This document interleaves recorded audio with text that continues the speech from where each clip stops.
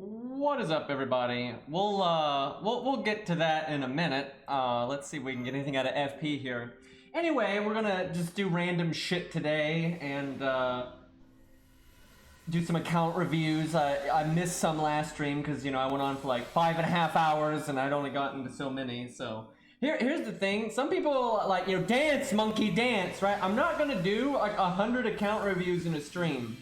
That's because that's really boring. And then I'm not going to put as much effort into each one, and then they're not special, and it's just going to be a grind. We're not doing that, right? And I'm also not streaming for 19 hours to make sure I get through them all, right? So have this. I know this is hard, chat. I know this is really hard, but you got to have this thing called patience, right? You gotta wait a minute. And in case you didn't see the announcement, we're not actually accepting account reviews right now because we're like full. So once we catch up a bit, we'll open up submissions to account reviews again. But right now, we're not taking any because there are too many. Anyway, so I'll talk about I'll talk about all that Reddit stuff there real quick, and it goes beyond Reddit. You see on Discord and 4chan, whatever. It's just okay. Like this one here. Let's go with this one, okay? This is like just wrong, right? Like this idea of like if you spend a little money and then you see it closer to the safety net, that's gonna make you want to spend more money, versus how it is now, where it's literally the sunken cost fallacy now, right? You realize how many people get caught in that, where it's like, okay, they use their free SQ, right? They don't get the thing, so they buy a summon, right, or a 10 roll, or a pack, right, and I get a few 10 rolls, and they still don't get them. Well, then they're like, well, if I didn't get them and I spent that money, I need to spend until I get them. That is so common, and that's why FGO doesn't have a safety net. Is they want people to get screwed over and just keep rolling and keep rolling and keep rolling. Now, it's an out-of-date mindset, and generally, it's not the way for the company to make the most money. You're better off making some money from a lot of people instead of a lot of money from a few people, right? But, for example, if you spend your free SQ and you're like halfway to the safety net, you can make be an adult and you can make an educated decision. It's like, okay, well, do I want to buy the other half of the safety net or not? That's generally what safety nets result in. It's not, oh, you gotta just keep spending and keep spending. Like, that's literally the opposite, right? That's what happens when you don't have a safety net and you have to spend some ungodly amount of money because of the sunken cost fallacy. I saw someone on Reddit saying a safety net is a sunken cost fallacy. Like, you don't know what those words mean, right? Like a safety net is literally the opposite of a sunken cost fallacy, because there is an end, and the money you did spend prior does go towards it actually happening, right? Because you have a set cutoff point. Like, that's literally the opposite of a sunken cost fallacy. Like, are you fucking kidding me? Like, I swear it's just copium, because every other game has a safety net now, and FGO's the only one that doesn't, and people gotta, defend their multi-billion-dollar Aniplex here, or Sony at that. And God, I can't what even was the, what was the other one here? The fact that it's not guaranteed, if anything makes the servants you do feel more special. Oh my God, yeah, this one's so... I see this a lot, and you see Aniplex themselves pushing this. And it's because they want their player base to defend them. They want their player base to be on copium, right? They want them to think it actually is more... Yeah, spending money in real life is supposed to make virtual characters more special. Like, grow the fuck up. If you have that mindset, that is really unhealthy. And I really want to talk about this for a second, because I think this is important, because I think FGO has this problem, like other gacha games have this problem, and as do books and other games and things. A lot of times people have issues in their life, be it mental issues or family issues or financial issues, all kind of bullied at school, all these things. These are not things to feel guilty about, by the way. It's not like you're not a failed human being because you have problems, right? And it's also normal to a lot of times try to cope with hardships in life by doing something like building models or reading books or playing video games or whatever. That's fine, and as long as it's done in moderation, it's healthy. It is a good outlet, right? What you don't want to be doing is escaping your problems with gambling. This isn't some hot take, right? That's a pretty low bar, you know, thing here. Like, yeah, no kidding. Your coping mechanism you don't want it to be gambling. You don't want it to be drinking, and you don't want it to be drugs. You don't want it to be things that are destructive, right? It is completely natural and healthy to have outlets, you know, to escape problems in real life sometimes, again, as long as it's done in moderation, right?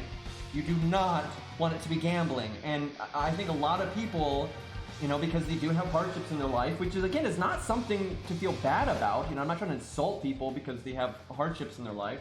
And so they're miserable, and then they get, you know, joy from, you know, getting lucky from gambling, and then that they get, like, hooked on it. That's not good, right? And you know, I hope those kinds of people can get help and find fulfillment in their life and those kinds of things, but you know, you can't cater to that mindset. That's unhealthy. It's not good for them. It's not good for everyone else. That's not how the video game industry needs to be shaped. You know, it's bad. And I see that a lot with FGO, where I think people are, you know, they're talking about, like, enjoying, you know, just you only play gacha because they enjoy the summoning experience.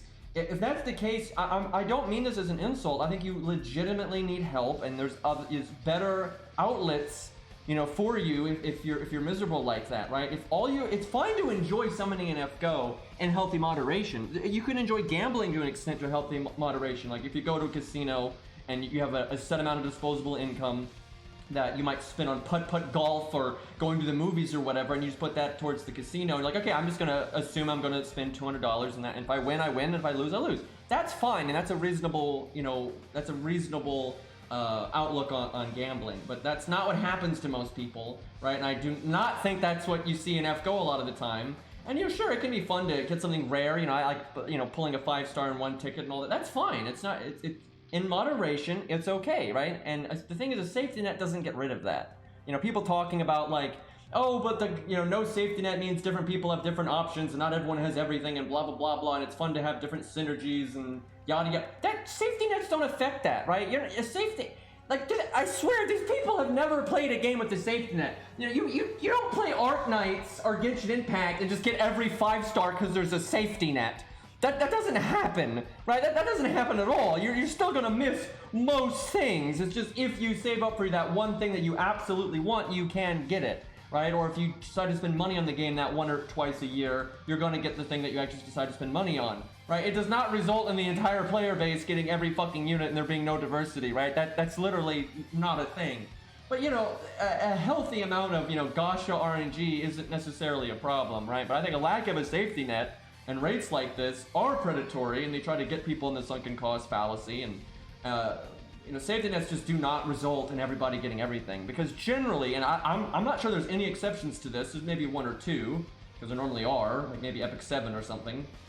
But generally, safety nets will activate after you've gone past the average luck, right? So, for example, this is just a bullshit number, I'm making this up, but let's say in FGO, at 800 SQ, you've got like an 89% chance to have gotten the rate up, right?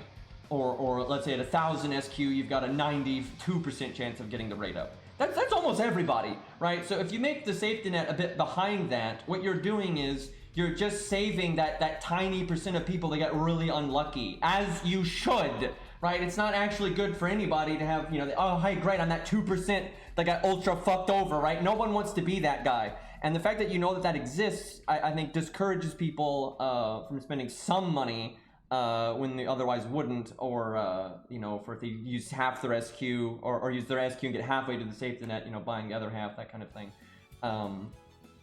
Because, yeah, most safety nets are actually after your odds of getting it. Like, you know, normally, let's say your safety net is 1,000 of whatever currency. Normally, the average person is going to have gotten it within like 700 or 800. That's overwhelmingly how safety nets are, and that's fine. That's okay. You know, safety nets are not supposed to be, oh yeah, everybody gets everything. Of course not.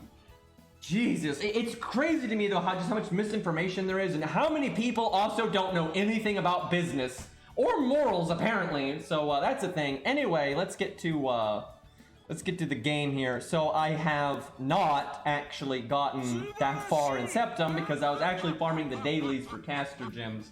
And excuse me, I've missed a bunch of subs. We got Cobb here with the 2-month resub. Excuse me, I was kind of, you know, ranting. So my My dad has a friend who is a massive gambling addict. Oh, that sucks, man. To the point where he was almost homeless a few times and won a huge amount, like 300K, and gambled back 200 in a weekend. Yep, that's how it goes, man. It sucks. But yeah, thank you guys for the subs. I think I missed another one in there somewhere. But yeah, we're gonna get some account reviews here in a minute. But I want to do a little bit of gameplay.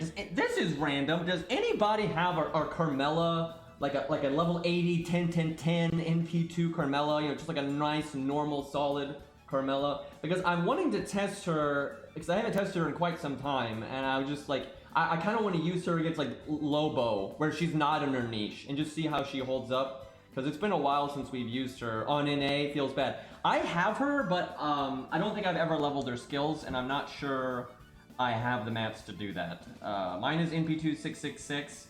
Yeah, maybe I just have to wait until I get mine, because I want to test her like when she's properly upgraded. Because the reason I bring this up is because of the account reviews where we've seen people with Carmella and almost no other assassin, right? So I want to make sure I'm kind of on the right page with how much value she is. So, Vol, I like you replying there, and just due to the way that the reply system works, for a second there, I thought you were waving to yourself, and I was like, wait a minute. Okay, let's see. Do a few stages in Septum here, but then yeah, maybe we look around for our Carmella for Limbo and just see how she does, and then we'll do some account review stuff. Okay, I really need to log into my 1 to 3 star account, but I guess it's right there. Wait, isn't a level 72 strong? Yeah, but there's no story support, so what else am I gonna summon?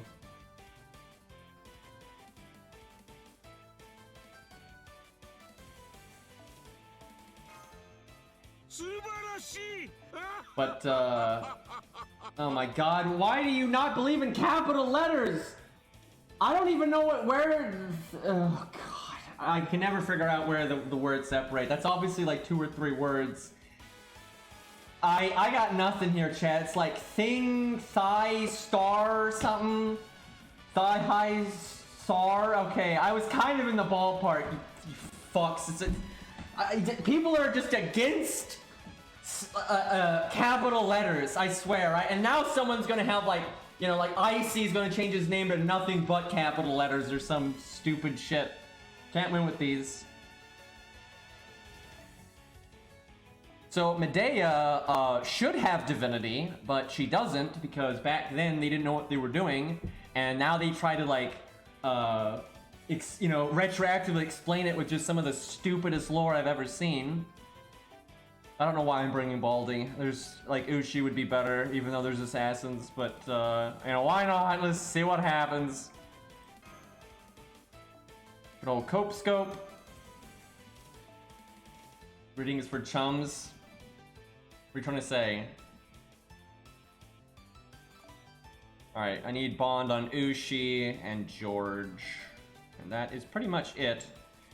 George is really the only one that matters. It's just nice on the side to get Ushi's Bond up.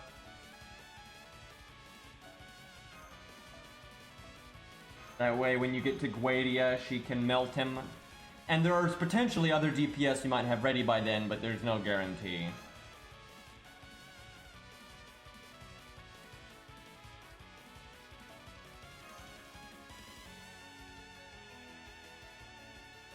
I don't know why they don't retroactively fix more stuff either. I honestly don't understand. It's one of my biggest frustrations with DW, just how much they avoid fixing things retroactively. Like, they'll fix it moving forward for new things, but they won't fix it for old things. You know, a good example is their design philosophy behind niches has just changed. Like, it's just, they don't do it like they used to. In the old days, they would have skills that were a niche only, like Sanson's third skill. Right? They never do that anymore. They don't, like with Arthur's third skill, his has a niche, but then it has a straight effect on it, right? That'll always do something. So, and if they ever get around to buffing Sanson, I'm sure they'll apply that in recent logic, but it's been years and years and years. It shouldn't take years and years and years to fix things retroactively. I think it's because they're really stuck on wanting,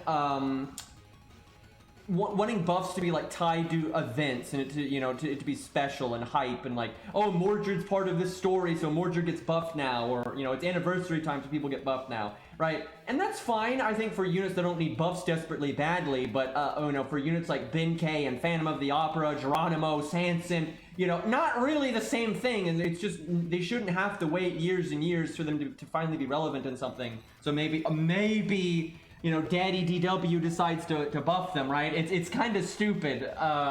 You know, again, because you've got Ezo and what's her name, Nightingale, right, who have humanoid instead of human, and they also have secondary effects that always do something, where they just don't bother to fix Sanson. They just don't. And again, I'm sure if they ever do buff Sanson again, they will fix it. They will apply that modern design philosophy that they have. But they're going to wait an ungodly amount of time to do it, and that's just true across the board for all. And like, there's a few things under the hood that they don't want to do, because I think they see it as like admitting a mistake, and they try to make an excuse for it. Like with Medea, instead of just giving her divinity like she should have, they're going to just come up with bullshit lore. It's like, oh, I know she doesn't have it, just right. You know, like you have Mata Hari over there with literally no passive, so they could just, you know, add some. But, you know, they don't do that. I'm going to be honest. I think in Fate Stay Night, the visual novel, I think it's just a mistake that Medea doesn't have divinity. They oversight, you know, whoops, right? And instead of being like, oh yeah, that was an oversight, you know, they just try to make up some horse shit about it. And, yeah, but when it comes to Mata Hari, I think it's just kind of nonsense.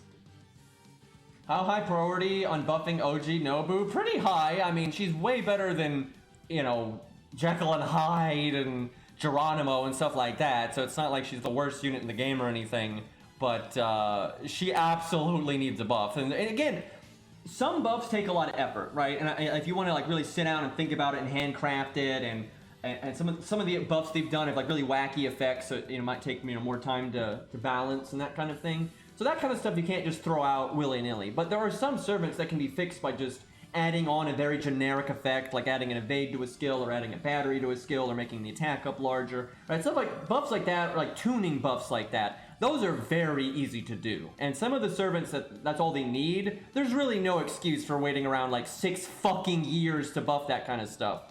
And I guess in their minds it's boring, but it doesn't matter if it's boring. Like, it literally doesn't matter. For example, let's say they buffed X servant and they just made their attack up a bit bigger to kind of balance them out.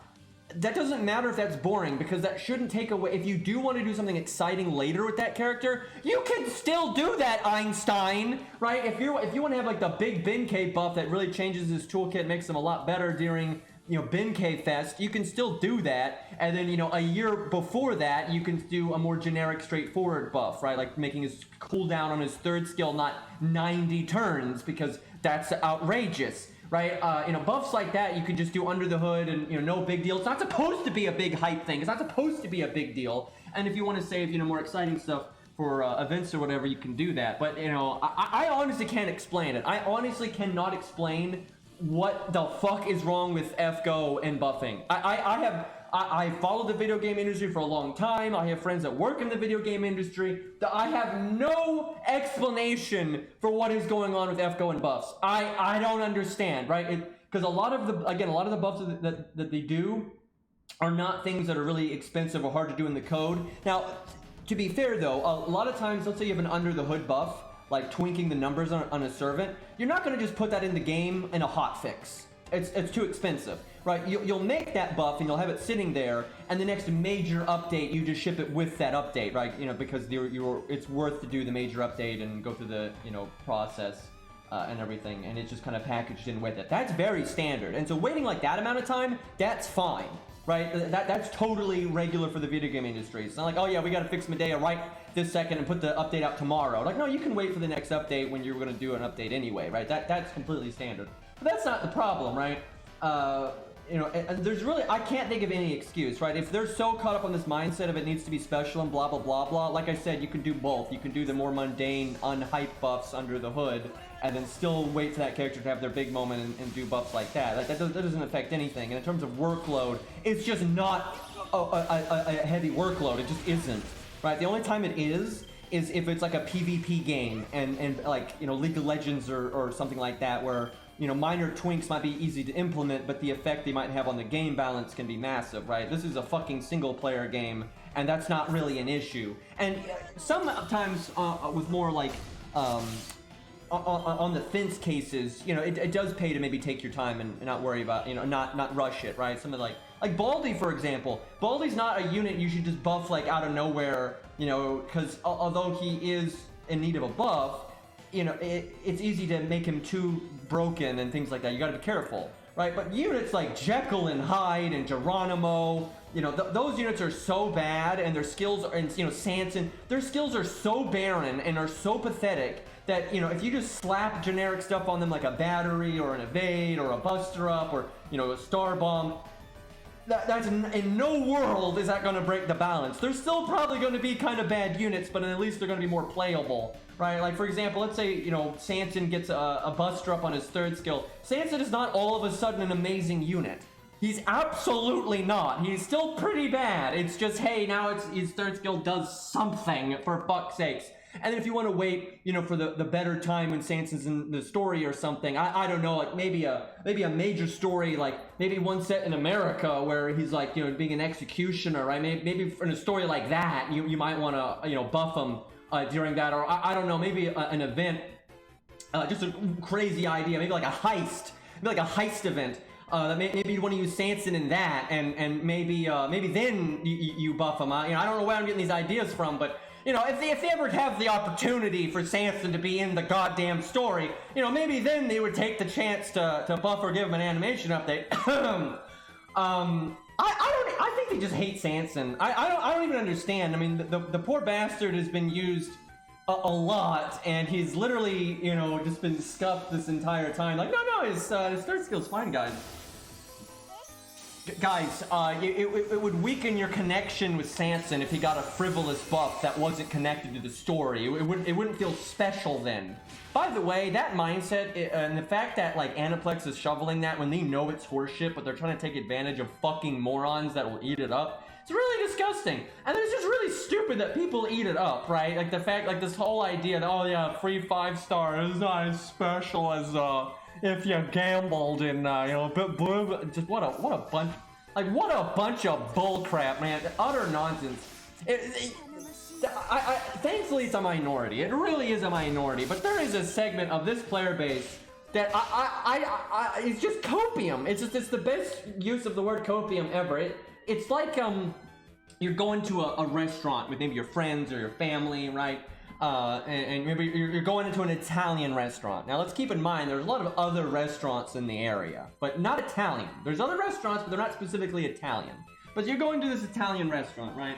Okay, and then everyone orders a salad, right? And they deliver your salads, and they all have a big shoe in it, like a big dirty like work shoe, just in the salad, just right there, right? And you're like, waiter, there is a shoe in my salad. And then some idiot, fucking Cindy, your cousin, is like, just eat around it. What are you complaining for? Just eat around the shoe, right? Or I like the shoe, and she's over there nomming on it like a fucking 7-year-old moron, right? So then you always have like those kinds of idiots, and like, why are you complaining? Just eat around the shoe. It's fine. The rest of the salad is fine. Just don't eat the shoe. Right, and so you with much protest, you get the waiter to take the salad back, right? And then he brings it back, and this time, it has a smaller shoe in it. And then so you're like, can I just get a fucking salad without a goddamn shoe in it? And then Cindy gets, well, it's just never enough for you. He made the shoe smaller, and you're still complaining.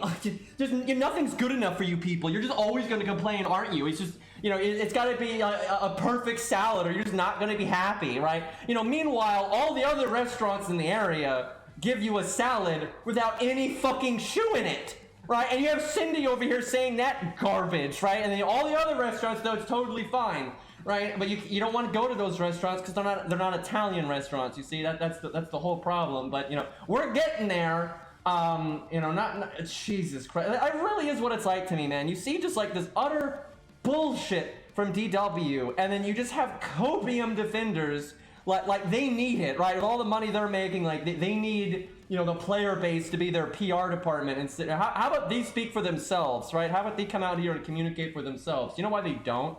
Is because it's not defensible, and they know if they come out here with, you know, and try to defend some of this dog shit, you know, the best they can do is malore. If they try to actually justify their business decisions, they know they're going to get ripped a new asshole, right? And that's why they don't. That's why there's a reason why, DW and a lot of gacha games, but not all of them, but a lot of the shitty ones with the business model anyway, you know, they're not very communicative with their community. You know, they don't really actively use Twitter or talk to streamers or YouTubers or, you know, whatever I forget the name of the Nico, whatever the fuck the Japanese site is, right? There's a real reason why the companies with really bad business models aren't very, you know, in sync with their player bases, because there's no defending. They know that they're greedy asshats.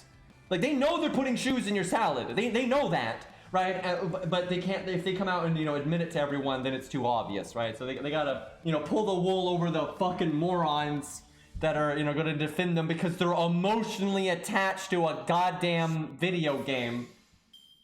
You know, again, by all means enjoy a hobby, right? By all means enjoy building models and meeting friends that also build models, or enjoying video games or reading or paintball. You know, those things are fine, right? But, you know, gambling is a little different. Hi, Persona.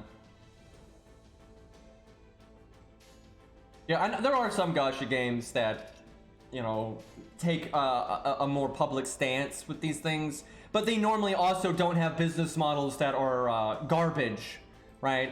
You know, a little different there.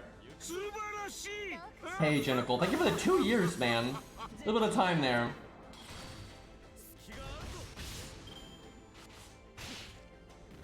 There's no sense of adventure if there isn't a shoe in my salad. Yeah, that's pretty much what I've seen from this. You know, there's no point in NPing here, but let's see what we can get done damage-wise here.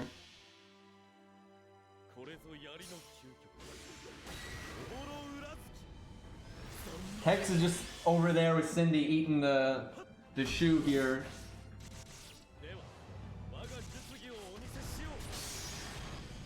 Now, on the other side, real quick though, you do have to have a degree of moderation here, right? So, you know, a lot of what DW does, I completely stand by, I think, is just nonsense, unexcusable bullshit, right? But you don't take that out on the little guy, right? I guarantee you there are people that work at DW that are aware of how dumb some of the stuff that they do is, right? There's like some Japanese websites where, you know, and there's plenty of these in like English-speaking countries as well, but there's like Japanese websites for like employees and ex-employees of companies to pretty much rate their experience with the company.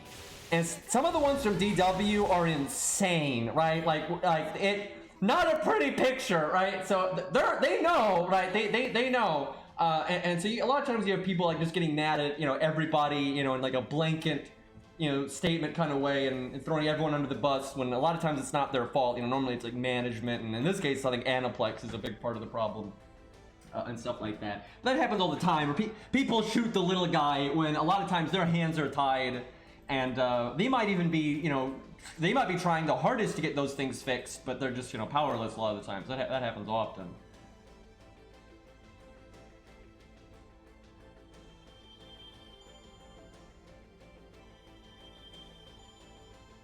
Dude, that Famitsu, oh my god, dude. Like, they're just like a PR arm for the industry. That happens, the thing is, that's very standard, unfortunately, just globally. It's not a Japanese thing.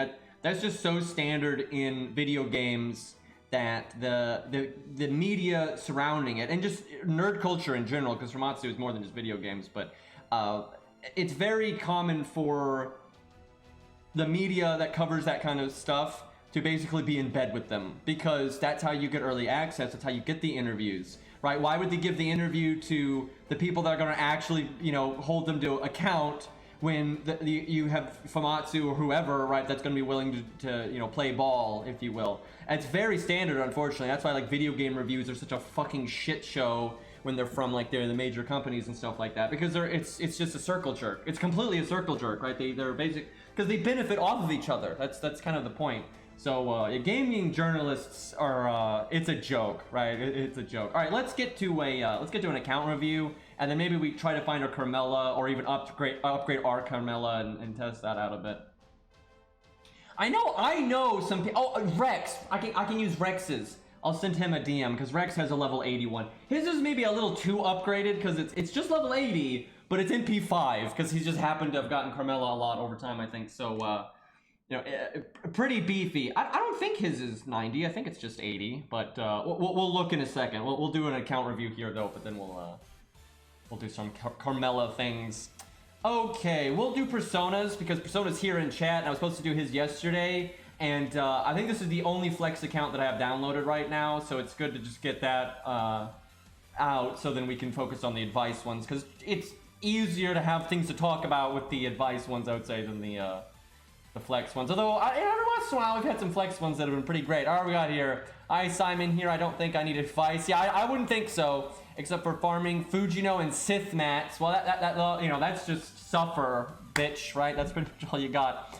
That's another story. The thing I look forward to most in FGO is reading the story and the cool bosses here and there. I just like the farming aspect of FGO. You and me both. A lot because it sucks and it's boring. Exactly. Also, Morgan, I don't need any more copies of you. Stop it. Get help. So I'm assuming you got her when rolling for Sith. Let's see. P.S. I actually need advice of what CE to actually bother getting to 100, and I have 0 plans after getting Formocraft to 100. So yeah, just CE stuff. That's actually reasonable. I think a lot of people don't know what to do with CEs once they get the obvious stuff up. All right, let's see here. What do we got? So mostly you've got a lot of like the typical starting NP CE stuff. So if you're planning on getting the Yang CE, wait, the time is already up on that. You already have the Yang CE. Yeah, I get it's right there. Yeah, get the Yang CE. That'd be the obvious pick, right? You've got K-scope high enough. You've got aerial drive high enough. You've got the mash art up starting in P1 and then Formocraft. So you got the basic stuff. You don't really need to level the other ones. You got the guts ones pretty high. You got the quick one high. You got the buster quick one high. Those are high enough, right? So I would get the Yang CE up, like absolutely. If not that, it would just be based on what your favorite units are, right? And what do you want to use for them. But your starting NP stuff looks fine. So I would just focus on utility and non-starting NP stuff. So, I mean, that's why I say Yang CE, because it's kind of the best one when you don't have starting NP. You know, the Canis, I almost said it. The Canis, I almost said it again. The Canis CD, excuse me, is almost worth leveling, but it is a weird one. It's like almost good value, but it's pretty niche. Anyway, yeah, super high NP ranks on Persona. I was kind of already aware of most of these. Wait, are we missing the fuck? Oh, they're at the bottom. Okay, it's like backwards. Yeah, obviously, I mean, you got everything covered, right? You got AoE, single target, you got art, you got Buster. Obviously, you got skill ranks that need some help there with like Burgust and Lancelot, but yeah, you don't need any advice. You got many AoE and many single target, and a lot of them that are maxed out. And really, Sitting Master is all you ever need. Like literally, I'm not even exaggerating. It's like Sitting Master when he's gray old and all that. He's so good. The only time he's not going to be good enough is when like a fight rewards maybe critting the most over everything, or if it's like art is bad, right? Because sometimes there's gimmicks where art is bad. And yeah, you got Tristan, which is just such... Tristan is so good. Me and Cairo were talking about this last night. I think Tristan has been really overlooked for the fluffy stuff, right? I think Tristan is... A lot of people have Tristan just randomly, and I don't think they even think about he can be a really good DPS for fluffy. He absolutely can, because he can clear the whole team's debuffs, which is godly in that fight. And he gives you some extra team-wide survivability. He can block the NP, helps you stabilize, and that can work with Castoria because her invulnerability lingers and his evade lingers. It's just very good value, right? Like, yeah, Tristan alone is not going to keep the entire team alive. Of course not. Fluffy hits for 1 billion damage, but you know, him in combination with the typical supports you're going to use there, that's really solid. And then Tristan loops spine, does plenty of damage, right? He's great. I think Tristan's a very viable option for Fluffy, especially if you happen to have him grailed or at a decent NP rank, right? Stuff like that. I think he'll do great. Yeah, obviously there's the unleveled Kid Gil skills, but the thing is, I hate to say this, But I don't really recommend leveling Kid Gil's skills very much. I'd put that as a pretty low priority thing. Now, if you like Kid Gil a lot and you want to get him to perform well, then he does need his skills to be leveled, because then he needs that higher charm chance and whatnot, like very much so. But as just like a general, unit, it's not worth it. Like it's not worth it. I would agree. You want at least 444. That's probably true, because that's very low investment. But yeah, Kid Gil is just not good enough to warrant like that huge investment for his skill ranks and stuff. So, and hey, you did the right thing with Billy with getting the second skill up there. But yeah, obviously you're fighting.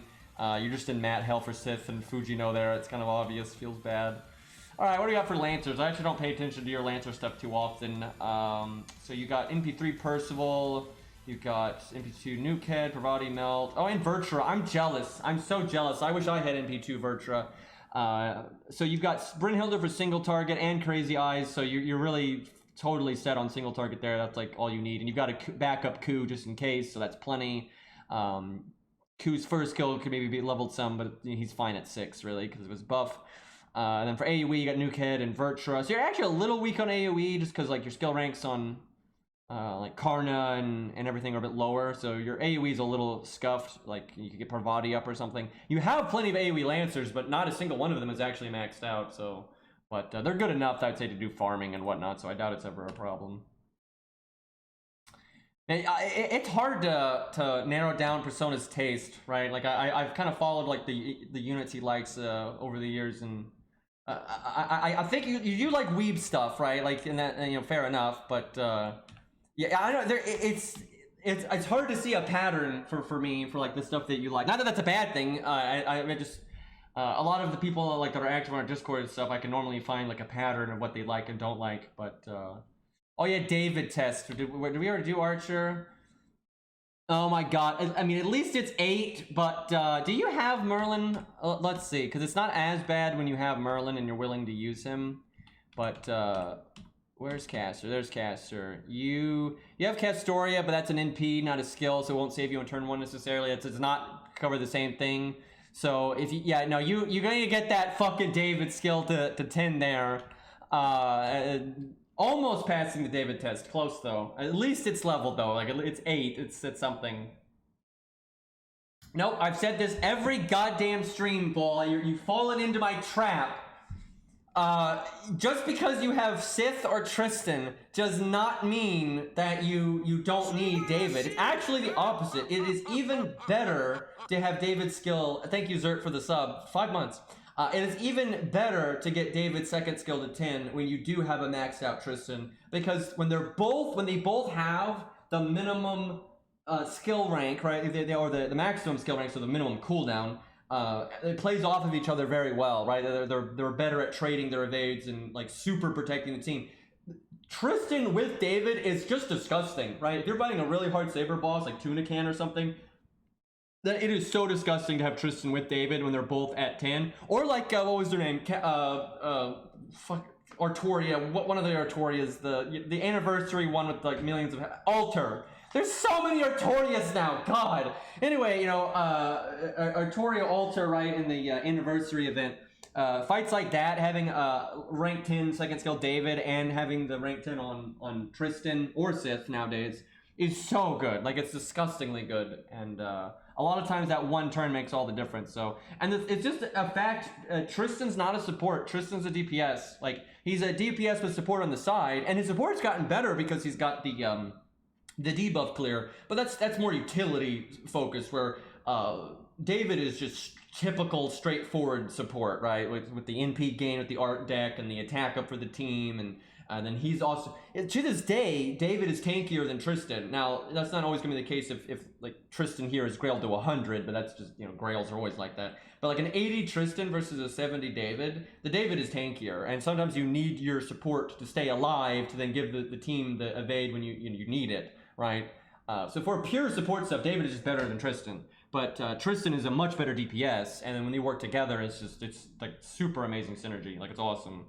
But yeah, people say it all the time, like, oh, you got Tristan, you don't need David. It's like quite the opposite. It's like David's value to you just goes up when you have another unit like him. And in fact, they're both archers, just makes it even better, right? All right, where were we? I think we were on Ryder. I did not realize you had a Grailed Uchi, though. Now that I say that, I think we've had this conversation before. But that's, you know, more than enough for your single target needs. And you also have Mev, not quite max, but who cares? Like, she's totally fine like that. And then for AoE, what do you got for AoE? Your AoE is a bit weaker. You got Odysseus there, so that's something. And then I guess Alex, but he's more utility support, obviously. You need to get that second skill up because it's the only one that matters, really. But oh, you got Black Bart, at least at 60, so that's something. Yeah, your AoE is a bit weak, but in the long run, that, like you said, you don't even care about farming that much, so it's not that big of a deal. But you might want to, I don't know, level Medusa or something, just because you're lacking a little bit in AoE there. Or you got Da Vinci. Da Vinci and Odysseus is actually enough. It's just, I guess, their skill ranks. But yeah, that's probably enough, I would say. Especially for farming, like, Jesus. Alright, what do we got for casters here? So Castoria, because most of the player base has Castoria, let's be real. You got Asclepius, so there's your anti-debuff. Do you have Martha? You do not. That's surprising. You've been playing for so long. I'm surprised you don't have Martha. Unless you burned her or something, but I'm surprised because it's not rare to have her when you've been playing for that long because she's just a generic 4-star. But you never know like who likes what and who burns what. Alright, so what we got? You got the Grailed Castiku one time. Feels bad, man. But 888. She evaded me super hard on JP. Feels bad. Yeah, it sucks too because she's so handy. But you got Asclepius, so that'll hold you over. But yeah, you don't have loads of anti-debuff, but you have Castoria, so that's Castoria and Asclepius is quite a lot. You got Gilgamesh Caster, that goes well with Castoratoria. It's also very, you must have really focused on that because of Sitting Master, right? Like, because you don't have most of the big supports. You don't have Scatty, you don't have Merlin, and knowing you, I don't think you care too much, right? You kind of just roll with whatever you got. But I imagine you kind of focused on Castoria because that's so good for Sitting Master, and it is, like, it really is. Then you got Anastasia, got that Max Chin Gong, that's super useful for your busters and stuff. You have like all the budget, like you're obviously lacking some of the big boy supports, but you have all the budget ones ready to fill the gaps. And you got Hans, you got Chin Gong, Mozart, Shakespeare, Hohenheim. Like you've literally leveled all of the staple low star supports to cover that kind of stuff. So I'm sure it's not really a problem. That's always nice to see, right? When somebody actually covers their gaps properly. Yeah, I guess the TAM would make sense to level because of Castoria. But I'm guessing Persona doesn't care too much, and you know, Castoria is enough if you want that. But it's obviously TAM with Castoria really is good, but I don't think Persona needs it. Someone stole IC23. I mean, that's just karma at this point. They were waiting. They were waiting the whole time, and as soon as you changed yours, they pounced on it. That is unfortunate. Yeah, excuse me, I had to go turn a fan on there.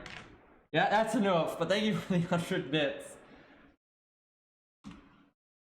Alright, Assassin, you got that. Charlotte, I'm sure you know how rough that is, even when Grailed. Like, I'm so sure that Lee just does so much better than Charlotte. Like, when you compare them, like, the Lee just does so much better. And that's pretty normal for a 5-star versus a 1-star, right? There's a big difference between a 1-star and a 3-star, like, there really is.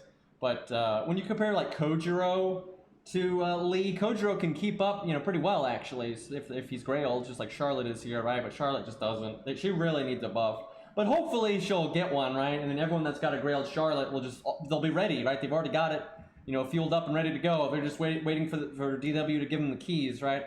What do we got for AoE? We got Gray, terrible skill ranks. You got Jet Kita, medium skill ranks.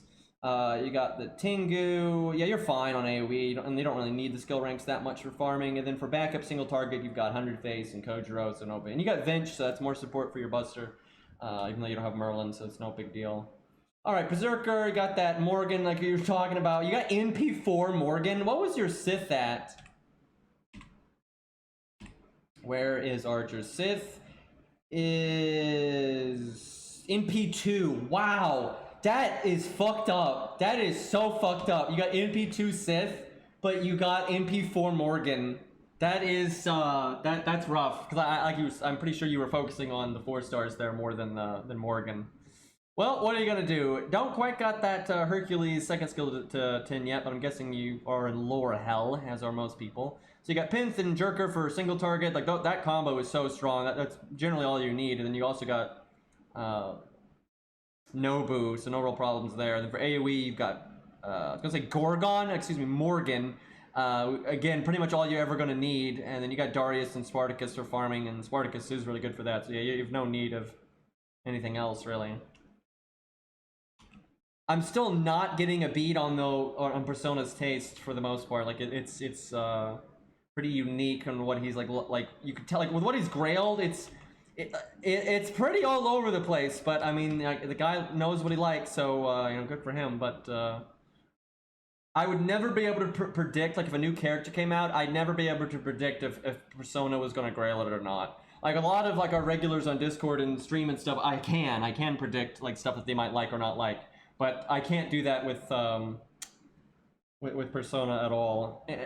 So we got massive Nobu here. I didn't realize he had one of those either. Like, absolutely massive Nobu. Got the 10-10-10 mash. It's always good. Such a black mark when you see a mash at like 5-6-3 and or I don't know, you know, 1-1-1 Zerp. You know, that's a thing. Got the Luvia. You got like every extra class ever here. Jesus, do we have a foreigner? Let's see. Yep, got MHXX, and she may just be a 4-star, but she's so good. She's like one of the better foreigners for murdering. So yeah, there's Alter Ego, Ruler, multiple Alter Egos, multiple Avengers. Oh, you got the Idol, of course, and Voyager. Oh, and Summer, what's her name? Summer Abigail, but her skill ranks are really low. So yeah, you got like every extra class, and generally more than one of it, so you don't really have any issues, I'd imagine, with weird bosses and whatnot. 69, I can explain. I don't know about that one. I don't know about that one. That's pretty low though. Never mind the meme. That's really low, right? Like that's really fucking low. And I'm actually Persona, I'm genuinely confused because you don't like farming that much. And you know, it's not like you've got like the most 10-10 servants I've ever seen. So I'm actually confused as to how your apples are that low. Do you not always log in on this account? Do you like whiff it sometimes? Like, I legitimately, I'm confused as to how you got your apples that low. In a fit of rage, I farmed Bond to get Summer in P2 Burgess.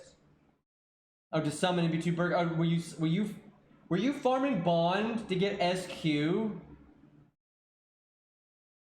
Is that what happened? Were you throwing SQ at the wall to desert Bond? Yes? Oh dear God. Oh dear God. Did it work? Like, where was Saber here? I remember you had a Burgess in P2, so you got it. That big oof on the trade-off there, though. All right, let us bother Rex for a moment here. Get his Carmella.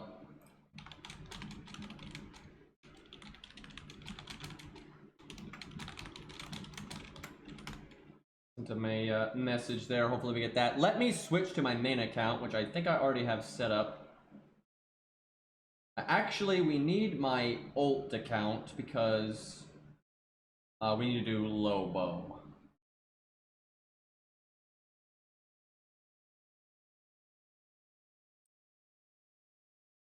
Yeah, that's the main. Okay, hold on.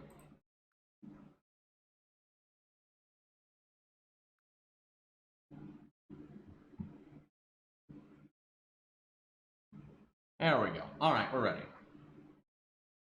So Lobo is a pretty bad fight for her because soft utility is not rewarded, or soft survivability, which is what she has, you know, the healing. It's not really rewarded in that fight. Lobo is not female. She has no utility that's applicable to like the evade or the defense up or any of that kind of stuff.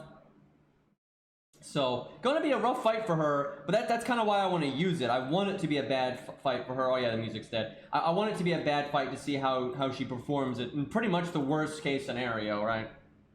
So I've clearly forgotten to log on this account for some of these days because my main accounts have just got the last apple.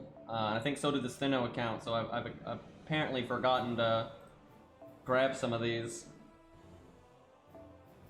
Hey, look, Sith mats that I don't need. Because I don't like Sith, Lolly Dragon, or Morgan, and that's like the three that use it. However, I'm going to need them at some point because a lot of the new passive skills require them as well, so...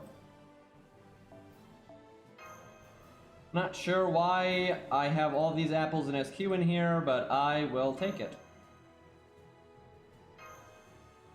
You know, I'm very satisfied with my ult account. It doesn't really, want for anything. So I have no idea when I'm going to use the SQ on this thing. I can kind of just roll on, like, a random unit that I just vaguely like if I want to, which is kind of nice about ult accounts. The Gwen's already in P5, so... Gwen's in P5, Achilles is in P5, Gilgamesh is in P4. Story banner. Honestly, if I wanted to, like, some of the story lock things on this account, I would do that. But it's already got Bedivere and Asclepius and that kind of thing, and Tesla's on the main account, so it just doesn't really make any sense to. If the thing is, if Zeus got released, I'd want to get that on my main. So I'd hope I'd still have stuff saved up. Now, if what could happen though is maybe my main had just rolled on something and it's low, but then my ult hadn't rolled in a long time, so then it'd be like my backup, right? So it is good like that. But I would prefer to get Zeus on my main, honestly, because if I got it on my ult, it'd be harder to use him in videos and that kind of thing, but also I'd have to farm on my ult, right? Because my main account has a lot more mats stocked up, and it's easier to get like QP and all that. So getting it on the ult would just be kind of annoying. Alright, Rex got Carmella up. Let's see how we do. Now, knowing Rex, he's going to be too lazy to put command codes on. And almost all units we test here have command codes, so that's just something to take into account.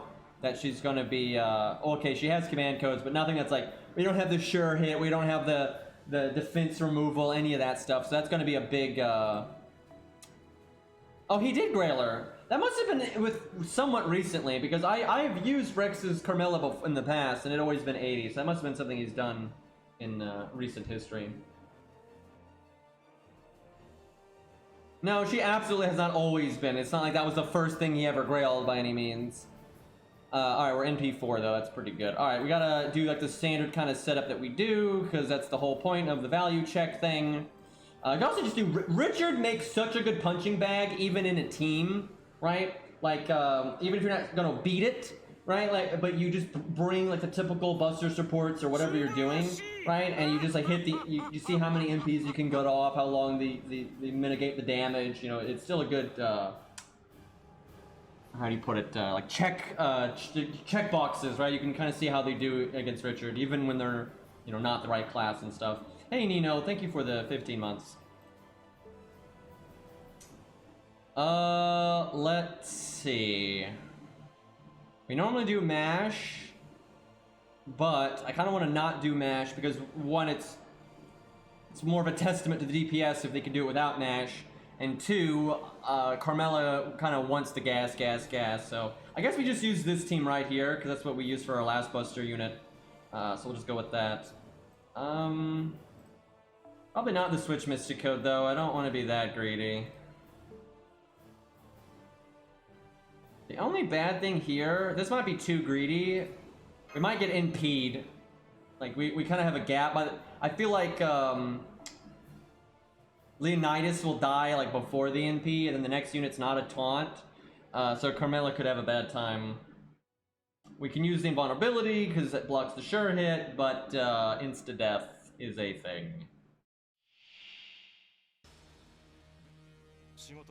Yeah, Max's account was awesome. That was so well done. And just, it's so nice to see an account like that, right? Like, it was awesome, and Max is definitely like up my alley, right? And that same mindset of how to approach FGO, which is just nice to see. Which I would imagine, though, I attract more people with that mindset because that's kind of the content I put out there. But Max surpassed me on apples, right? Like, no one's done that. I didn't even think that was... I truly did not think I was gonna just casually run into somebody that had more apples than me. I wasn't ready for that at all. That was truly surprising. Because, although I have to use a lot of apples for like content creation for YouTube and Twitch, I still put so much effort into min-maxing reward versus AP ratio instead of time that I'm still able to stay ahead of the curve, right, with apples, right? So I was really surprised at that.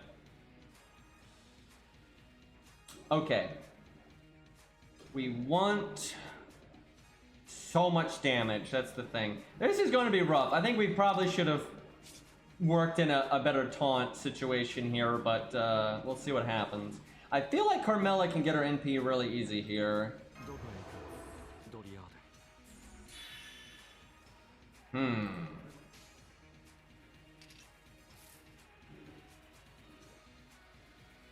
Yeah, I like the Mordred actually having all of her passives and stuff. That was pretty wild. Alright, I'm gonna cast this because I want the stars.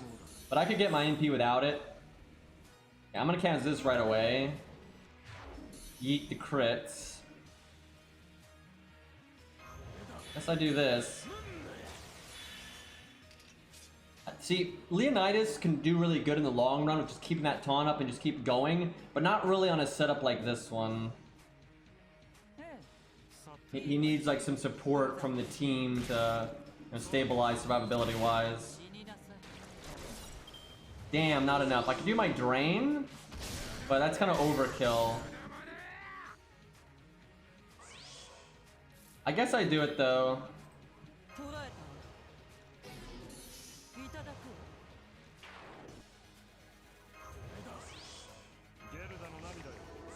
Now I gotta ping off this shield. I kind of want to not do Leonidas' NP. I want the stars really bad, but I don't want to whiff all this damage that we've got.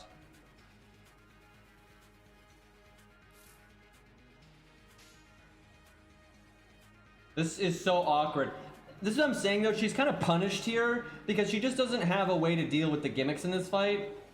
In a standard situation, you would just NP, use the quicker than the buster, and like you're just great value right there. And her star gen and such allows these kinds of things to happen rather easily. But because of the evade gimmick here, I have to do a pretty suboptimal combo. I'm gonna be really pissed if Leonidas dies here. I prefer the attack up for Leonidas because he already has a damage support angle with his crit stars and the buster up. It's also lower accurate to the counter attack, which is I think what they're trying to do. So I don't mind it. And Leonidas was a good unit anyway.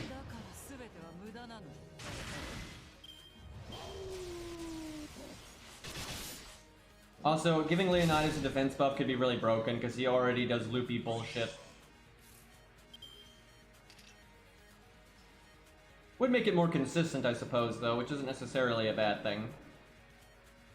Okay, now we can do Leonidas's NP.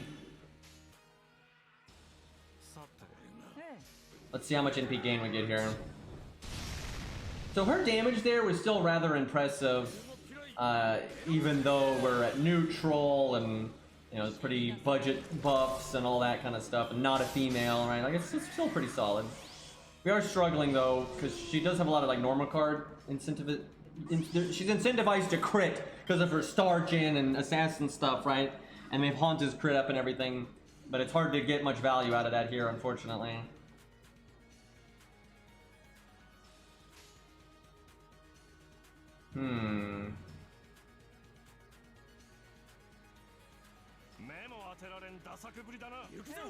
Shame that this evade is shutting us down so much.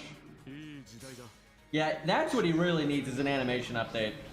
Do you think George would get the same buff as Leo but defense instead? Nah, I don't think so. I think they'd focus on something very different with him.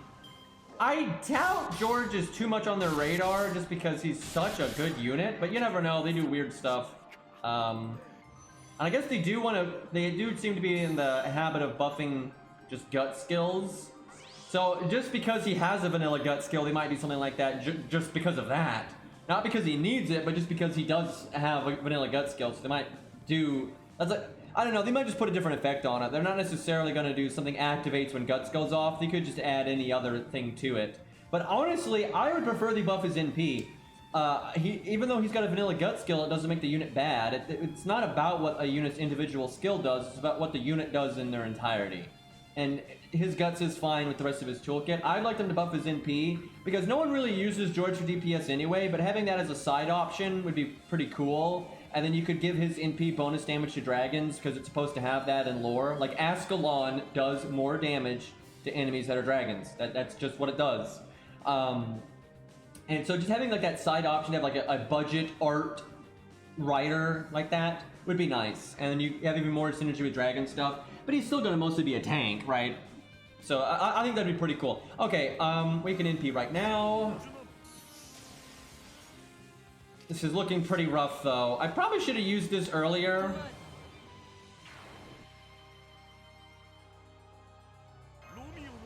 Guess I'm gonna crit down again. How do I want to go about this?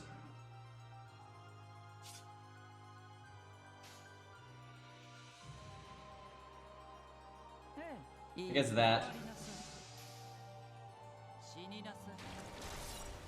That would be funny if he gave the whole team anti-dragon. That might be too good, to be honest.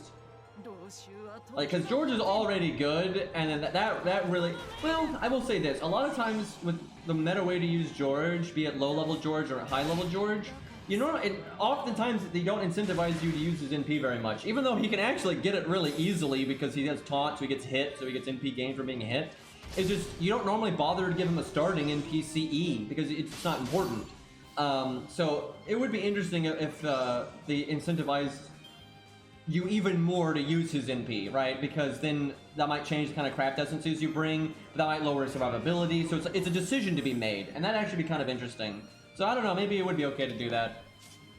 That's really strong though, because it would be easy to get his NP off and then it's just a universal damage up. You know, George being a support as well as a tank is a little wild. Well, the good news is we are slowing down Lobo's ability to NP like a motherfucker over here.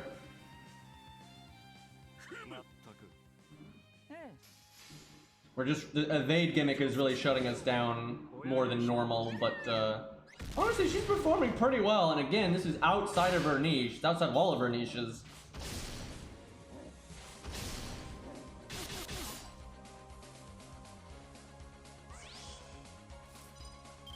I should have gotten Hans some NP. Never mind. That's right, it's gonna round up. Yeah, we would have hit 99 there otherwise. But getting one more NP out of Hans is super good here. Alright, well, the nightmare is we get NP'd, we have invulnerability, and then instant death procs, but what are you gonna do?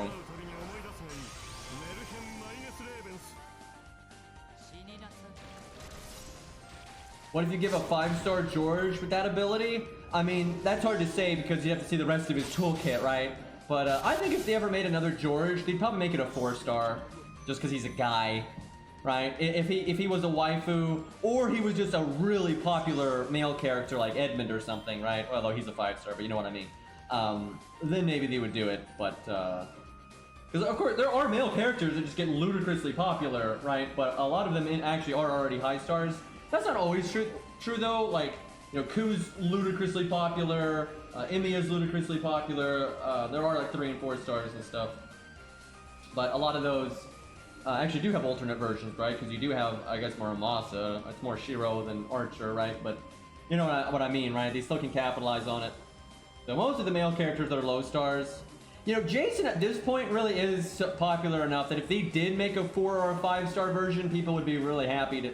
I don't think they will though, because it just is lore and everything. I don't think they're going to. But Jason is a good example of a newer low star that I think oh my god, the timing on George right now, it's so good. Oh my god, it's so good. I'm actually going to give George the invulnerability because Carmela's not going to need it now, because she can keep healing herself and that kind of thing. So keeping George around a bit longer, I think, is worth.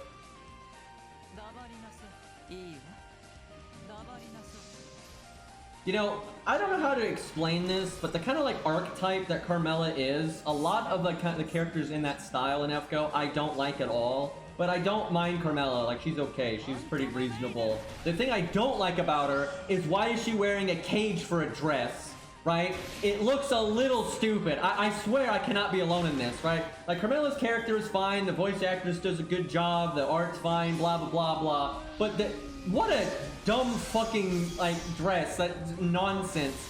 And if she ever got a costume, right, if she ever got like a costume where she's like wearing more normal clothing, it would be pretty weird because you can tell the way she moves with her sprite, she's being so limited by the dress, right? They're pretty, she's very restricted in what she can do with her animations. So if she was wearing more normal clothing, her animations would look weird, right? Like, it's kind of silly.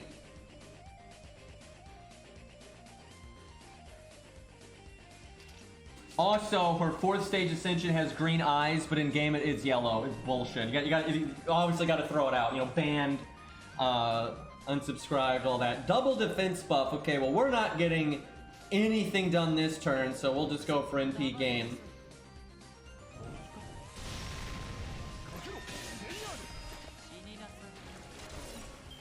She doesn't run. That's the thing. She literally doesn't run. She teleports. That's the thing. Like, she is aware of her immobility.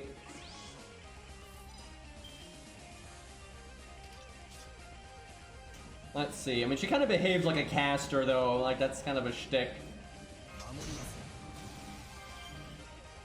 I guess Hans? Somehow Hans is just staying in it here.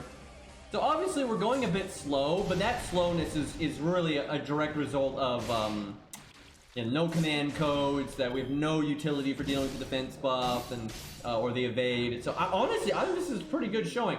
She has a very high MP rank and all that, but again, outside of her niche, etc., etc. And most of the stuff that we use here is extremely upgraded, so I think it's fair enough. So Lobo is never getting another NP. I gotta say, I love units that have NP drains, man. Like, when you can use Atlas with them and you drain like 3 or 4 times, it slows the boss down a lot. And there are some boss fights where if they NP twice, you're in so much trouble, right? Like Amakusa or whatever. There's whole gimmicks around that.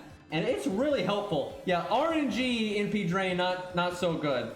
And especially when it's on your NP and you don't have a choice. Right, because if it's on a skill, you can use it, it fails, like, okay, now it failed, so they're going to NP this turn, so I'll do my David skill or whatever, right? Or use my Mystic Code, survivability. But when it's on an NP, you don't want to use your survivability that turn if the drain procs, so you want to save it. But then if it doesn't proc, then you need it, right? The best you can do is, how do you put it? You try to NP with that unit on a turn that it doesn't matter if the drain hits or not. That's like the best you can do. Or have so much survivability you can survive both turns, but that's you're just throwing so much value out the window that way. It's just annoying. Okay, let's go. She can probably get her NP without Hans's 3rd skill, but I'm gonna do it anyway because I just want the stars. And then got Hans's stars per turn and then her stars per turn. By the way, that's an awesome synergy. Not just from Hans, anybody with stars per turn. But that's always nice when your DPS has stars per turn. They're not taking up a support slot, right? Like they're there for DPS, but as a bonus, they have stars per turn. And then you have 20, 30 or whatever, right? You can just so easily get so many stars, and you don't even need Merlin, right? You don't have to do something as crazy as that. You can do pretty basic stuff and get really big survivability that way. I think Carmela's done pretty well here, though. We are kind of at the end of our rope here, though, so we need to finish this off, and we're kind of running out of buffs, unfortunately. Well, there goes Hans. We might fail here, but if we fail, I don't think it's Carmela's fault, although she's not doing the best damage I've ever seen, but she's doing totally solid. We didn't bring as safe as a team as we normally do, right? And this kind of team requires the DPS to be pretty powerful. And I think Carmela's just good, right? But she's not so powerful that she can necessarily capitalize on this. However, I think if we just had like some of the basic command codes that help with this fight, I think she would be totally fine. And she's not out of this yet, so... let's see. I could taunt George, but I kind of want to save it in case we get to the NP turn.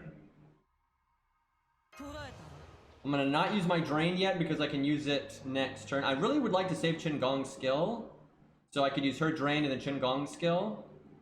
Maybe I do use the taunt then, though, because I don't think we'll make it to the NP turn. It seems very unlikely. This is tricky. Well, I know I'm casting this, no question.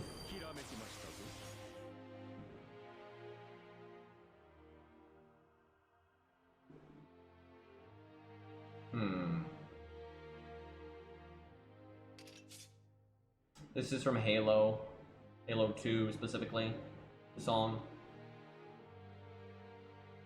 Now, Carmella is going to heal, so she will have plenty of health. I guess I just taunt George. I don't know. I could see us getting to that exact turn. I could see it happening. This is tricky, but because of the drain, I'll do it. That was a tough decision right there. We'll see if it was correct or not.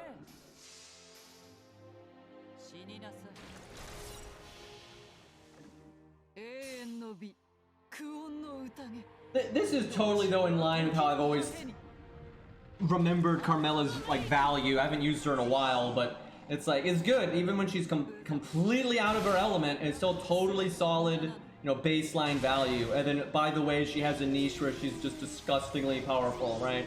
And that's niches done properly, if you ask me. Okay, George is just being so good right now. OP George here.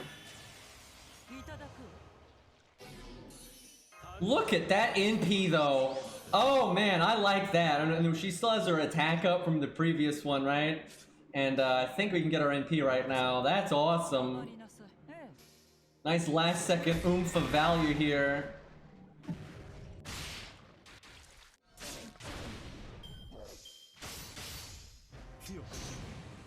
Oh, even have that. I forgot we gave him that. We're totally safe here, I think. We need to win by next turn, but I don't think that's going to be a problem. Let's take the crits. I'm going to slow-mo in case we kill him here. I don't think we're going to kill him here. We'll have double attack up and the defense down, but I think he's still going to live.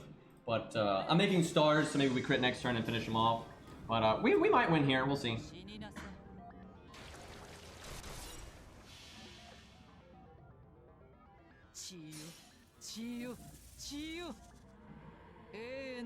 Carmella's evil as fuck. She is not a not hero material. Let me put it to you that way. I think this MP line might articulate what I'm talking about. I think we got this. Yep, we got it. All right, Z. That's my main account right there. I'm just gonna close that so I don't get confused. Seems like a hero to me. Yeah, totally.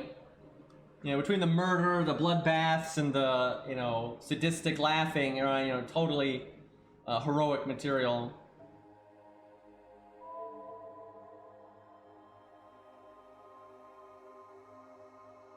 Honestly, I think that was a really good performance. Like, considering she's so out of her element, I think that was really good.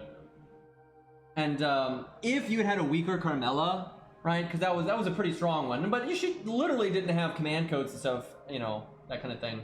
So if you had an 80 Carmella and she had command codes and you actually used MASH at the start and stuff like that, you could still win. You could still absolutely win. And it'd still be within a reasonable amount of time, I would say. And if it's in her niche, then it's just incredible, so. Yeah, quite solid, quite solid. All right, let's do an account review. Let's try to get through some of this. Got to do all the ones I said I was going to do the other day. We'll do Kian. I'm not sure how to say that, but that's one I said I was going to do the other day and we didn't get around to it, so we'll do that. I'm going to try to do like 4 more today. We're trying to get some goddamn progress here.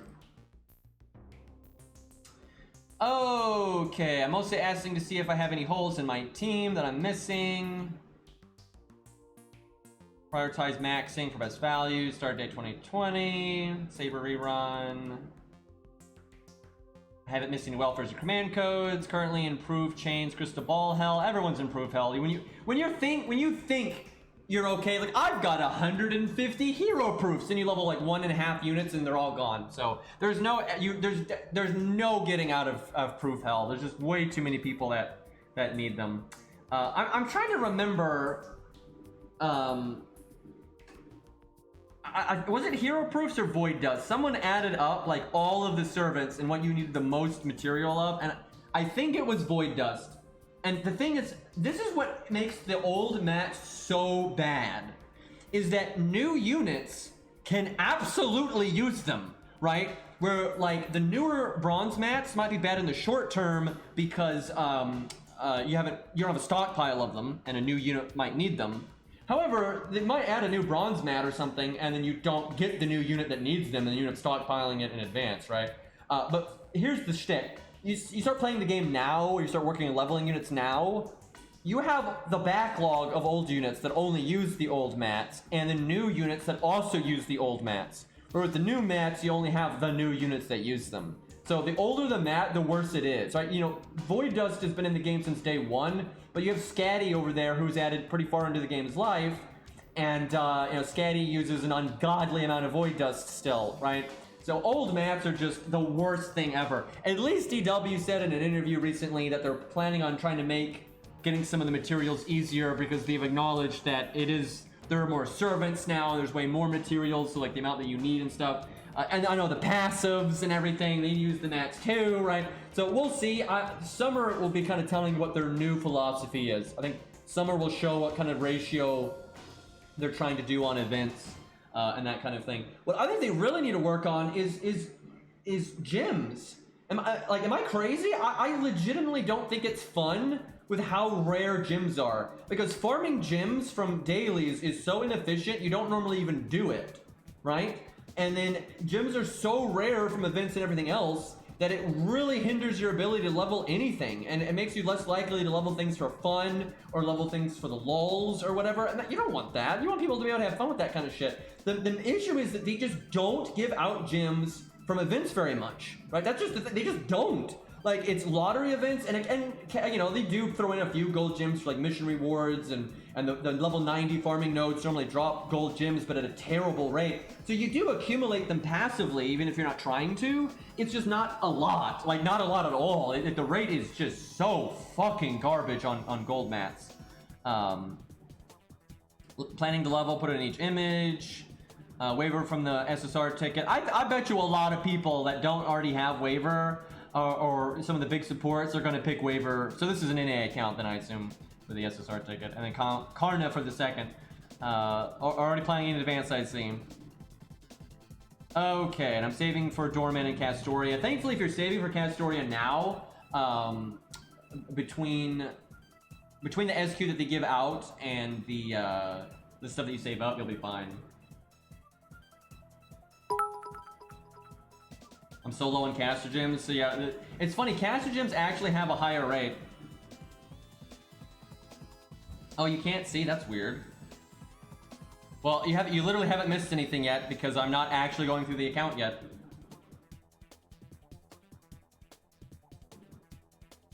Huh. I guess I'll just use this one. I honestly don't know why. Nope, that's not the right one. There we go. Huh. I have no idea why, but you missed text on the screen, chat. Whoop-de-fucking-do. Relax. What are good general command codes for Enkidu? There are almost never good general command codes. It's not a thing.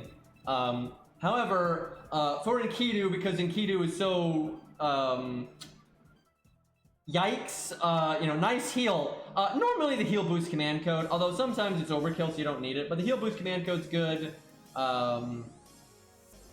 But I mean, command codes are, DW's even said this, command codes are designed to be a tech option, right? It's like based on what the enemy does, right? Like overwhelmingly, you bring command codes based on what the enemy is doing, not on the servant. Now, there are a few exceptions to that, like the buff success chance command code and the heal boost command code. But basically for Enkidu, he's so good, the only flaw that he has is there's gaps in his survivability. Like, Ku has almost no gaps in his survivability. He has a bunch of turns where he's guaranteed to live no matter what, even if the boss is just doing 999 damage. Where Enkidu has great survivability because he's got the big health, massive heal, really low cooldown evade. There are some, and in the Mystic Code, there are some gaps in his survivability. So I like survival command codes for him, like the heal and the heal boost. Because the heal can buy you time to maybe get your third skill again with Atlas or something, or buy you time to use it when you really want and line it up properly. So the heal boost is like the biggest thing. Heal boost, probably on a quick card. But yeah, everything else is just a tech option. It's like, are you fighting Divinity? Okay, do the anti-divine thing maybe on his Buster card. Do you have a defense up? Do the defense removal command code. right? And that's the nice thing about Enkidu. I want Kairo's opinion on this, because Kairo uses Enkidu a lot too. I actually find Enkidu one of the easiest units to set up command codes for. Like, if you've got one of those wonky command codes that needs to be set up in advance, like the heal boost, or you don't want to use the heal command code because you don't want to put it on cooldown, it is so easy to deal with that on Enkidu. Because he has 3 quick cards, but you don't always, it's okay to not do a quick chain. Like, it's totally okay to do Art Quick Quick or Buster Quick Quick or whatever. He's got very flexible chains. I think, in my experience, he has been the easiest servant to play around command codes with and get max value out of them, because it's just so easy to like mix up the cards. Like, it's okay to skip this quick card or whatever. It's so easy. So it's a real benefit to him. It's extremely simple for him to get good value out of his command codes. But yeah, the heal boost is about the only command code I'd say is pretty universal in him. Okay, so we actually got the MP ranks on there. That's nice. You got Mordred for farming, only MP1, unfortunately. You don't really, honestly, Saber Lily or Fergus is worth leveling on this account, I would say, just because sometimes you need the bigger punch. You know, Mordred and Oratoria are great, and even at MP1 they'll hit really hard. But what's her name? Oratoria Lily also can hit really, really hard because she's got the higher multiplier, and then she's actually MP5. So honestly, Saber Lily would not be a bad thing to level if you need an AoE Saber, but you might have a bunch of like AoE Berserkers and stuff and you don't know it, so you don't need it, so I'll have to look ahead. But that wouldn't be bad to level that, but you're fine. I mean, you've got Bedivere and Caesar for single target, and then you've got Artoria and Mordred for AoE. Even at MP1, that's fine. And you got Jason as backup there, but Jason's honestly, Jason's terrible for like strong arm damage. He's not good at that at all. Now, he is kind of good with that Castoria down the line, right? You can kind of loop that way. I think Jason is super overrated though when it comes to his like farming and loopability. It's okay, but his damage really is shit. He's way more about like, he's got some damage and then some support. He's a perfectly good unit, like absolutely, but he is really not like some big strong arm AoE damage dealer. That's so not a thing. Yeah, Summer Mev is not really that good, to be honest. She's actually kind of trash. She's almost good though. Like her numbers are just off. She doesn't have like nearly enough damage or enough, like, because basically she's a damage support hybrid, and that's fine, but her support is not good enough to warrant how low her damage is, right? Like that's kind of how it works out. All right, passed the David test, so that's good. So for AoE, you've got Emiya, and he's NP3, so it's probably worth getting his skill ranks up then, because he can be your main. He can be your main AoE, and you're going to get Castoria down the line, and then he gets to pick the Art NP instead of Buster if you want. So there's your AoE needs. You got a Rosh Grail, so that's fine. I mean, you don't need anything else. Like, if you want to, you could level that Delante or something, but I mean, Emiya's fine. And then for single target, a bit rougher. I'm assuming Chloe is NP5. I hate Chloe, but if you like Chloe or can bear Chloe, maxing her skills out will do you a lot of good for just single target nuking. Between that and David and Tomoe, you're looking pretty good. Tomoe really helps because she's at NP2. I thought that was NP1. She's NP2 actually. But Tristan is good, but it is a bit rough at NP1. Like, his damage is kind of there, but he still has the nice survivability and utility with the buff removal and everything. So you know, that's fine. But yeah, you don't really need to work on your archers much. Just skill ranks maybe on Chloe, unless you hate. If you hate Chloe, I guess the best stand-in would be like, I don't know, maybe max out Robin, I guess, and get Tomoe's skills up. But otherwise, you're fine. Oh, Tristan's NP2? Well, it says NP1. Did you just get an NP2 since then? Yeah, if Tristan's NP2, then that's fine. Like, Tristan is more than good enough to be your single target. Between, like, him and Robin, him and David, like, you're totally set. And you got Tomoe's backup, too. So, yeah, if Tristan's NP2 now, no problem. Let's see. Enkidu, only NP1, but Enkidu is still really good at NP1. But then you got Ku as backup, so definitely should get that Ku second skill to 10 because it just adds up. Like, it really adds up. It's totally worth getting. And that will cover you if Enkidu's NP rank is ever too low. So way down the line, but Enkidu, if you ever get the chance, maybe you get spooked by him or whatever, if you happen to get him NP2, that's going to really help you against Fluffy. Enkidu is one of the better damage dealers for Fluffy. Tristan's really good too, though. Like, absolutely. If you maxed out this Tristan, like I said earlier in this stream, this Tristan could super help you with Fluffy down the road. And you could do Tristan in the front and Enkidu in the back for cleanup. Like, honestly, that works great. You have the story support Castor Artoria, Tristan, and then maybe Mash or your Castoria or whatever you get, Waiver, whatever the fuck you got, Joan of Arc, right? And then in the back you have Enkidu for cleanup on the last health bar. Like, you've pretty much got what you need to deal with that. So a lot of the accounts I've looked at, if they had to face Fluffy like that day, I think they'd be in bad shape. But so far this one looks like it'd be fine. Okay, so you got Enkidu and Ku. That's pretty much all you need for single target stuff. If you ever though needed a different card type or just more burst or something, you could level Lee, and because that gives you art. You got Crazy Eyes already, but I think Lee, once he gets his other buff, when he's at NP2, I think is better than Crazy Eyes in my opinion, at least for burst. But Crazy Eyes is totally fine. If you just use her, that's good enough if you need a different card type. For AoE, you got Pravati, and she's NP2, that's good enough. Like, your Pravati is like, and she's Grailed. Like, what, you don't need anything else, right? Like, for AoE, that's totally fine, unless you need a different card color. But, honestly, none of the, I hate to say this, but Hector and Romulus they're not really good enough to warrant leveling a lot of the time, especially if you have a gold AoE Lancer. It's just, if you're going to level one though, I guess Romulus just for farming, right, because of the battery. But you probably don't need it. I think Pravati is good enough. Alright, Ryder, so you do have Martha. I would definitely get those skills up, especially her team buff removal. It's so worth it. I mean, Martha is just good. Her utility is amazing, and she'll help you out with all kinds of nasty boss fights. And she's good for farming too, to an extent. She's not like the best or anything, but she's okay. But yeah, Demeter's coming down the line and all that. Yeah, just get her leveled up, get the skills up. You got the one skill there, but yeah, that's really worth working on, because you're actually pretty weak to Demeter right now. I keep seeing, this is so common, chat. I mean, you all have seen this. We've done account review after account review. We see Ryomas everywhere. But not a lot of Ryder Kentoki, and Ryder Kentoki is way better for Demeter. So the stand-in, if you don't have Kentoki, is Ricky Boy, but he's not out yet, but he will be out. But Ryoma just is not that great for Demeter, unfortunately. He's okay, but he's not great. I was doing something, but I heard you were talking about Enkidu's command codes, and I agree. Yeah, it's super smooth with the command codes for him. Anyway, so for Demeter, you've got Ushi, terrible skill ranks, but you have plenty of time. So you got Ushi, and then Martha. Those two are really good for Demeter, but you probably want one more, bit of oomph. Be it either Alex or, I don't know, I'm trying to think, would Ryoma, Ushi, Martha be enough? And if you had to, you could slap an AoE like Ryder Ishtar in there at the end, or even Medusa. Probably. As long as you get Ushi's skills up, you probably don't need Alex. Like, I think if you level Martha, I don't think you need Alex, and then it'd be tough though. I'm telling you, Ryoma will not perform as well as Ricky. He will not. Ricky absolutely does better than Ryoma in this fight.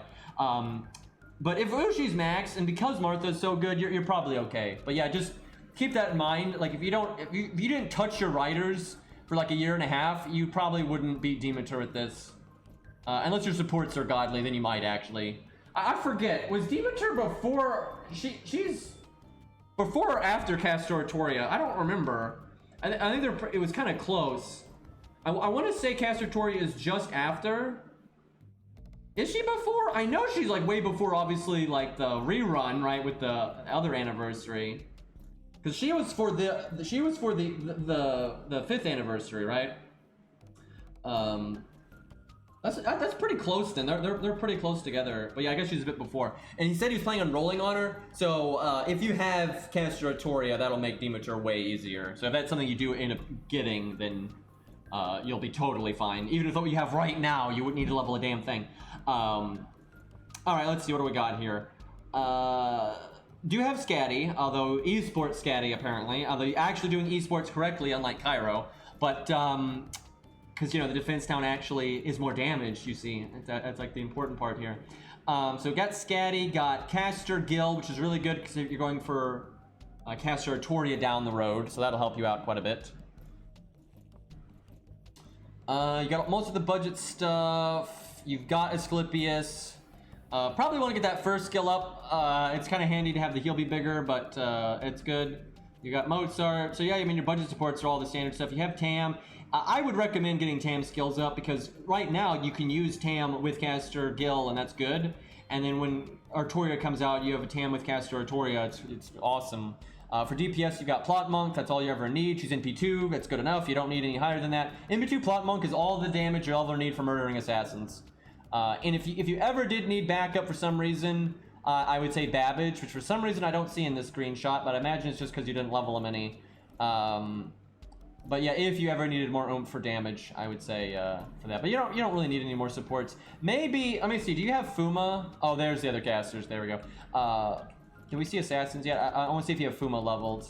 You do not. You should level either Fuma or Clown Boy, like 100%, because buff block sometimes is just so good, and not just for main story, but for challenge quests. And you don't have any, so I would definitely grab that.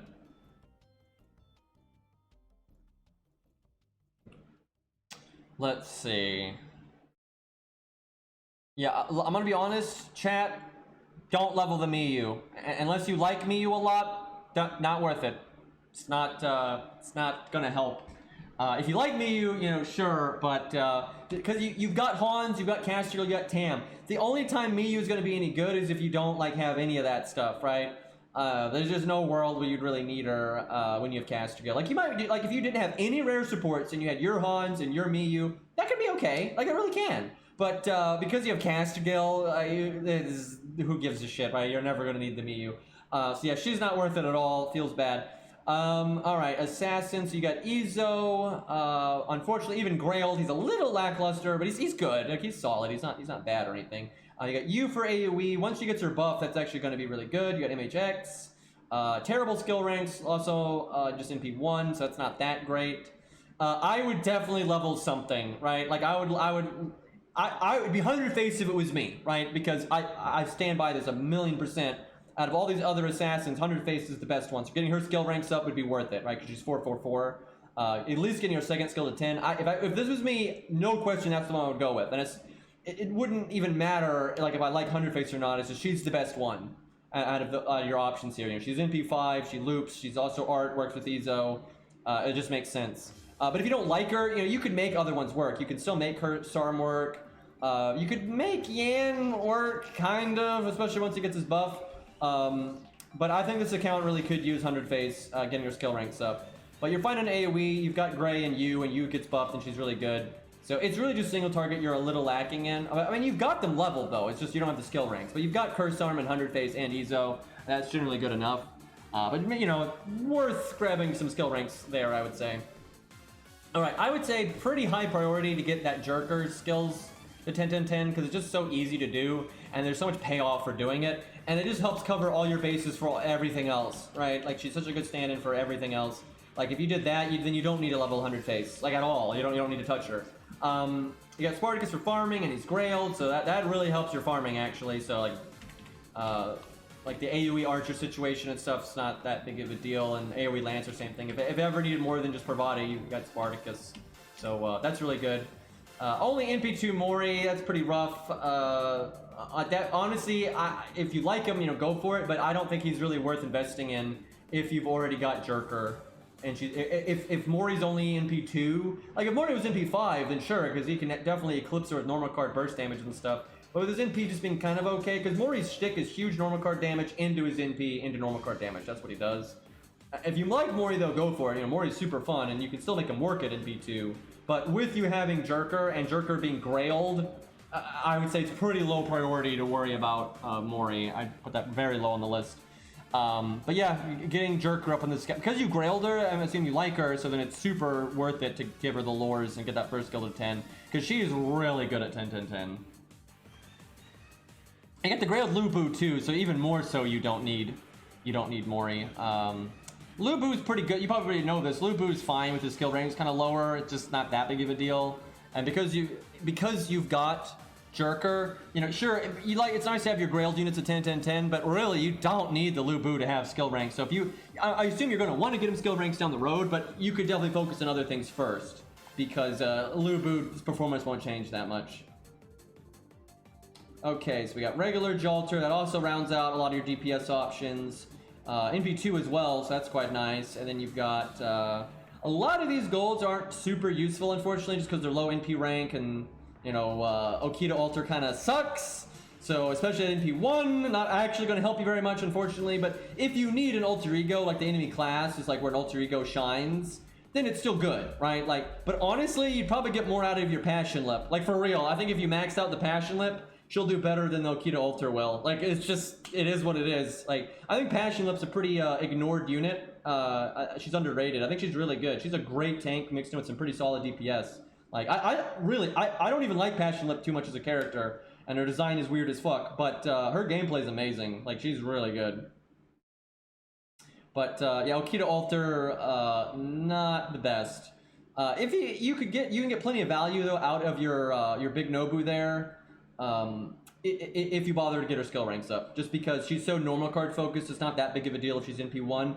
But not high priority though. If you like her and you want her to do good, you can do it. But because you've got Jolter and you've got Jerker and just all your other classes are pretty covered, I wouldn't worry about it too much. You know, sure, there are ruler fights where Avengers are amazing, but again, you have Jerker or Jolter here. So I really wouldn't worry about Nobu unless you like her. Yeah, Lip is super strong. Okay, CEs. What the fuck is the sorting here? Dear God. I guess just backwards. So what do we got? We got Painting Summer pretty high, got Aerial Drive, so that's just the standard backbone stuff, that's good. Let me think. Hold on, I accidentally killed the music. You don't really need to get that basic backbone stuff to 100. It's nice though. If you're wanting to make your favorite unit excel and they happen to be a buster one, then it is good to get an Aerial Drive to 100. But you've got your starting NP stuff like advanced enough. If anything, I would worry about like the Guts, Craft Essence, the Nero one, or like what do you call it? Art of Death. Art of Death would be really good on this account. You've got Limit Broken, so honestly, I would level that Art of Death. It's good. I'd focus on some of like the non-starting NPCEs. But if you've got like that favorite unit that's Art or Buster and you want them to be at their best, then you could totally get those to 100. It'd be fine. But yeah, when you've got the backbone starting NP stuff, then it's good to focus on your utility stuff, the Guts ones and the Origin Bullet or whatever the fuck, Anti-Berserker one, Art of Death, that kind of stuff. But you've got good options here. So it's more about like what you want out of your units, really. You got your CEs are well-rounded, so it's what you want to do, right? That's what matters. You even have Poster Girl, right? Okay, hold on. I gotta recontextualize something here. Because you have Poster Girl, I'm not just saying this because I like budget stuff. You absolutely should get your Avicii Bronze 3rd skill to 10. Like Poster Girl on Avicii Bronze with the 3rd skill at 10 is amazing. Like it's just great. Dear Mid-Master CE indeed. You don't really need Outrage when you've got Poster Girl, and he has Poster Girl. I think he has both, but it don't really matter. Solid amount of apples. That's kind of the typical thing I think we see out of most players is, a nice healthy chunk. So you're not screwed on a lottery event or anything like that. No Sumo Gang, indeed. At least he's got Poster Girl though. That does suck though when people miss out on the rerun of Golden Sumo. Do you think chat? Do you think it's going to happen? Do you think someone's going to send in an account review and they have Golden Sumo but they didn't level it? Will it happen? I feel like those exist, but they're not the kinds of people that would send me an account review. Like I'm sure those people exist. I just think it's very unlikely that they would send me an account review. Like they're just not going to be. They won't even know about my channel, right? Yeah, we might see some of the non-limit broken Golden Sumo crew. We've seen some of those. That's always painful as fuck. Okay, I think that's everything for this one. So yeah, it's well-rounded. Not much to worry about, really. A couple of minor gaps, but nothing too serious. Okay, if Eri was here, I would say let's use Yan again, because it's been a while. And, he's got all his buffs and everything. But, because that's direct competition with Carmella, right? Either that, or we use Carmella against a female boss, just cause. What are our options there? We could do one at neutral, because that still kind of artificially makes it harder. Oh yeah, the screen's messed up because I had to switch it because, there we go, the picture thing wasn't working.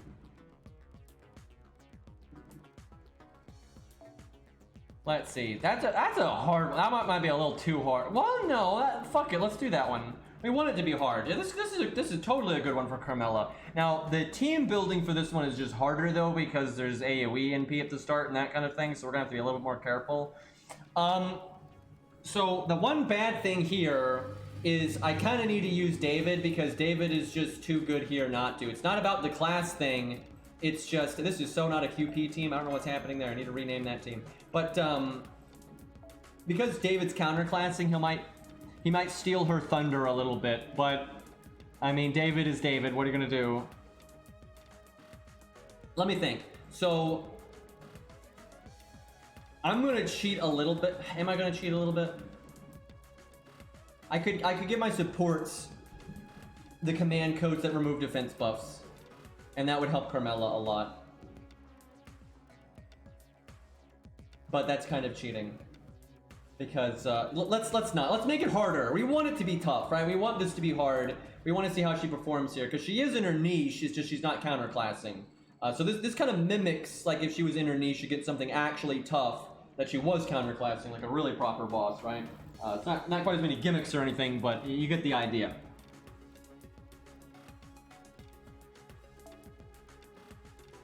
We want to keep it budget because that's the point. So the first NP is definitely going to be 8. Well, no, we might break before.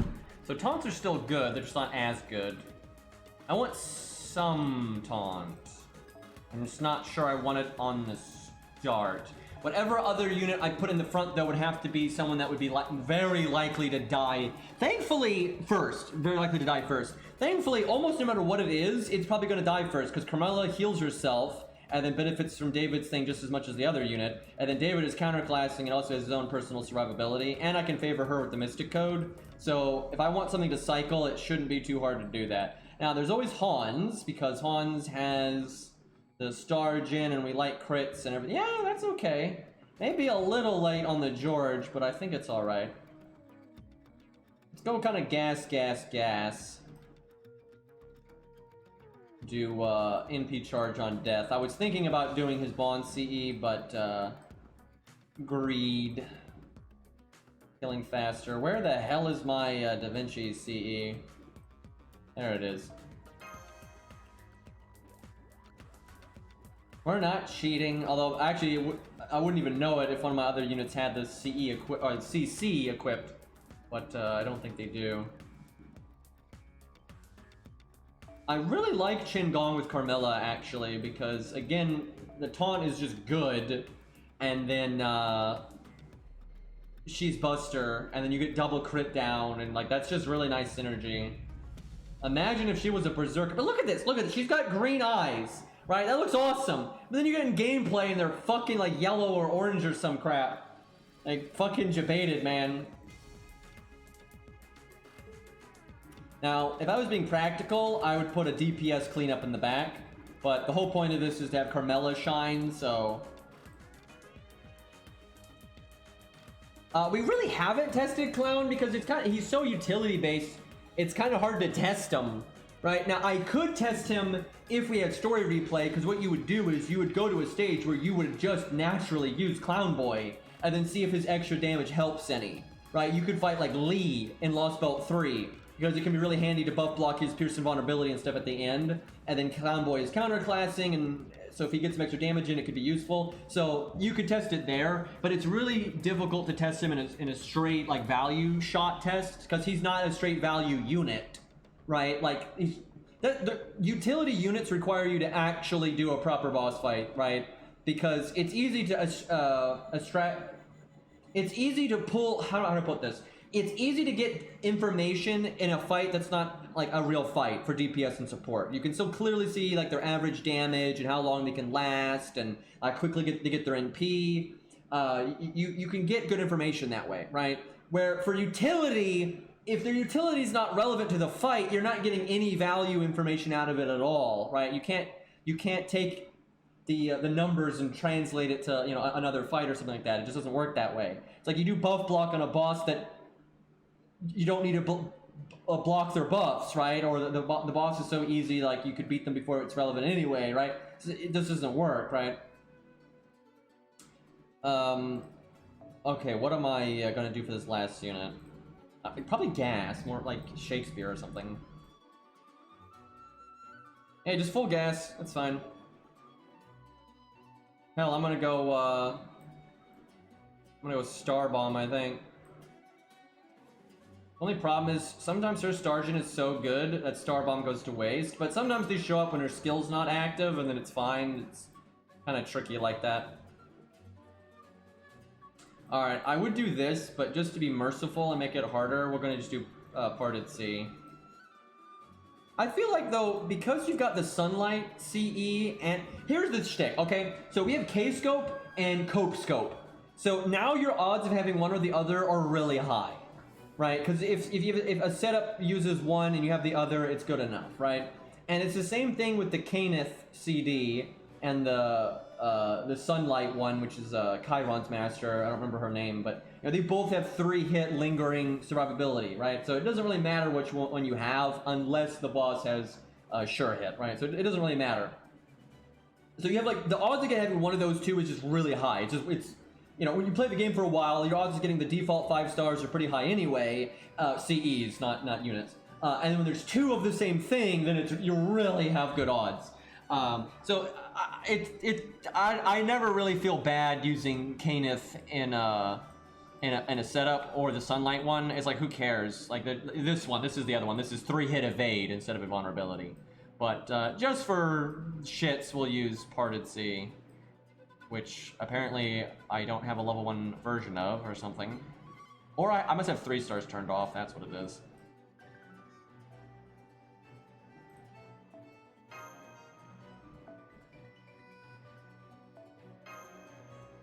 Now, really, I should do this, but I don't want David stealing our thunder too much. Now, a benefit of David and how he's supposed to be used in a team setting is, you want some DPS on the side, right? Generally, it's like, if you don't, it's fine, but if you can, it's good to capitalize on it.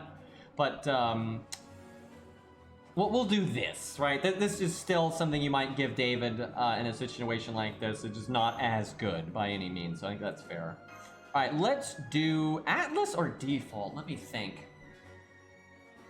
I think Atlas. Normally, I would say default with this kind of setup because you could use the heal on George. I'm sorry, you could use the heal on David or Carmella to make sure Hans dies first. But I'm okay with getting Carmella's skills again really fast. Yeah, we'll use Yan in a minute. See how he do. Dare we use Yan for this stage?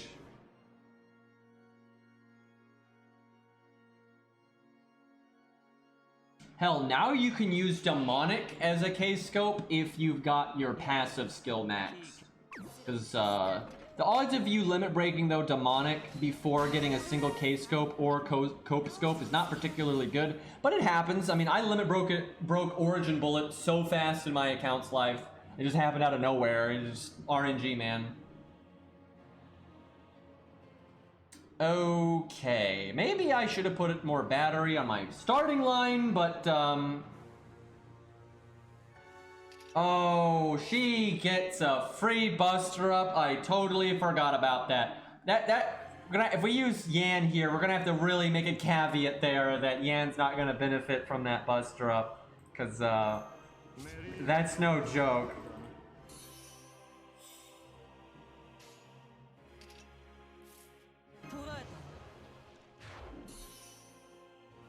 Okay, well,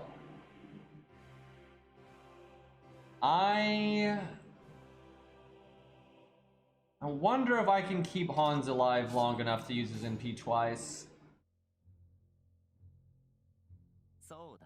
How greedy is I?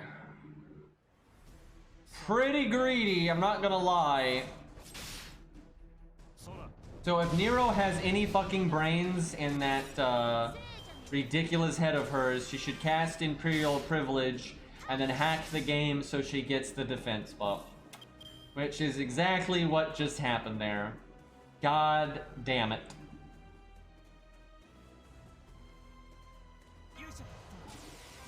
Okay, well we're gonna do this. Get our NP rolling here. I gotta say, Carmella's gameplay is fun, man. I love the mix of just straight nuking, and then you have all this utility with the battery and the drain and the evade and everything. Also that RNG. Not having a good time right now, but we're working with it.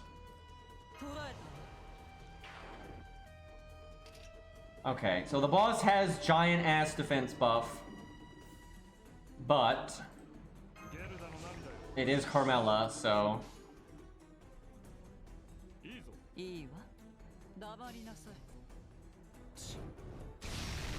probably going too slow on Hans here. I should have just used his battery skill. We'll see.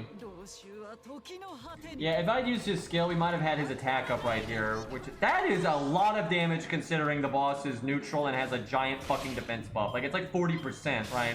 Really big deal. So that's pretty good. All right, Han's having a bad time. This is where default would be the way to go, because Hans could die right now, which would not be good.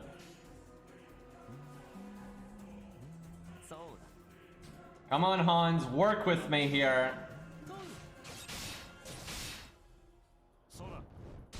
Fuck me, dude! I should have done the quick. Also, now she has 80% defense buff. Uh-oh. You know, defense removal, or just... You know what I'm saying? Martha's good with her buff removal? You know, this is what I'm talking about. And like Tristan, right? You just yeet those defense buffs, and your life is a lot better. How come when we use Imperial Privilege, we never get any of this shit? God damn, man, this is not good.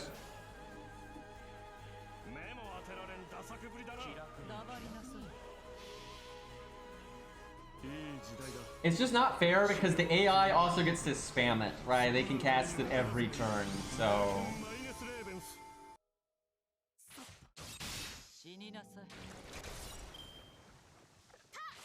Also, Clown Boy could be good here, because putting buff block on Nero is actually pretty legit. Okay, well, at least one of the defense buffs is gone, so that kinda helps. Watch her just cast it again, though. Not sure where we're gonna use Atlas. I'll wait a little bit here, because Carmella might get her NP the old-fashioned way.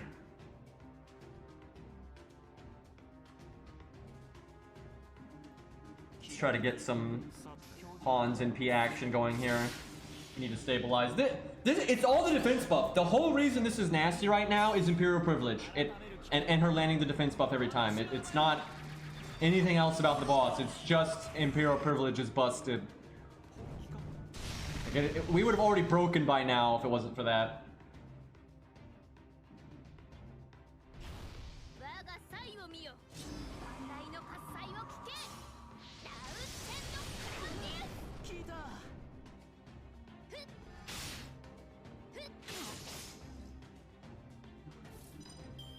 Okay. Carmella can get her NP without Hans's third skill, but I actually want to use Hans's NP here, I think. She'll still probably get it though, but we want the stars and the gain for later, and Hans is going to die soon, most likely. And I can do quick now, so that's something. Man, we would be shredding this if we had the defense removal command code. And thankfully, you might say, well, maybe someone doesn't have the defense removal command code. There's like 3 of them, right? So most of the player base is going to have a defense removal command code. And at some point, one of them is probably going to be in the mana or rare prism shop, so...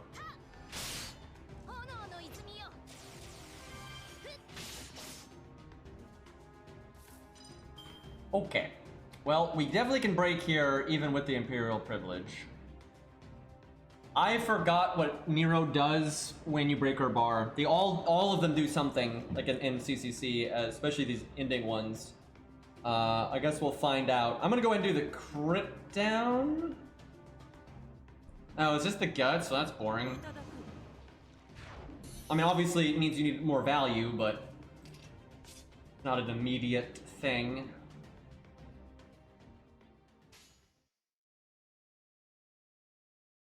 I guess I do the chain. You know, actually, I think we break without using our NP. I think that's definitely the route here. She might have that defense buff, but I think we have the damage to do it.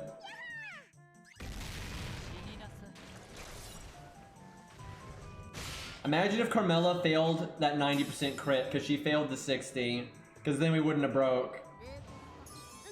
Oh, the rage that I would have felt. I'm glad we got paid though, by saving, like, using Hans the way we did. It was close, but it worked out. Little worried about Carmella right now. She'll get her heal though. Carmella, honestly, Carmella's pretty tanky, and she's really tanky if she's counterclassing. Okay, do we use David, Atlas on David, or do we want to use it on Carmella? I'm thinking David because we're gonna need to stabilize Carmella more. She's not safe yet. I can probably wait a turn though.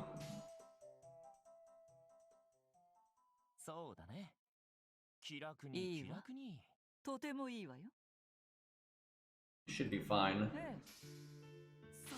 I'm liking Carmella though, and she's pretty flexible on team setups. With just how good her utility is. You know, the drain, the defense down, especially the crit down. And hey, Ari, I really like the crit down on a skill because if you work with 100 face, that will buy you 2.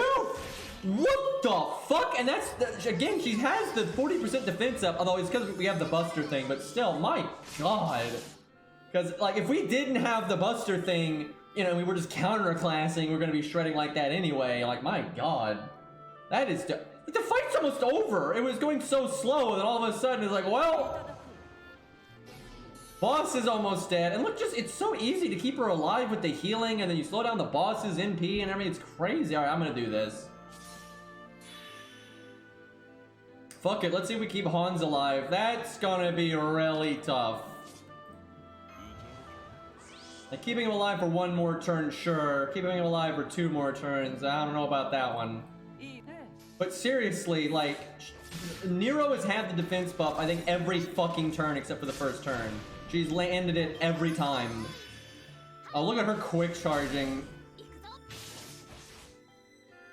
Well, that's it for Hans. Unless I gave him the invulnerability.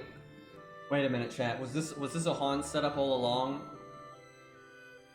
That, I mean, there's no logical reason to keep Hans alive, but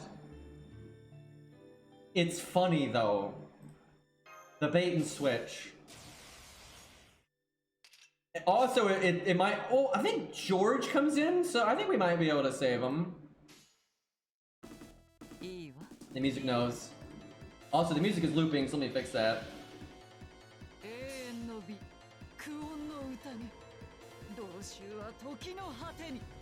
Yeah, I think we can keep him alive for, that's that damage, dude.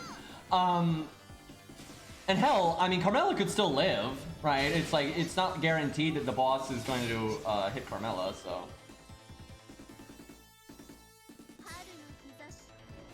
Hitting Hans, I guess, is the best outcome. And then David is the second best outcome. That'll ping off his shield, but, like, that's fine. Yeah, Nero dumb.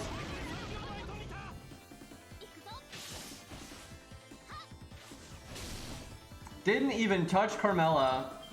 Oh, I love it. We were not punished for any of our greed. And look, he would live long enough to do his 3rd skill again. Look at that. Alright, well, she's dead. She has no more guts, so she's done so. Alright, do we use Yan against Nero, or do we use him against Lobo? I feel like Lobo first, because we did Lobo first on Carmella. And it's really not fair. Emiya, that's true because Emiya gives you the quick one, and that's like fair. That's I'm glad Cairo brought that up because that makes it more fair. So let's do that, and then maybe do Limbo as well, just for funsies. But yeah, that's a good call there. It's just that Nero is harder than Emiya, right? That's the thing. But well, I guess it depends. He has the quick charge. It's just okay. I'll say this: Nero is much harder if you do not bring the command codes to remove the defense stuff, right? If you bring the command codes, then she's probably easier, honestly. But if you don't, I think Nero's pretty fucking nasty. Like, she's just so tanky, where Emi is really not. But all right, let's see. I have Ari on this account, so we're good to go here. We actually have command codes this time, but I think that's fair because Carmella at least had her niche with the female thing, and you know, Carmella's actually a good unit. Although I think Yan's pretty good since his buff. I don't think he's like, I don't think he's incredible. He's not one of those 4 stars like, oh man, what a good unit, right? I think 100 Face is still better, right? And she's a 3-star, although 100 Face is abnormal, so that's not a black mark. But he is solid. I do think he's a totally solid unit these days. Okay. A Lobo, not Limbo. Let's see. Emiya, quick charges when you break. I remember that. He has attack down. Evade sometimes. He NPs pretty often, just regardless. This is going to be nasty. We're going to need to have a lot of ways to deal with NPs. See, this is exactly, though, when Yan is kind of suspect, is because we're going to be dealing with a lot of damage where we need hard survival, and Yan doesn't have any hard survival, and he's not like some of those units out there that just have so much damage that they win so much faster that you don't need as much, right? He's not one of those, unfortunately. You know what's fucked up?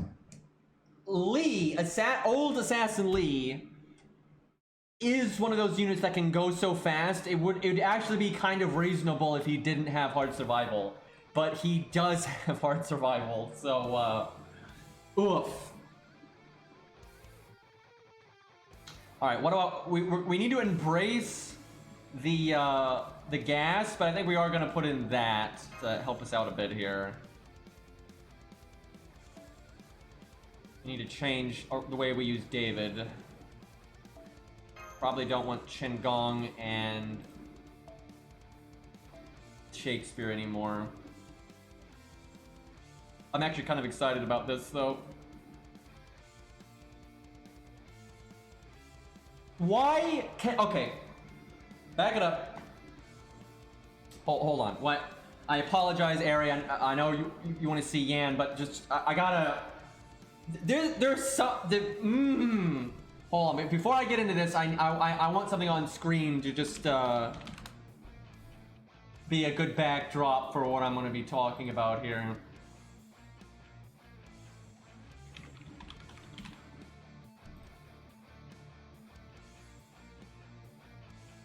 Okay, so me and Carl were talking about this again last night, which is why it's like fresh on my mind, and then I'm sitting here looking at the lack of some things in the game, so I'm reminded of it again. So hold on here.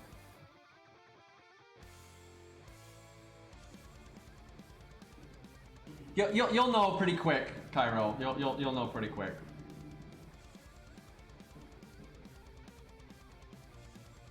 Okay, hold on. I gotta kill the music here. Okay, so there's a pretty big lack of I don't know, budget, you know, quick supports in the game. You know, there's none of them, right? We got Mozart. You know, we got Mozart for art.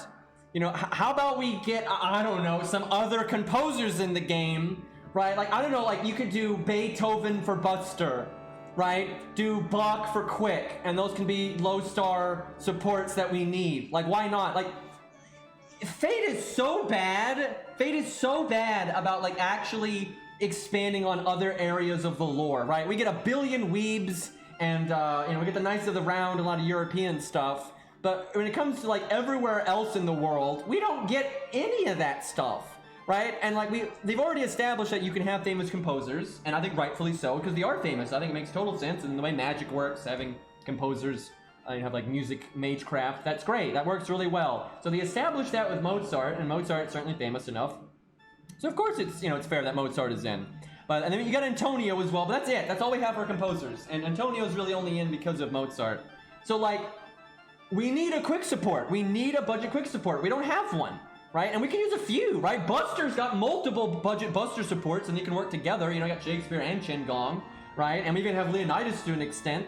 So why can't we expand on the composer thing and get more composers? Because that'd be awesome, and you can work in their music into their attacks and stuff. That'd be fucking like badass as hell. Give an animation update to Mozart. So yeah, add Beethoven as another you know, budget support. Add Bach as another budget support. You could add Handel, right? You could add Vivaldi, right? You know, sure, you know, you can spread it out. You don't have to add them all at once, but you could have what? Fuck it. Have an event. Have an event that's like, you know, the tournament of, you know, all the great musicians throughout time and whatnot, right? You know, the composers. That'd be awesome. Right, so you can add a bunch at once. You have your 5-star waifu in there or whatever, but then you add your budget ones in there too, and then you take the opportunity to give an animation update to Mozart, and then at the same time you fix the obvious need that the game has of needing a quick support for budget. Like it needs it, right? So now you can do a bunch of things at once. You can have more composers and kind of flush that out. You can, you know, have a cool event. You can fix up an old unit. It'd be awesome. But I don't know, I kind of feel like they're like, oh, we already have Mozart for the composer niche. We don't need any more of that.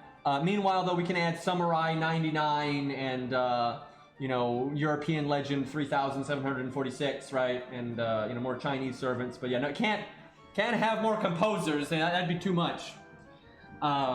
Anyway, let's get back to the Yan stuff. But it really is obnoxious to me that every time I look at the absence of a budget quick support, I'm like, they could just add Beethoven or Bach or whatever, right? Like, Jesus Christ. And you can add multiple. Like, we need more than one budget quick support, to be honest. That's what kind of really sucks about it. Alright, hold on. I had accidentally separated my my internet tabs here. I gotta get all this fixed here.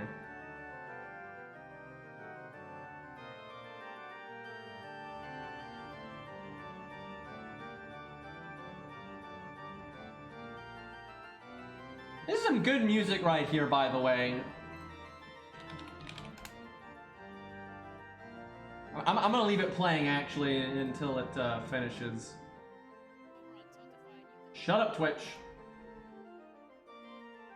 I feel like anytime I'm not streaming and I go to the Twitch main page, it's muted. And then anytime I go to the Twitch main page and I'm streaming, it's not muted.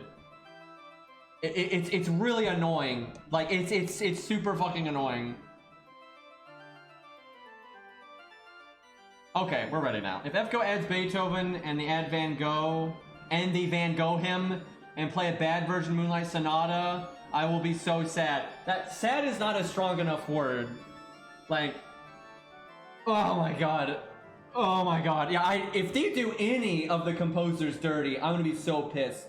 Right? Because you have the real... The thing is, Van Gogh, it's like, I'm not like trying to hate on painting, right? It's like, disrespecting the paintings is just as bad, really. Like, that's what I'm saying. Like, you know, I really dislike what they did with like Vortigern and Paul Bunyan and stuff, but I really do put Van Gogh on another level of this is shit, because the, you know, fucked with actual real worth, the guy's real legacy, right? You know, Vortigern's not real, right? I hate to spill the beans, guys, but Oberon and Vortigern aren't real, right? They're fantasy. Where Van Gogh was a real person and has a real legacy, you know, really fucked up. They have yet to put in an artist as their normal self. I feel like they're just not respecting it enough. Like, really, I think they truly saw that if they changed like the composition of like Twinkle Twinkle Little Star or something like that for Mozart, I think they realized that would be really fucked up and disrespectful. I just don't think they see art the same way. I really don't. Like, I don't think they see it like on the same level for some reason. Okay, let's see. So we want Hans to die first again, then George come in. I don't know about Alex. Like, on this account, his skill ranks are kind of low, so I'm not sure it's worth it.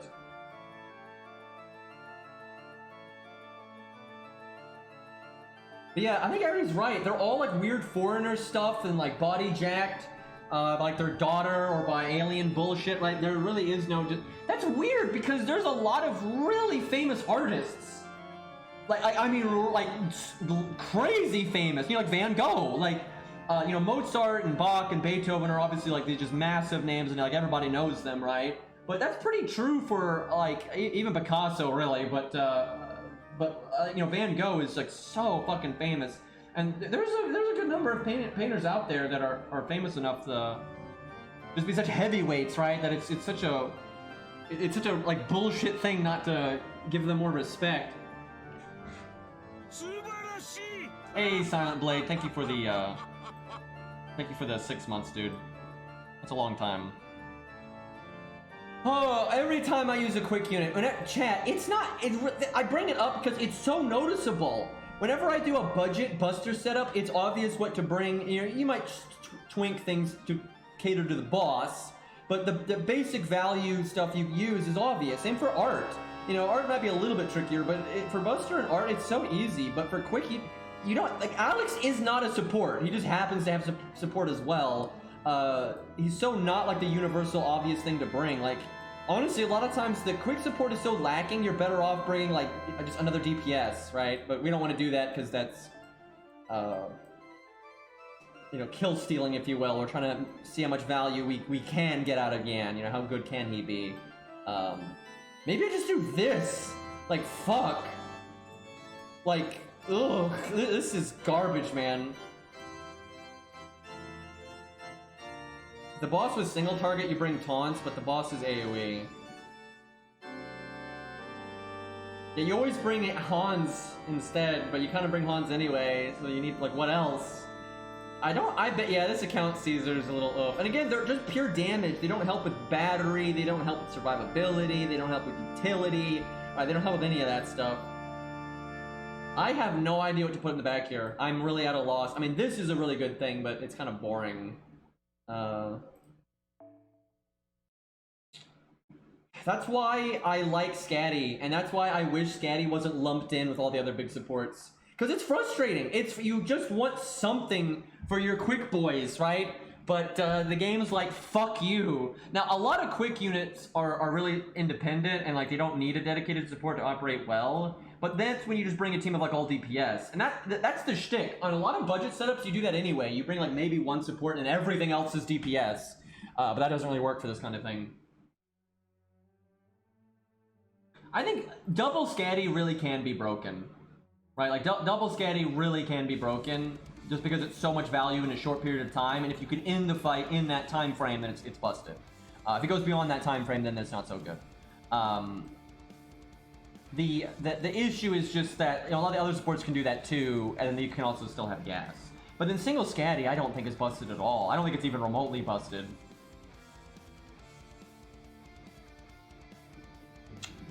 I am at such a loss here. You know what? Fuck it. There we go. There's our guy. That's our support. He gives us the... God, he's so weak on this account, though. Oh my god, he's so weak on this account. Why don't I have this fight on my main account? It'd be so much better. Because I don't even have the upgraded NP over here.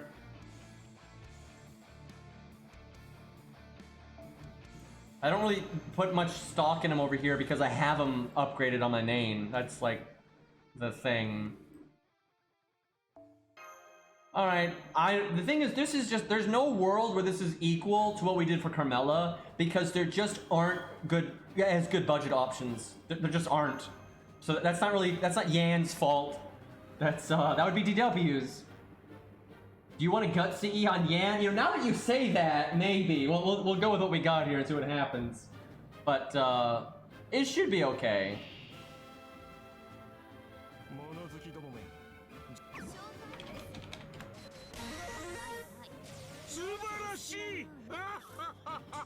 Hey, Sir K, for the 3 months. Can you get added to the game now?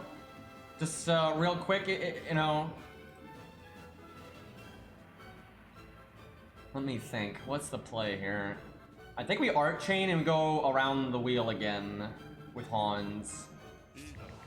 Like with a hand like that, I think that's fair. Man, Yan is so cool though. There's like, the only other thing that was like him is like regular Assassin Lee, which they're never gonna give us because they're assholes, right? It's like, I like the just martial art punchy guy. That's awesome, right? You know, your body's the weapon, right? That's honestly a lot more badass than like everyone over there using all their like, you know, rainbow cannons and nuclear, you know, mana sticks and, you know, artifact spears and shit. You know, he just his own skill, right? Like, it's awesome. You know, fucking, or Toria had a, you know, a fucking bitch in a lake throwing a magic stick at her, you know, that Yan didn't get any of that. Okay. What do we do here?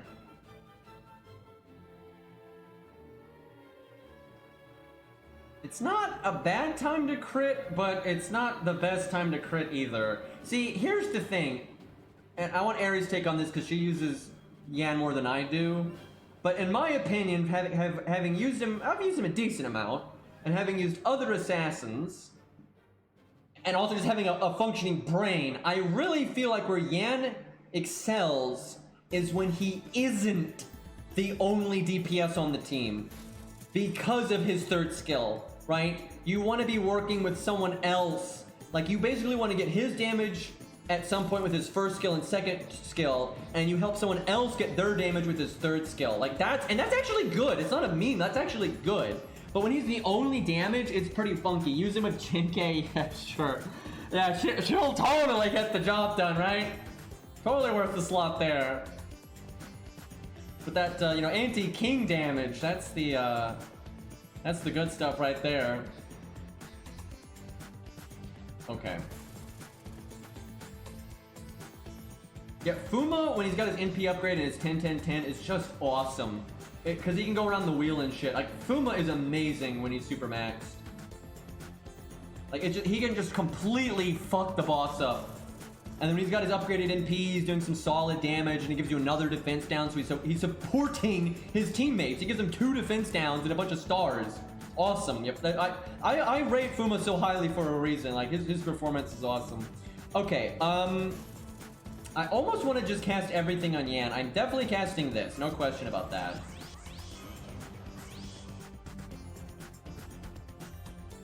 Well, no, fuck it. Yeah, we're casting everything. It sucks because the NP gain isn't going to get a lot done here, but the hit count on our NP. I wish so badly Hans had his NP right now.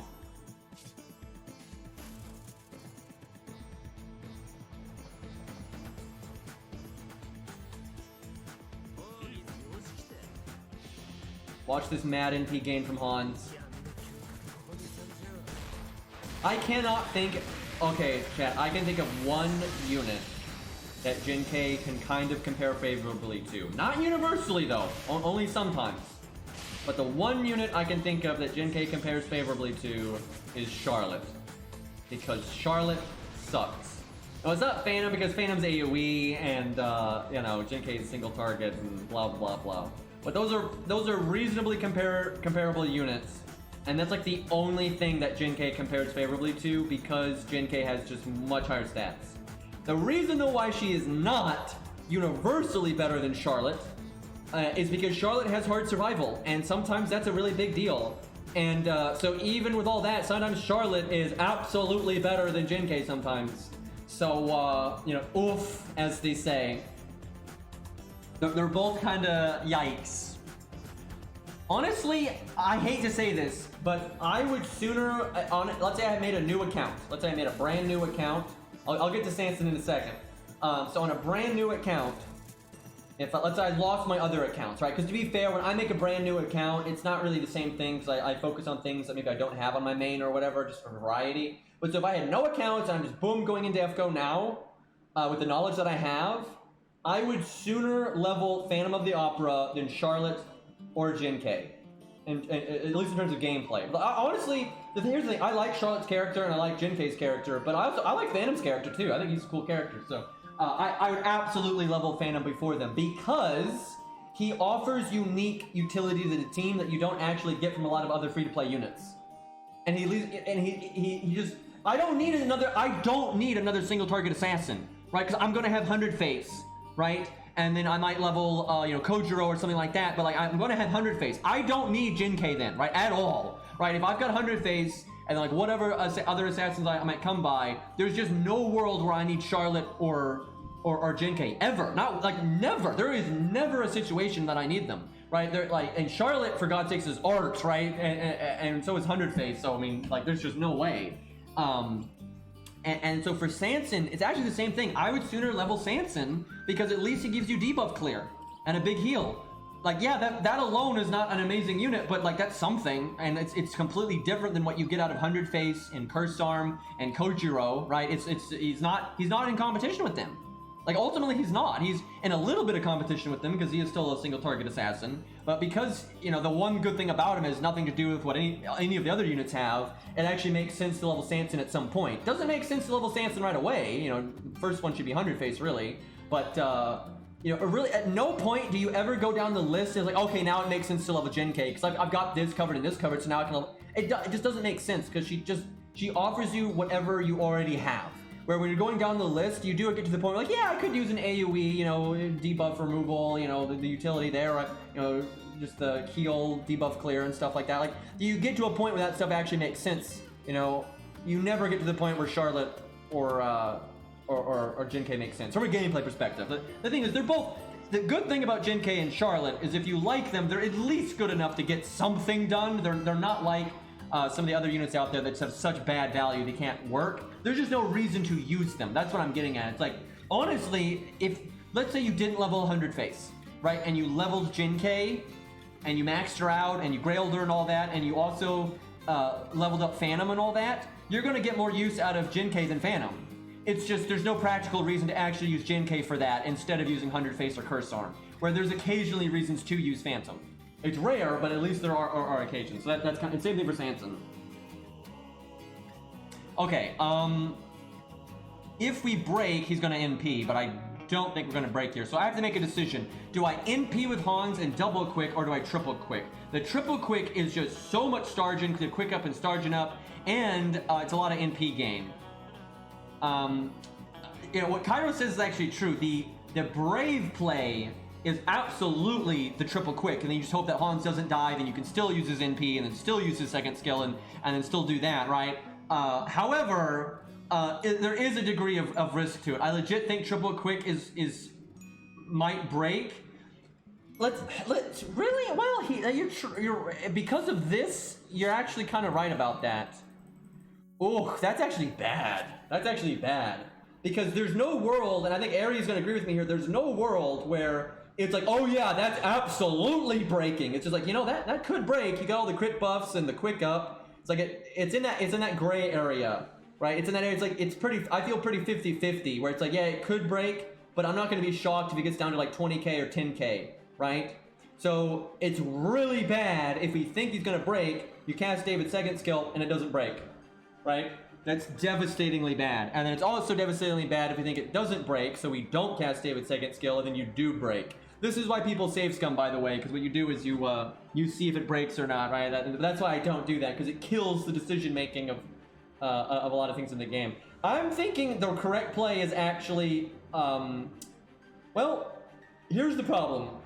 This is actually a really big conundrum.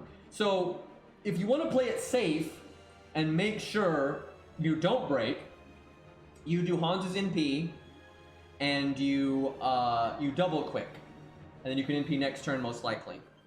The problem with that though is then your NP is going to get massive like value loss because you're just going to overkill like a motherfucker, right?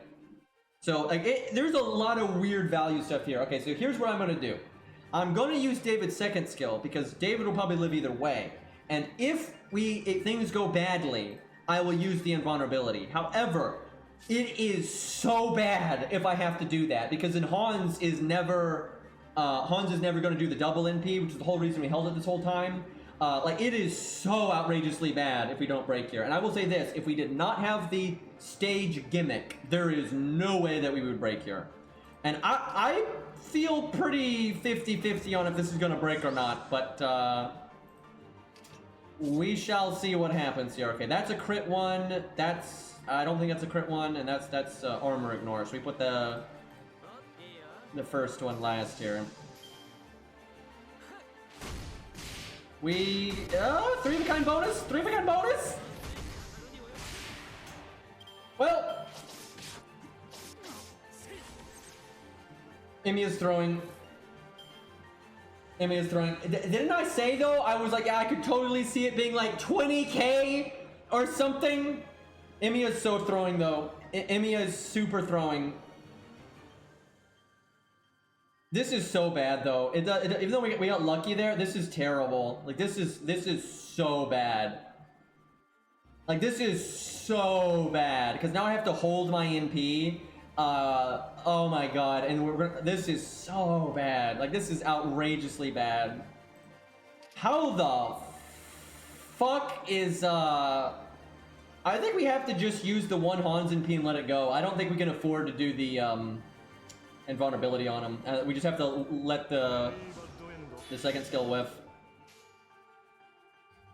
Yeah, I don't think it's worth. Oh my god, that's just so painful right there. The only good thing is we're literally eating Imiya's gimmick. Like we're eating it for breakfast here. Like he has his NP and his gimmick is gaining his NP. Like nice quick charge, sucker. God, the amount of value we whiffed there though. That is brutal. And look at this. We should have NP'd already, right? And reset our gauge. Look, look, Imiya's gonna hit us with a billion swords, and we get a bunch of NP off of it. Like this is atrocious. I'm sure we're still gonna win because you know Yan's doing decent enough, but oh, this is not a good run.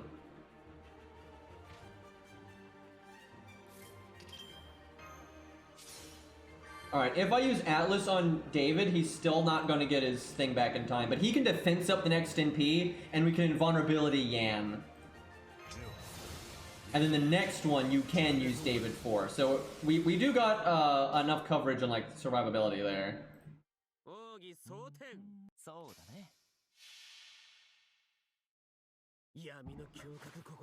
Oh my god, though, that was such a fucked up series of events there. That was just the way the deck shuffled. What we needed is we needed quick cards on like our NP turn. That's really what we needed. That's why we had such a conundrum there. I actually wish I'd put Fuma in first because I could have buff blocked that. Oh my god, that'd have been incredible. Unfortunately, Yan finally gets some juice here and going into the void. Now we don't quick chain. Definitely go for NP gain. We're not going to get enough out of normal card crits. Like getting our NP again is going to be better for sure. Because first off, doing a quick chain there, what do you think they are, Jack? Right? We're not making so many stars that we're guaranteed to crit, right? I pretty much guarantee you, if we quick chained there, George's 2 art cards there would have gotten all of the stars, and we wouldn't even have critted, right? It's just, this is not worth it. You know, we don't got in Kidu or Jack, so that kind of play just isn't. It's just not worth it. It's much better to go for the consistency and just get our NP, because we pretty much are going to win. I think if we crit this turn or not, we're pretty much going to win at the same time that we would have anyway. Actually, David is getting his skill back in time. I kind of can't count. Well, go for full NP gain, so that works really well. Could art chain, but this is probably fine. This was pretty smooth though, to be honest. Even though things didn't go very well and we're not getting like the best value that we could get, we're still winning quite smoothly.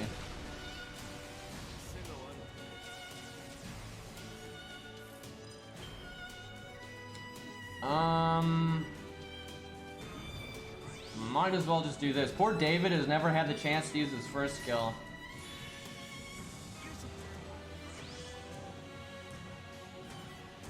Now, we should get our NP from being hit here. Might be pushing it a little bit, but we've got the 1 quick, so I think it's okay to go for damage. I'm gonna be so pissed though, because I could have done Art, Buster quick, and that's quite a bit more NP gain. Because you get the Art card bonus and it hits the Buster card, and so, but we should be fine. He's not that far off. Amy's hit count is ridiculous.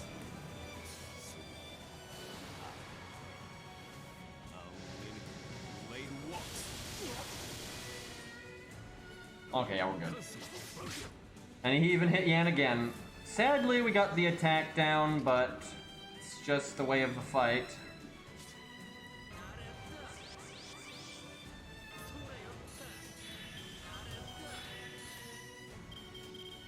It worked out. No George cards.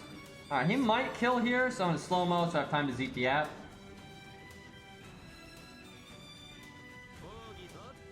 Kind of thought about doing David's NP to get the Buster Card bonus to the quick crit, but this is fine.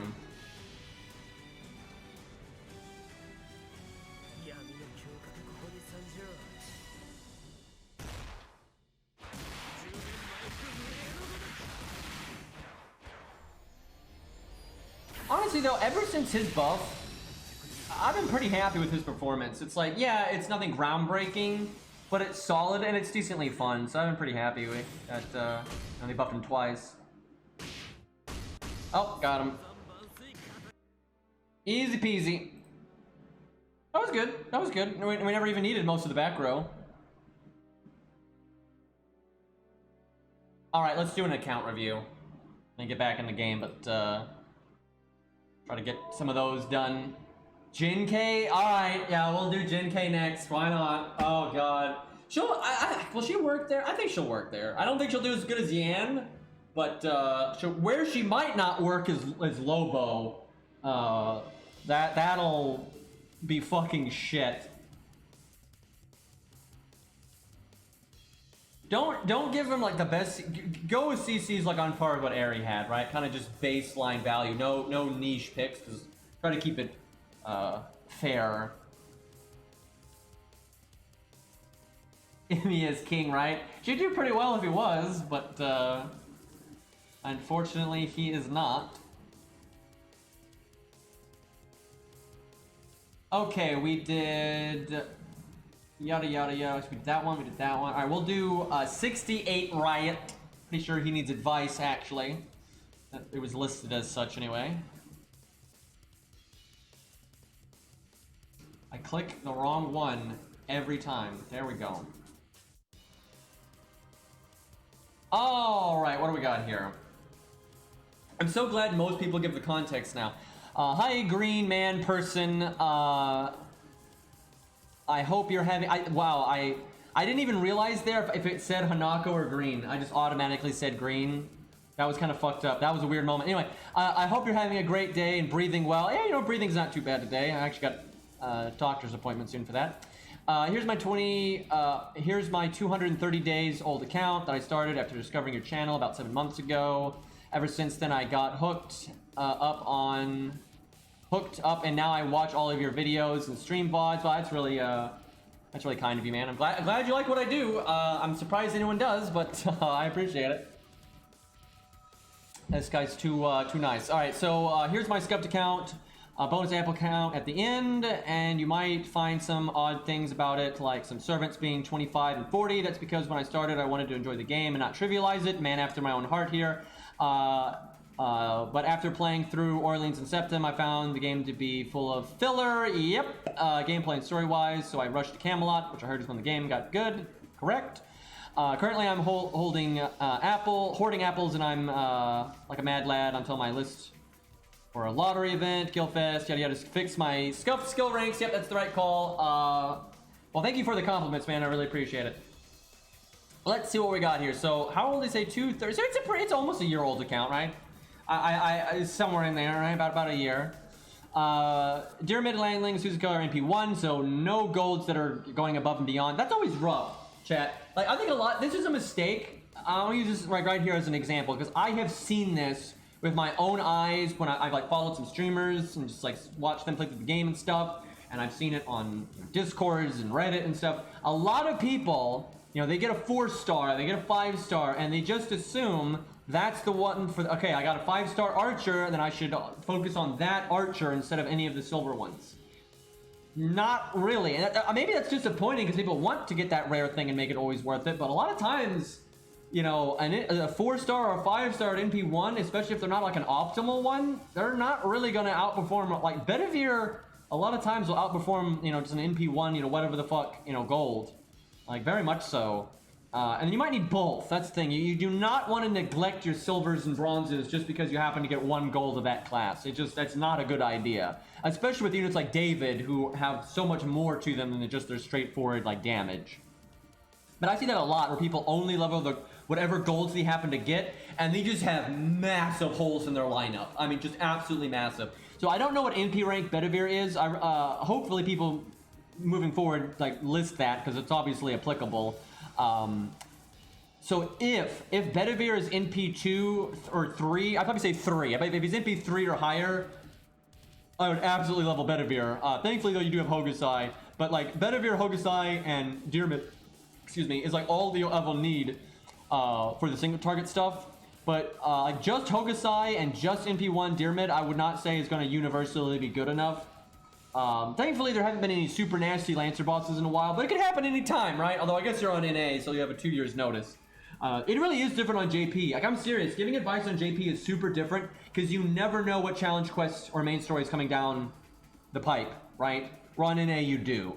So honestly, for where NA is, you probably don't need to level Bedivere like right the fuck now because I don't remember any really nasty Lancer fights. Well, actually, there's Romulus coming up in Gilfest, so really, Bedivere's not bad there. He really isn't. So maybe you do want to level Bedivere for Romulus, but we'll see what else you've got. If you did, though, just really level up your skill ranks in Hokusai and Deermid, that really will go far. Like, that really will go far. And I don't know, what do you think, Ari? What about, like, Landling just for the utility before Bedivere, right? Because you do have Hokusai and Deermid for your kind of just typical stuff.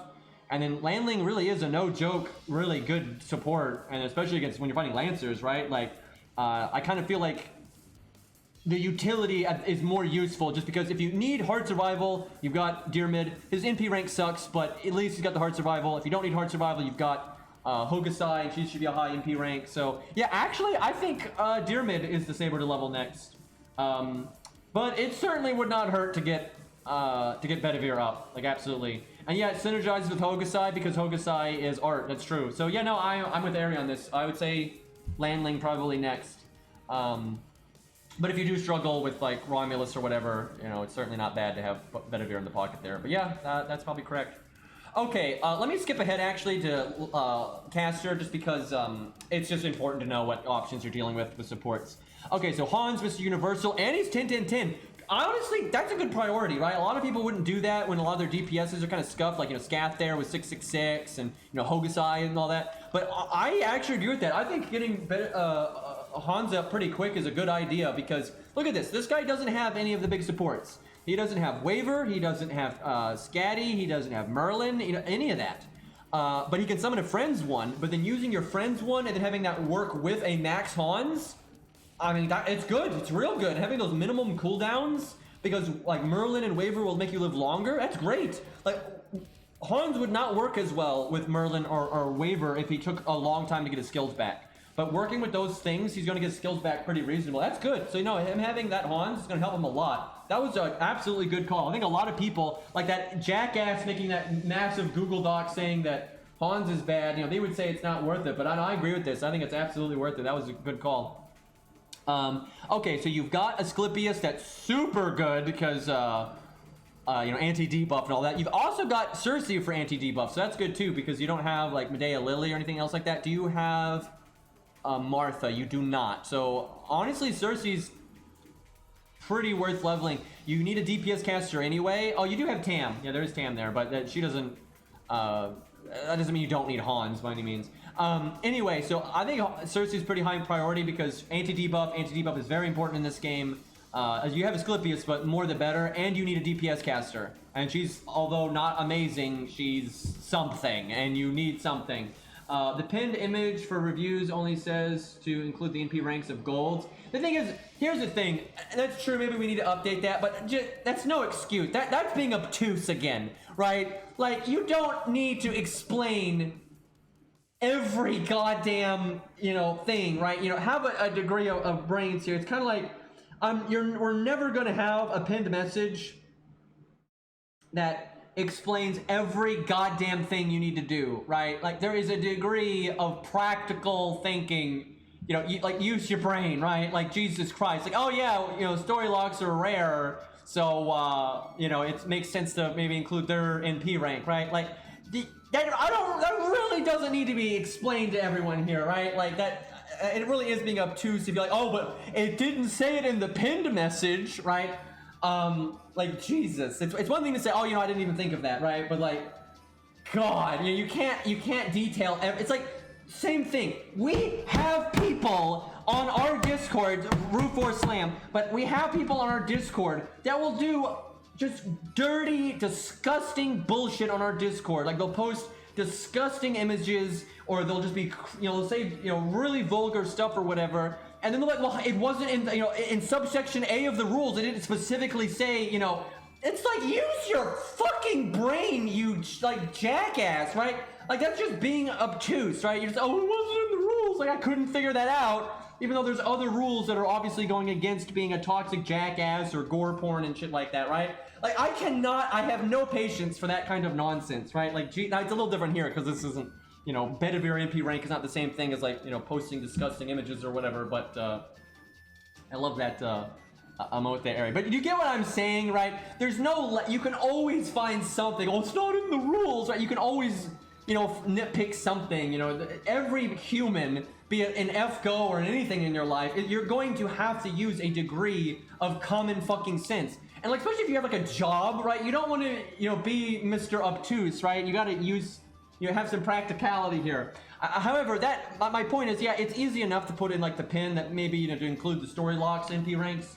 But, you can just keep going down the list, and it's, at some point, it's just not practical to worry about that anymore. And it's like, people have to use their goddamn common sense here. I will say it's pretty unique to Bedivere, honestly, because it's you have situations like this where there's not a lot of super good budget sabers. Normally there's like a more typical alternative where saber's a little wonky, and then all the golds might happen to be in P1, right? So it is pretty unique to Bedivere. A lot of the other story lock 3 stars is not that big of a deal. Like, you don't even care with like Asclepius, like, because like with Columbus it doesn't matter. It doesn't matter, right? And that's why I didn't even cross my mind to put it in the rules, because with Columbus, like, oh yeah, if you don't have Columbus at a good MP rank, just level Medusa or Blackbeard, right? But Bedivere is kind of in a rules of nature. Bedivere is in a unique situation. Anyway, back to casters here. We're way off base here. Okay, so you do not have Mozart, but you do have Tam, and that makes sense. Because you have Tam, Mozart's less important. Sometimes it's good to level Mozart anyway, though, because you can cycle between the two of them and have one go than the other, or just the crit star thing. But I would say Mozart is definitely lower priority if you have Tam. Like, absolutely, he's lower priority. But for real, there are setups. Let me see. Do we have craft essences? Because if you have Outrage or Poster Girl, makes it easier to cycle them. Doesn't seem like you do, but maybe you're just not showing it here. But can you... I know you can get Outrage on JP with Rare Prisms. I'm not sure. Can you on NA? Because if you can, it really is worth thinking about at some point, getting Outrage, and then maybe having Mozart at the start, have Mozart die, having used his crit bomb and his art up, right? And then Tam comes in and is now there to stay. Right? That's a pretty viable option. So something you can, so keep that in mind, right? But I wouldn't like, oh my god, super prioritize leveling Mozart just because, Tam's good enough and you got bigger fish to fry, I would think. But for your casters, I would say Cersei. Obviously level up that Asclepius, get those last 2 ranks and get his 3rd skill up. Super worth doing that. Maybe a little bit of his 1st skill. But yeah, I think Cersei makes a lot of sense. And then Qingong.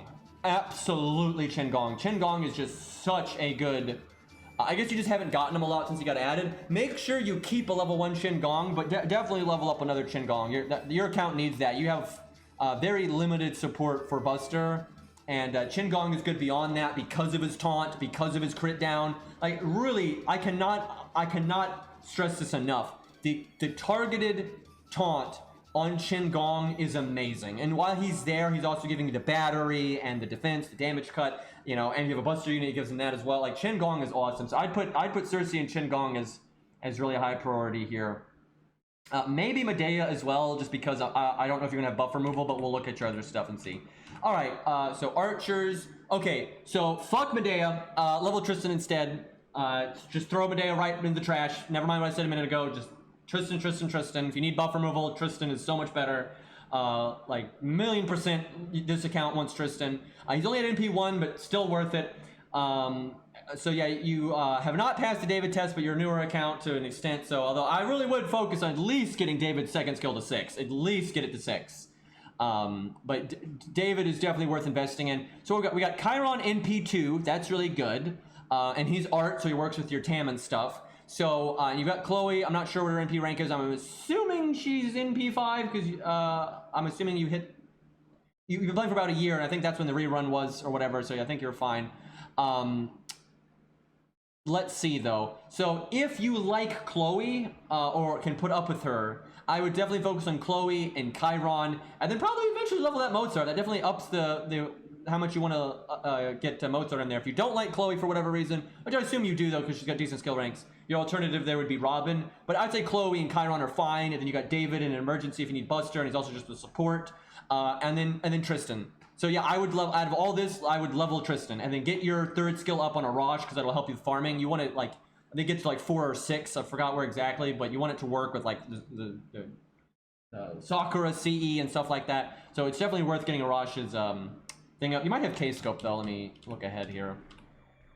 Yeah, okay, you have 2 K-scopes. I said if you only had 1, maybe it's not worth it. Because you have 2, that you really don't have to worry about a Rosh's third skill that much. Then really, like it's not bad, but you know you're fine. I wouldn't stress it. So yeah, Tristan, and then David's second skill. That's what to worry about here. Honestly, Tristan with David is just gonna be so good with this account, and then you also have Chloe and Chiron that works with Tam. So looking good, honestly. Like that's good stuff. Don't really need to level any of the other archers. Like it's just not important. Maybe level like another AoE one. You got Oki there. Maybe Atalante, but I wouldn't worry about it too much. You know, Rosh is normally good enough for like farming, and then you can always use single targets if you have to. But maybe at some point. Now probably not Kid Gil. I'm not trying to hate on Kid Gil here. He's just not that good, unfortunately. I would level if you had to level a budget one. I'd level Rice Man over Kid Gil like every fucking time, really. But maybe someday he'll get buffed again. He's getting there. He's slowly getting there. They said they wanted to buff more old units quicker. They said that, so you know his time might come. Anyway, Lancer. So you got Scath. So I'm assuming she's just NP1. That's always rough. She is against Divinity, she'll still do great. If she gets her third skill, she'll still do big damage. If she's not getting that though, then it's a bit rough. But you can still use her as a support for God's sakes and give the quick up to Ku or something. So she's quite flexible like that, and that's good. So Ku and Scath, that covers pretty much all your single target stuff. And then if you need art, you've got Crazy Eyes there. Legitimately, probably worth it to level Liz just for an AoE option. And she's in P2. So I don't like Liz, but if you don't mind her, I would level her. It's just fine. And she's got some solid team support as well. I may not like Liz, but she's totally a solid AoE Lancer. And because if she was in P1, I'd say eh. But in P2, I'd say she's absolutely worth leveling. And yeah, I'll maybe level Leonidas just for the taunt stuff. You got esports Ben K already. I like this guy. So you don't really need to level Lancers other than Liz. You're totally fine. I mean, Scath and Ku is like all you need. And then if Quick is bad for whatever reason, you have Crazy Eyes, and that works with Tam and stuff. So yeah, your options look great here. Okay, so Ryder, you've got Carmilla in P2. Everything else pretty much in P1. Achilles is still pretty worth leveling at NP1 because good survivability, battery, big crit normal card damage. You don't have a lot of support for quick on your account though, but still you could always summon a friend Scatty, then use Hans. It's probably good enough. You are absolutely not ready though for Demature at all. You're not even like you don't have anything for Demature really. Drake and like Achilles is okay against Demature, but he's not the best by any means. But he's serviceable, and Ryoma is okay, but he's not nearly enough. Like you absolutely do not have what you need for Demature.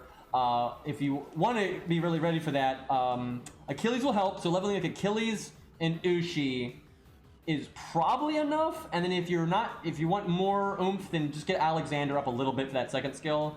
You don't need to level it that much, and you don't need to like max his skills. You might not even need to get him to max level. You could just put like a survival. Let me see. What do you got CE wise?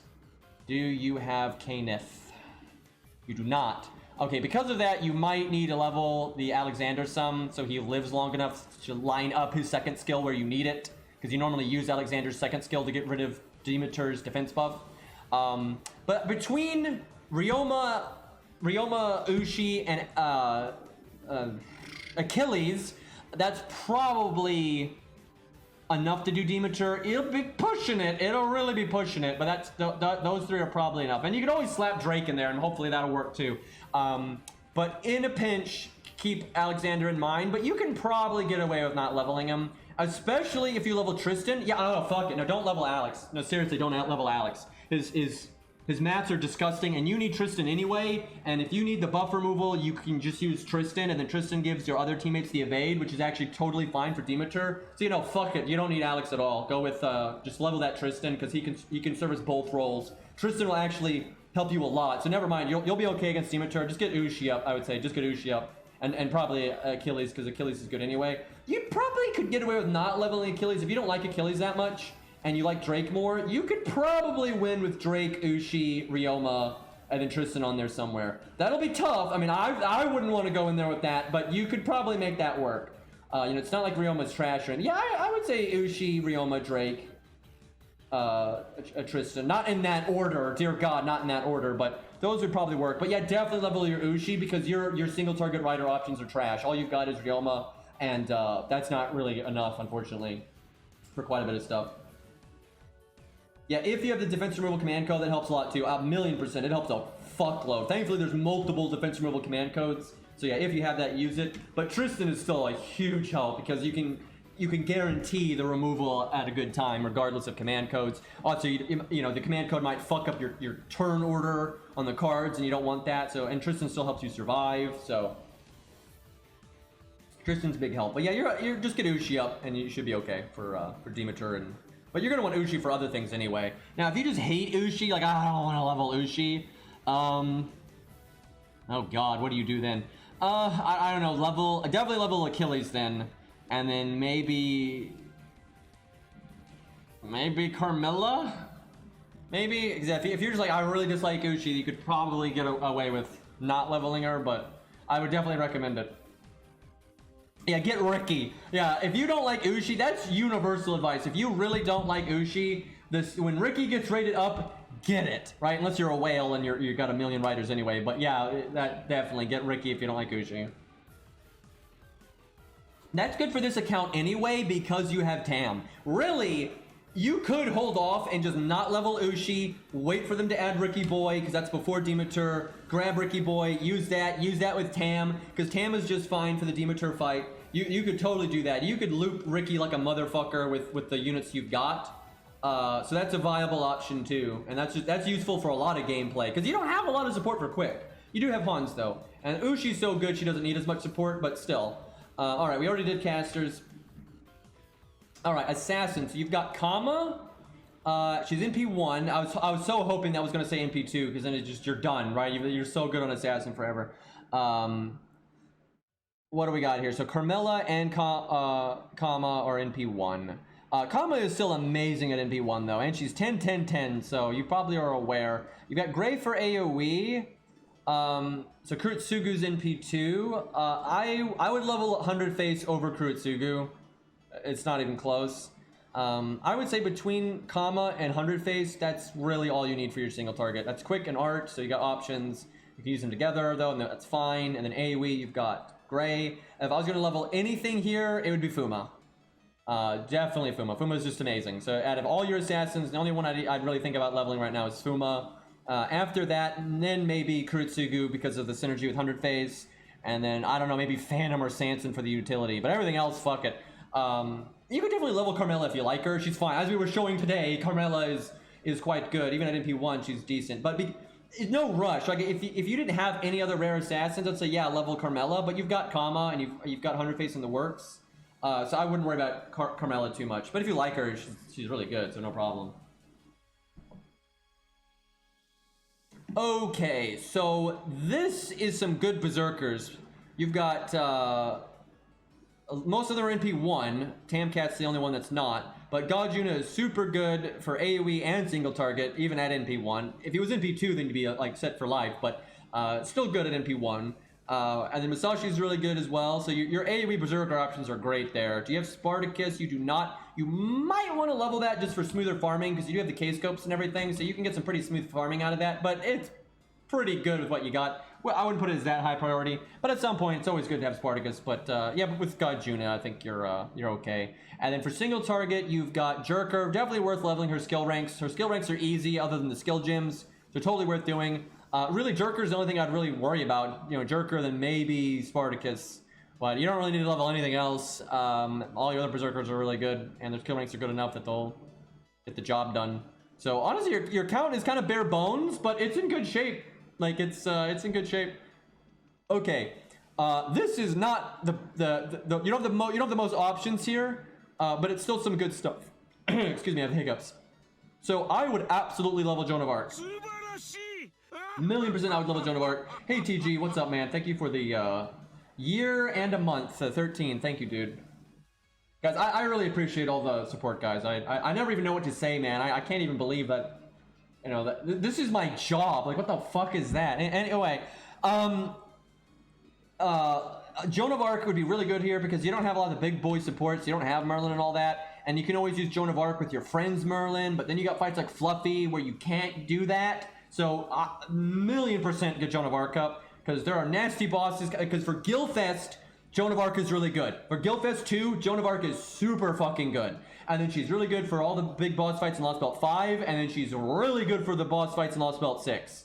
That's obviously a ways off, but, you know, good to get ready now. If you're not going to get, you know, the big supports, Joan of Arc works with them if you can summon your friends. And then if you can't summon your friends because boss fights be like that, she's a great option. And then she's better than them for some boss fights, especially like Fluffy and some of the Gilfest ones. She's like fantastic. Yeah, definitely level Joan of Arc. I think it'd be great for this account. You don't really have to level Lobo. The only reason I would level Lobo is if you're not going to level Tristan, because Lobo is another option for buff removal, and that'd be really helpful. And Lobo really is good for Zeus, but you have plenty of stuff for Zeus, and you've got Kiara and stuff like that, and you've got a lot of options for Zeus. So it's okay to level Lobo. It's not bad. I mean, the buff removal on an Avenger is fucking awesome, but I would say most of your options are good enough that it's not that big of a deal. But maybe down the line, it would make sense to level Lobo on this account for sure. You know, buff removal, proper Avenger, you know, more tanky and stuff against Ruler and everything. So it's certainly worth doing, but I would definitely put it lower priority than, like, you know, leveling Cersei or Qin Gong. Honestly, Qin Gong would be pretty damn high on my list on this account. Yeah, I would say Tristan would be very high on my priority list. Like, Tristan, very high. Qin Gong, very high. Those would probably be my two highest, I would say. And then probably Ushi, just because I'm the writer area is pretty worried. Mr. Isit with the gifted sub for like the fourth time. Thank you, man. I really appreciate it.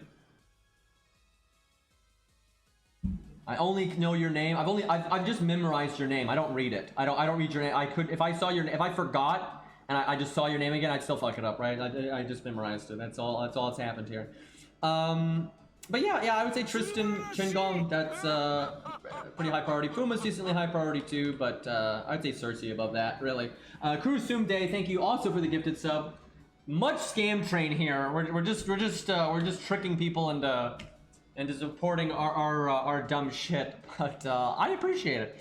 All right, give me a second here. I need water, and then it will be Jin K time for some fucking reason.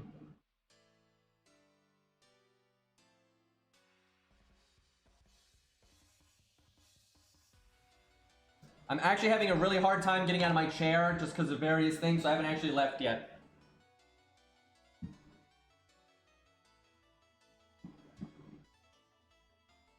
And now I notice like my app has locked itself and it takes forever for Dex to understand. There we go. Okay, now I'll be right back. And thank you again, Kurusumde, for the other gifted sub. Just throwing them out.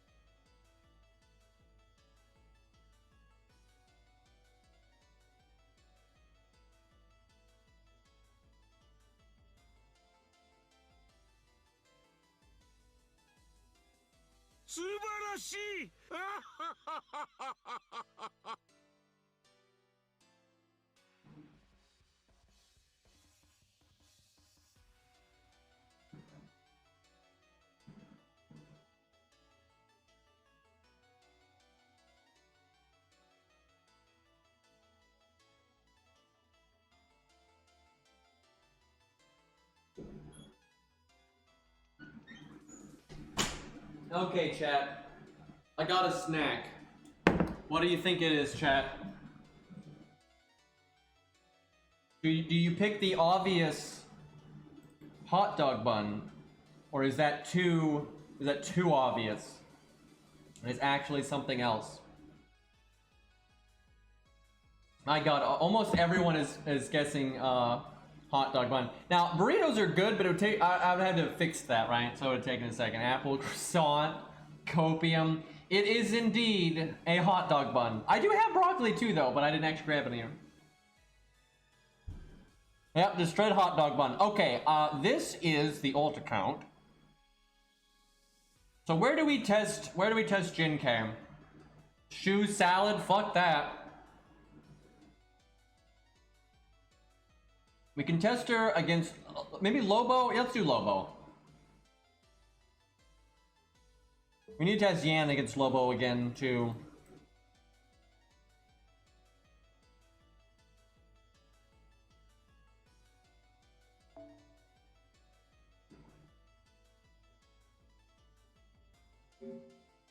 Oh, are you not on the? That's right. You're not on the alt.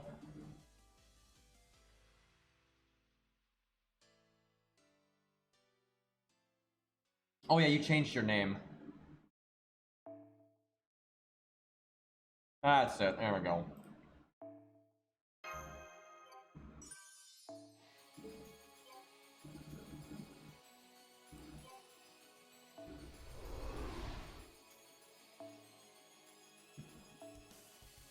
Okay. Unfortunately, she is quick, so we have a dilemma.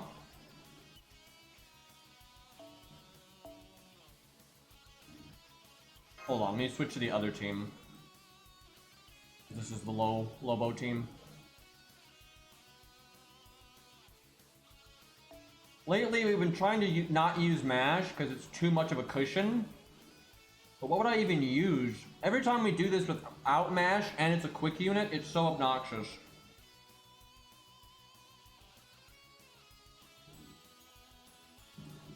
Because there's just not enough stuff.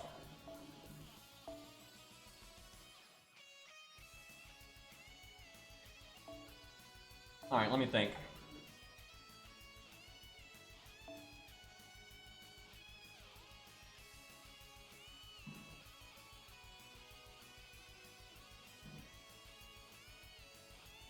Alex does get rid of the evade and defense up.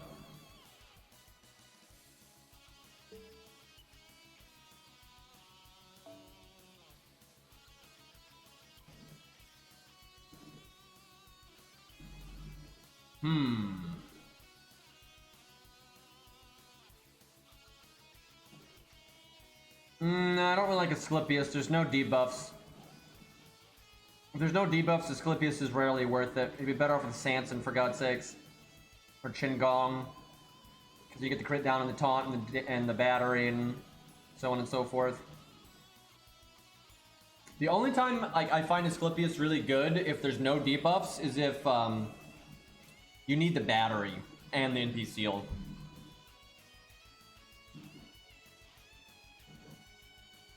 I think we will use Alex, I'm just not sure where.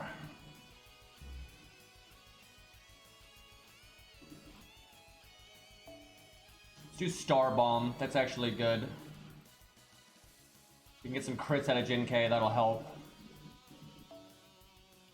Golden Carp would be better for him, because there's a slight chance he'd get his NP. I think Golden Carp is actually leveled on this account or something.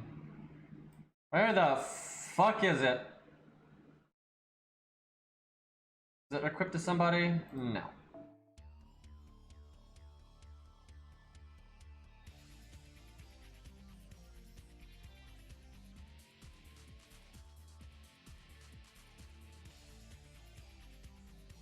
Huh. Because it's not leveled on this account. Maybe it's my main it's leveled on. Okay. Jamming music.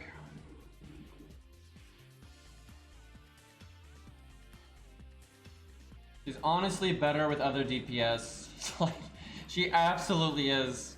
Like, she is so much better as like a Vanguard. Go in, blow up, die, bring in someone better, right? Like, that's absolutely how you use her. Like, take out a health bar and then let someone else deal with the rest of it.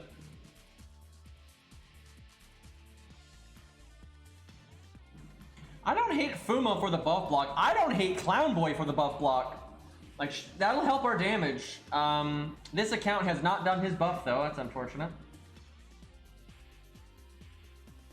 She'll never live though. She can't, that's the problem, she can't afford. She needs protection because she's not even remotely tanky. She'll fucking die.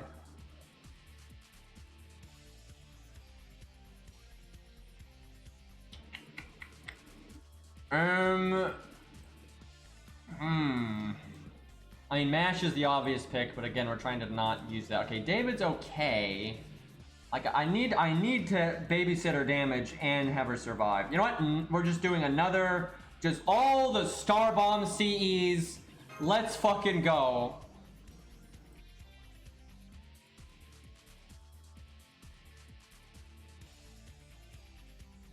Why is there not a quick support? Why is there not a quick support? I can't, like, what is the point of not having one after 6 years, for God's sakes?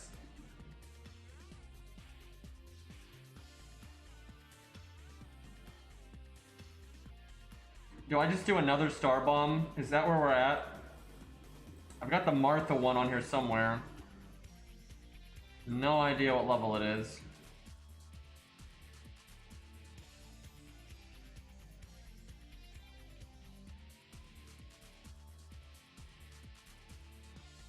Pretty sure I have it though.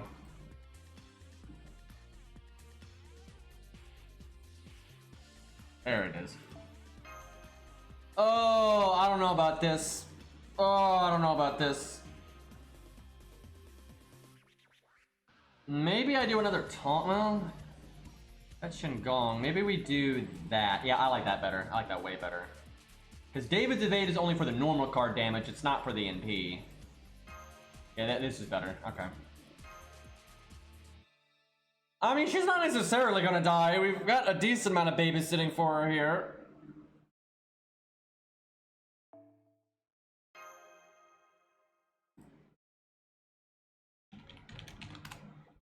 We've had a level 70 100 face work like really well as the DPS here, so I see how a Grail Jinkei does. The survivability is the problem though. I'm not that worried about the damage. I mean, I don't think she's gonna like impress me or anything, but she'll have the damage. It's definitely the good opening hand. Okay, that's something. All right, let's see. Do this.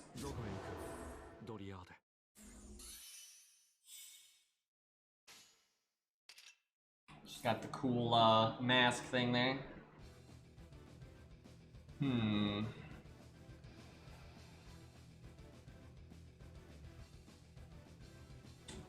I want to wait.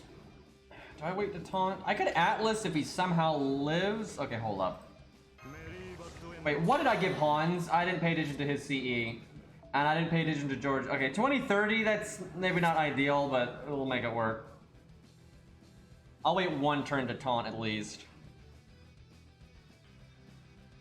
Do I do her skill to do the defense down? Because the anti-king thing's not gonna matter. Defense down lasts 3 turns, I think. Yeah, I think we use this. Besides, extra stars here is good. Do I do art quick so I get Hans NP, because we need Hans's NP as well. We need NP gain and we need, yeah, I think it's better. I think with the Brave Chain because you know extra attack, but we can't ignore Hans, so I think this is fine. I wish your NP gain was a little better than that.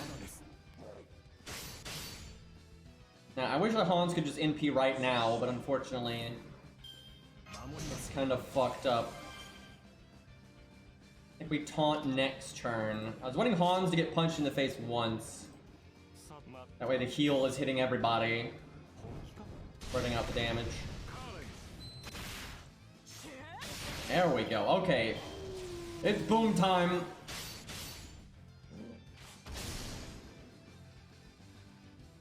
Unfortunately, he has the defense up, but we do have a bunch of defense down, so...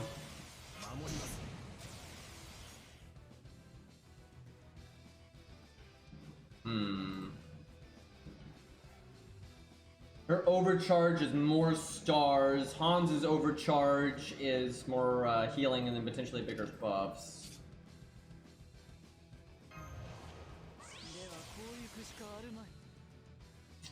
Well, we have to hit with something before.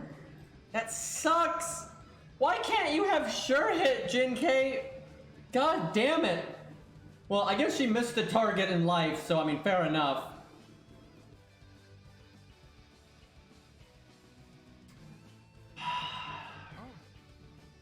I so wanted to do that art card after the NP, but I think I have to do it this way. 'Tis the nature of this fight. I mean, it really would be wrong to give her sure hit, right? Like, it wouldn't be, would not be accurate.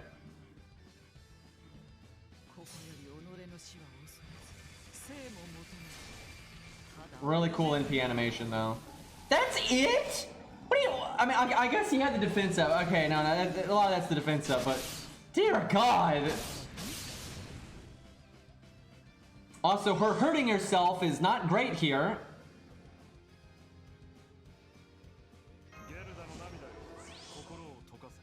This is terrible.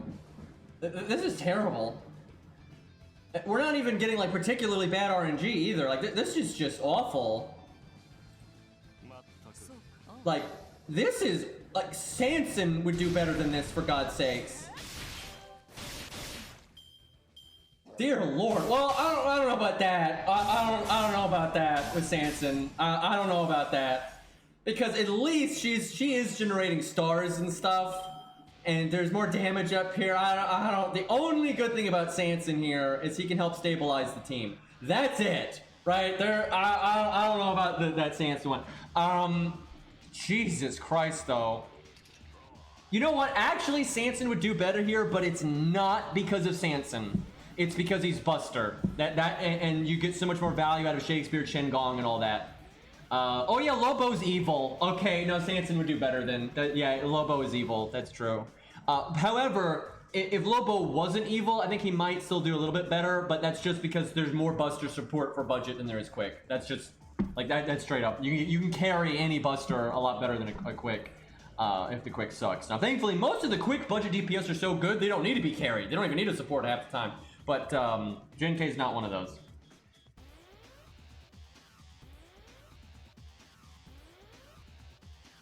Okay, I think we use this. Try to crit again. Mainly for the NP gain, to be honest.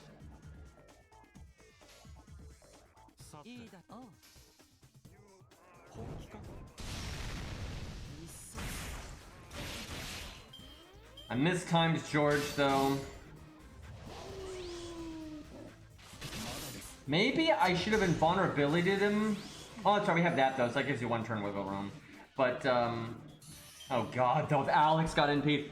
Oh god, yeah, I probably should have invulnerability'd George and then Atlas'd him. It's no offense to Jinkei here, but it's not like Jinkei is worth using Atlas on, like, dear god.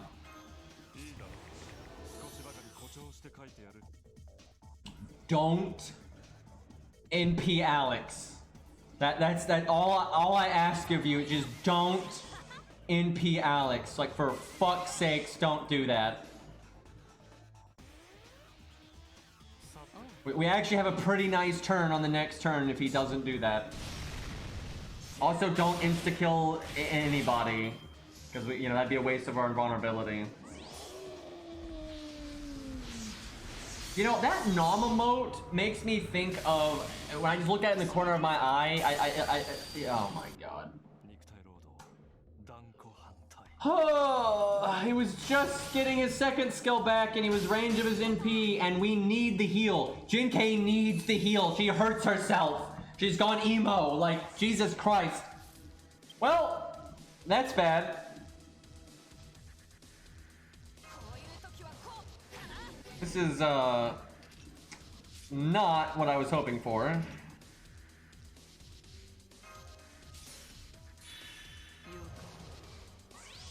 Dude, if Hans didn't die, I'd actually think we had a shot. We've just done so little damage, though. Like, goddamn.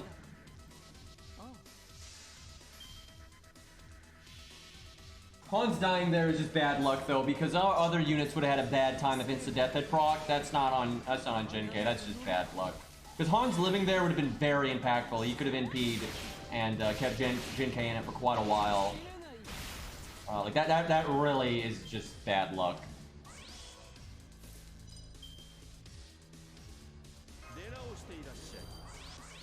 She does make stars though, right? She does make stars.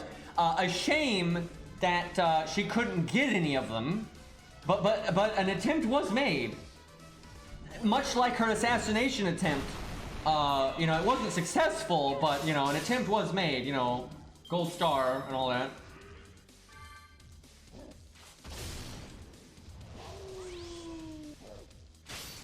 Okay, well, she's about to die. If she hadn't done so much damage to herself, she'd actually be in kind of okay shape right now.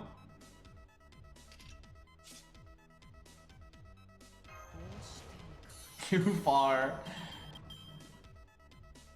White art chain. I think I need a taunt. I was gonna save taunt for the NP, but I don't think we have that luxury. Dude, if Hans didn't die, I think it'd still be tough, and we have such a long road to go. But if Hans didn't die, I think we would have had a shot. Hans dying just fucking ruined everything. Yeah, there's no point into giving him the buzz strap that's going into the evade. Yes, obviously, we already have Tessukojiro here, and he shredded it. Like he fucking murdered it. It went like super well, but so yeah, we don't need to put more salt in the wound here.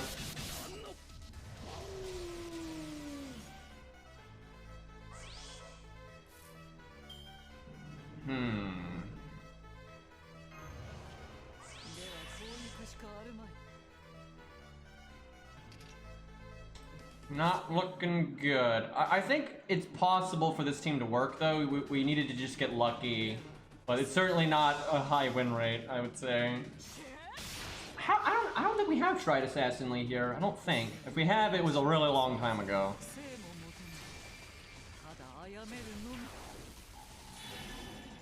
I'm not gonna lie, Vol. I don't think you have to worry about that. I don't think Jinkei's getting a summer variant. I don't think so. Maybe someday, because you know she is female, but like I think like Mato Hari's more likely. Hell, I think 100 Face is more likely. Or the low star waifus are there, let's see. I mean Serenity's more likely, for God's sake. She did get the costume, but still. Boudica, oh my god, Boudica's way more likely. Dear God. Yeah, Boudica, Medusa, Medea, all that stuff. Kind of surprised they actually haven't done Boudica because she's pretty popular. Oh, Jinkei's dead. Okay, well, even factoring in the fact that we have a harder time here because of Quick, and factoring in that we legitimately did get bad luck with Hans there. We could have kept going for a while if Hans didn't die there. But even with that, I'm not impressed. I hate to say that, but I'm not impressed, right? And I was kind of expecting to not be impressed. Because I've used Jinkei plenty before, and yeah, it's not the first time I've said that, and it's not the last. Can we get a... Her buff just wasn't good. And what's crazy is there's people out there trying to convince themselves that it was. It absolutely wasn't. It's only good if you're fighting a king that is also a rider. It's not good if you're fighting a king of another class, because it's not enough damage for her to be better than a proper counter class. It's absolutely not. Right? MHXA can actually be so good against a Saber that sometimes she's really worth using. Or Saberface, right? Like Morgan, she's good against Morgan and stuff like that. But Jin K's not like that. Like, you're not going to use Jin K against Morgan just because Morgan's a king, right? You're not. That's nonsense. Now, you could probably make that work because, honestly, the Morgan fight, as long as you understand it and get good at it, you can beat it with, like, almost any DPS with MASH and then the Caster Artoria they give you. So you probably could beat it with Jin K. It's just, it's going to be inferior to a lot of other stuff.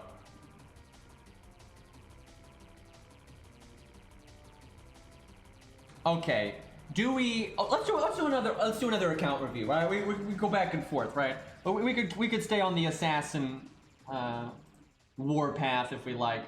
All right, what else we got here? I just did riot, so I need to do alt. How the fuck you say this? Alt erexia? Because I said I was gonna do that yesterday, and I just didn't. So we'll do that one. I have no idea if I said that name correctly, but Heyo Guino fucking Uwu. Don't you start with this. JK. Thanks for choosing my account for review. At the time of writing this, I have about 460 total logins and a match level 137. So, you know, in the game, but not like super fucking hex, dude. I'm also completely caught up with the story on an A. I'm looking for advice on what to level next, other than my 3-star caster. So you don't have any caster skill gems, is what it sounds like. Well, go get some, because you probably need them.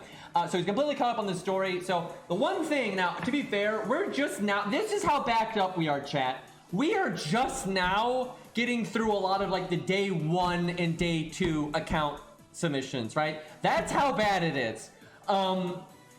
Anyway, because I hadn't said it yet, but when people send in the intro messages, it really helps if you say like what's your focus in the game? You know, fun, min-maxing, farming, challenge quests, main story, right? Just having a basic barometer of kind of what your goals are really helps, because it obviously affects dramatically what you should level. So I'm guessing he's showing this for the CEs, because early on that's how we did it. Let's see, so you got Painting Summer, that's good. You just got 1K scope, that's good. Pretty limited on your starting NP, it looks like. You got a million Painting Summers and not much else. You do got that Ishtar one, but it's not limit broken, but still okay. Oh, you got that U one though. That one's good. That's a good Buster one. That one's a really solid one. So you got solid options there for your starting NP. Obviously not much for quick, but that's basically all of them. So. Oh, you do have the MLB, the Suzuka Summer CE, okay. Alrighty. Oh, chat can't see again. I don't know why that's not working. I literally don't know why that's not working. Hey, Shooting Star Max, thank you for the 5 bits. Not a justified 5 bits, not the most, not the best reason, at least on my end, right? Anyway, okay, so this is the first screenshot anyway. Because, yeah, you just saw the CEs here. Got the basic starting NP stuff. Okay, Sabers, we got Zigguard, who is NP1, that's an oath. We got Siegfried NP2, but he's not even leveled. And then Bedivere NP4. See, this guy gets it. This guy fucking gets it, and this is before we even had the rules and stuff. Hey, boy, I heard nickel. No. You go back in your room. There was no calls for nickels. Okay, Bedivere will go really far for your single target. Zigguard at NP1 is really scuffed, especially before his buff. And I'm pretty sure NA is before his buffs. So, oof. But at least you have Bedivere. So Zigguard and Bedivere, that's probably enough for your single target needs. Then Artoria is also NP1, but she's still pretty good. She's got solid damage and is good for farming, so you've got your bases covered here. If you really needed something, I would level Hokusai, I guess. But you haven't in all this time, even though she was welfare, so I'm assuming you don't like her very much. Oh wait, no, that's just going on. Oh god, right. This is in A. They were in the, this screenshot was taken at the like early stages of that event. So you probably are gonna be leveling her anyway. It's certainly not bad to level Siegfried though, because he is NP2 and the anti-dragon stuff and all that. It's pretty handy, but I wouldn't put it as high priority because you've got Artoria and Bedivere and Zigguard, so I think you're fine for now. I wouldn't really worry about much stuff. I got the Merlin command code today. Feels good, chat. Okay, so Hot Wheels is only NP1. Okay, man, it's so heartbreaking. There's so many accounts that I go through and you see they got such a good gold within their NP1. And they're still good though, they're still good. Okay, so Hot Wheels skill ranks are good, so that's got you covered. What else you got? You got Chloe, who's NP5. Okay, between Hot Wheels and Chloe, that's all you really need for single target. You even got Robin as backup, so you're totally fine there. For AoE, you've got Arash. He's got his third skill to 10, and he's grailed actually, so you're looking really good on the AoE there. You got David. You almost passed the David test. I'll give that an honorable mention, but when you're that close, just get it done. It's worth the lore. 1,000,000% the cooldown is worth the lore, so just do that. You don't have a lot of AoE options. You pretty much just have a Raj, because Little Gil's not actually that great as an AoE archer, to be honest, but you do have K-Scope, actually, so because of that, you can make Kid Gil work. You've got... let me skip ahead to see if you've got... Waiver. You don't, but I mean, you got Shakespeare, you got Shin-Gong, you can still make it work, right? You can still get some value out of Kid Gil there. It's certainly not amazing. You have Scatty, so quick is actually where the good shit is. You could honestly then level up Attila Archer just because of Scatty. That's no joke, but no rush. You got other good archers, so I'd say for the most part, you are in good shape. Oh, you've got Valkyrie and you've got Scatty, and Valkyrie is NP2. There we fucking go. There's a goal at NP2. So your farming is great there. You probably already know that. Some of your friends, Scatty, use your Scatty, use Valkyrie, just go burr, works great. Of note, you're using the worst Valkyrie rank, although it's still good. I have no hate for any of the Valkyries. We always got to check that, right? Not best Valkyrie, but still good. All Valkyries are good Valkyries, so no hate there. We got Strawberry. That's that one. So you got that for your AoE. That's really good. Then you have Ku for single target. That's also really good. Ku doesn't have his first skill buff yet, but it's coming. Definitely worth the lore, but I'd probably give it to David first. I would definitely give the lore to David before Ku. Good to give it to Ku, though, obviously. I mean, Ku is great. So that's all you have for Lancers, though. You're very bare bones with Lancers. Thankfully, your 2 Lancers are great. Probably worth leveling Leonidas just for the taunt stuff. However, you really do want another Lancer. What is your... Oh, you got Crazy Eyes. Where... She's... Okay. Oh, she's grailed at 100. It's just... The sorting is fucked up. That helps a lot. So you got a quick one and an art one. So if you leveled anything because of Crazy Eyes there, I would probably go with just Leonidas for the utility. You actually don't really need anything else because of Crazy Eyes. So you got options. So yeah, you're good on Lancers. You don't need... Ku is so busted, and then because you got an NP2 Valkyrie, which is a cut above, right, for AoE compared to like the other silvers and stuff. You don't really need other Lancers, right? That's pretty much everything you need. So yeah. Ryder, alright. So Drake NP1, Ryoma NP5, Ishtar stuck at 30 because I was new and didn't think to buy her Ascension mats. Oof! So much oof. Aussie NP1, I was so hoping that Aussie would be NP2, because if you have Aussie NP2, you don't need anything else. You literally don't need anything else. Maybe an Uchi for backup, that's it. Okay, so for Demeter, you've got Aussie, who's great for Demeter, even at NP1. You've got Uchi, and then Drake's okay, but not that great. And you have Ryoma. You're probably good for Demeter. You don't have Martha. That's kind of rough. Do you have Asclepius? Oh god. Oh, you do. Thank God. Woo. Anti-debuffs, man. Yeah, Aussie's good enough. I think you can handle Demeter with just this. Yeah, you have to be smart with it, but I think you got it. And then for AoE, Drake's really good for farming. I mean, if you wanted more and just gas, right, you could get Medusa, but I'd say Drake is probably enough to get your farming needs done. Okay, so what do we got here? We got that Fuma. We do not have... Oh, no, we do! We have a Grailed 100 face. Jesus fucking Christ. This guy knows what's up. I would definitely get that Kurutsugu up because he is so good with 100 face. And because you've Grailed 100 face, like normally I'm kind of iffy on giving that advice. I kind of just say it's an option, but maybe don't zerg it. But because you're a massive 100 face fan, I would definitely get Kurutsugu up. That synergy is no joke. It is awesome.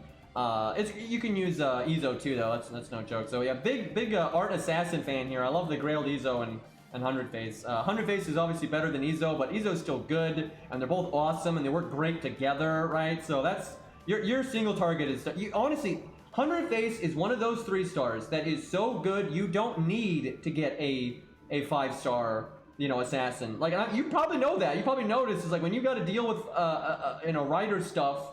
I don't know if you ever fought Bullet Heaven or not, but like I'm sure what you've got here is enough. But a little extra oomph from Kutsuga wouldn't hurt, and the synergy is awesome. And you got Fuma for AoE, you got Grave for AoE, so you're good. You're good. So yeah, you don't really need to work on any of your assassins. You're fine. Your utility options are a little limited, but it's all right. Okay, so definitely get Asclepius up. Just he's so good. You will never regret having a 10-10-10 Asclepius. I would definitely try to get that ball rolling. It's going to help you a lot. Third skill first, probably. So you got Shooting Caster for DPS. Assuming you can stand her, because I can't, but if you like her or whatever, she'll do just fine for DPS. Not the best ever, right? But it helps. She'll help kill assassins. Got Caster Girl, that's good. Definitely worth getting his skill ranks up. Got a good Avicii Brawn. Do you have a CE picture? Damn it, we don't. If you have Poster Girl, that's amazing. If you don't, it's just an option. But if you have Poster Girl, Outrage, especially Poster Girl, that's going to be amazing. You probably don't have Poster Girl, though, considering you're not that old of an account. Good that you got Shakespeare, because it definitely helps some of the other units that you have, like a Rosh and everything, so that's good. Your utility on this account is pretty limited, though. You don't have... Fuma's about it. Like, you do not have a lot of debuff clear. You do have Medea there, but, I mean, you don't even have a third skill. Jesus Christ. Yeah, your utility's pretty scuffed, but thankfully you have Asclepius, so it's worth focusing on Asclepius, because your account is so weak in the utility area. Like, it's incredibly weak. Thankfully, though, you have a lot of just upfront really good value. Like, Jesus Christ, you have a lot of upfront really good value. And, yeah, you've got Qin Gong. Definitely get that second skill up, though. Holy shit. Like you said, you're having caster gem problems. But Qin Gong is good with your Hot Wheels and a lot of other stuff. So, very much worthwhile. But you got what you need. It's just going to be a little bit rough in a few areas.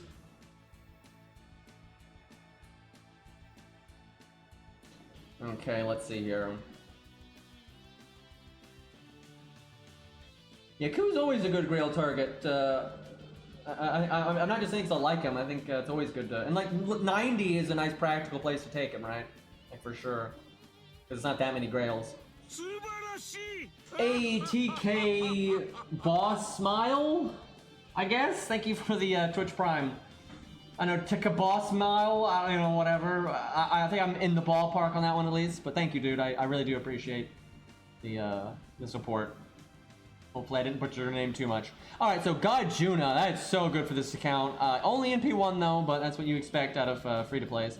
Jerker, NP5, she's 999, so lower hell, that's super good. Jerker is between Jerker and Beowulf, that's really all you need for your single target stuff, so that's really good.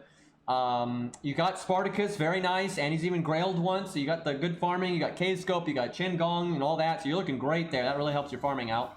That means you don't need Medusa at all. Because of like the other AoE you've got. Yeah, I mean, looking good. If level anything, maybe level Asterios. You're already caught up on the story, so you're past a lot of the stuff that you need him for, but he's useful down the road, and you just never know what's coming. Pretty low priority, though, because I don't think, like, Gilfest is coming, and I don't think Asterios is that important for any of the Gilfest fights. And because you're caught up on the main story, I wouldn't worry about it too much. But on the side, it's always good to level Asterios. He's very low investment unit, but every once in a while, a boss fight comes along that he's like, you know, God tier 4, so might as well. But yeah, you've got single target AoE covered.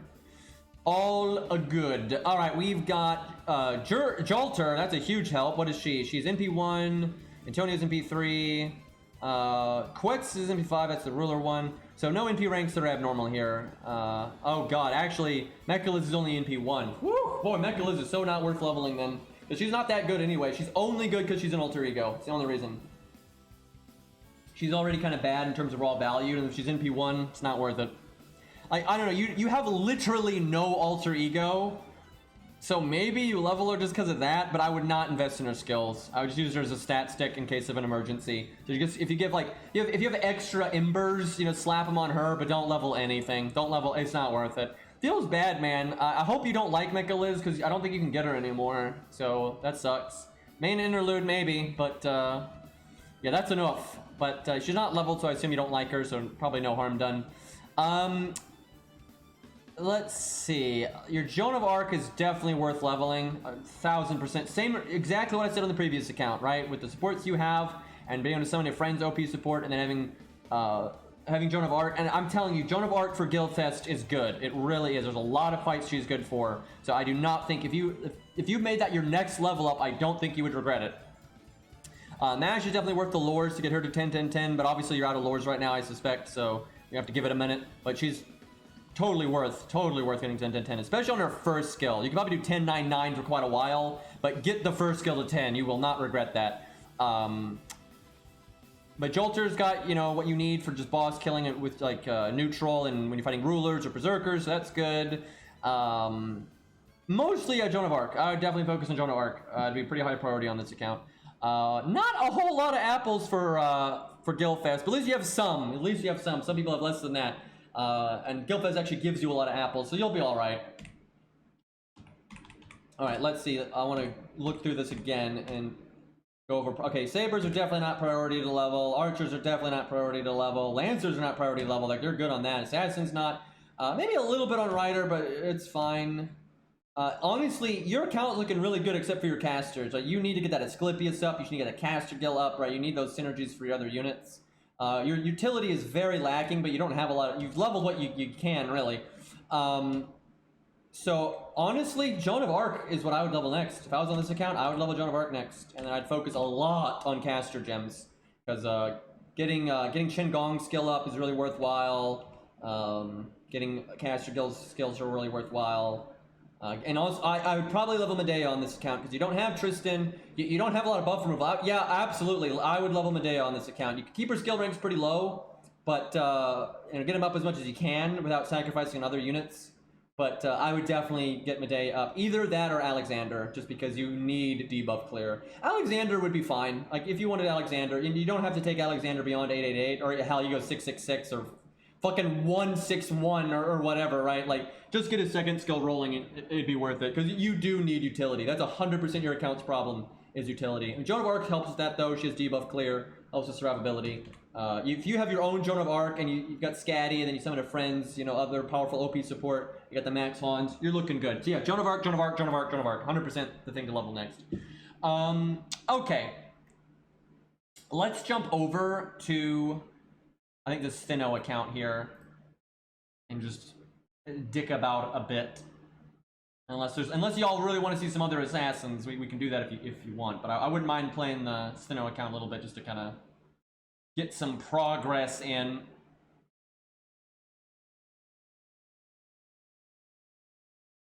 Oh, I killed the music.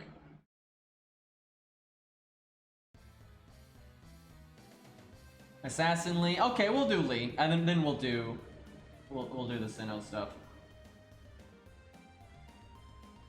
Yet again, I have to type the shit in on my phone. Swear words. Okay. Do I have E-Persona on my green too? I have absolutely no idea. Oh, there we go. Alright, that's a nice standard lead. That's pretty on par with a lot of what we've been using. I think that's fair. And the command codes, again, are about on par. We're not using any of the stuff that actually counters Lobo, so that's also fair. Okay, so he's art, which just means it's so much easier to build a team for him. I think Buster is like the easiest thing to build a team for budget, though. Art is good, but Qin Gong and everything, man, it's crazy. I love this music, dude. It makes me want to play Tales of so bad. I really hope Tales of Arise is good. I'm really excited for it, because some of the recent Tales of games have been kind of bad combat systems, but I'm hoping that one's going to really turn that around.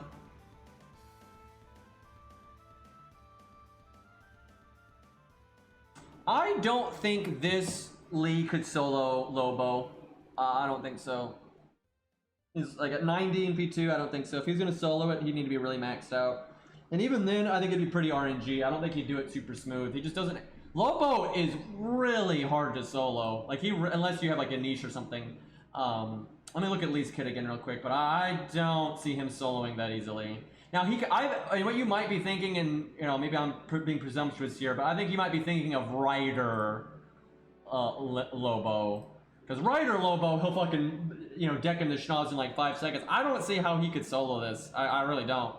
I mean, he has no utility for dealing with the defense up. He does have Pierce of Vulnerability, only for 1 turn, but that's good. That definitely helps. I mean, I don't know, maybe at level 100, you know, really high NP rank, you might be able to just strong arm it. Because 5 stars, when they're, you know, that upgraded, have such high stats. That maybe, but I don't. The Avenger one, you'd have to get really lucky. You could just die so fast. Oh no, William Tell can't even get close to soloing this. Not even in the ballpark. What about Coulter?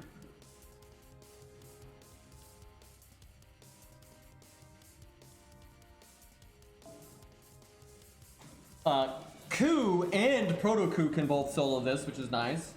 I can't remember if 100 Face could solo it or not. But she's obviously really good in the long run like that. I don't think she can. Yeah, of course Coulter can solo it. He's a Berserker. He actually gets normal damage. Like, Hijikata can solo this, for God's sakes. Like, most Berserkers actually can solo this. You get Berserker damage and some survivability, you're normally good. And Coulter's one of the better solo units anyway. Like, any Berserker that's good at soloing is always going to be so busted against an Avenger. Especially an old Avenger like this that wasn't scaled, because they didn't have Moon Cancer back then. Okay, where do I want to put... I almost want to put Mozart in the front. That might be too ambitious of me, though. If I could turn 1 in P, I would definitely do it. Has this account done Mozart's buff? It has, but his skill is not super leveled, but... Okay, I think what I might do... I feel like I can be more greedy and, like, exhaust my resources faster.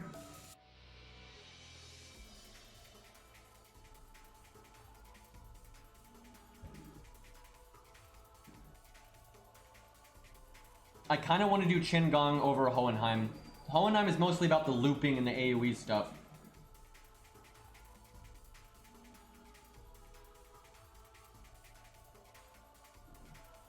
Kama can definitely solo this. I mean, I've literally done that.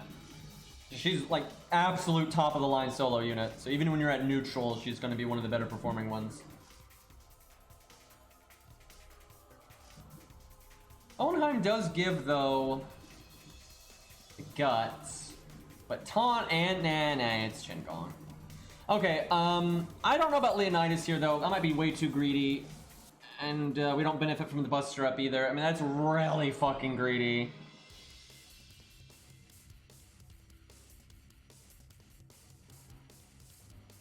I could do this, but that's almost too fast. It seems like a waste of George. I think we can get Mozart killed first. Definitely if I did this, but obviously that's cheating because none of these units we've been taking advantage of Poster Girl. It would completely change how I make the teams if I was doing that. Because you don't need stuff like George and whatnot. You just go damage, damage, damage. Do I have his Bond CE on this account? I don't think I do. This is actually a decent time for it though. Well, instead...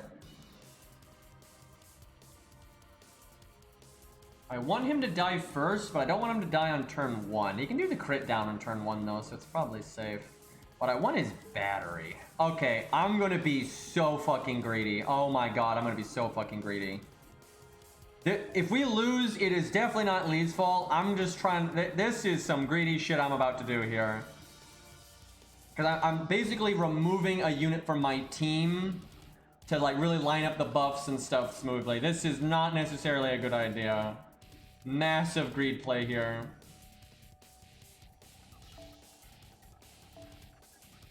And then I'm gonna I'm going to give him the NP charge on death. So I'm hoping I can NP with Lee on turn 2. Because that's... With that and Hans, I'm hoping that's enough.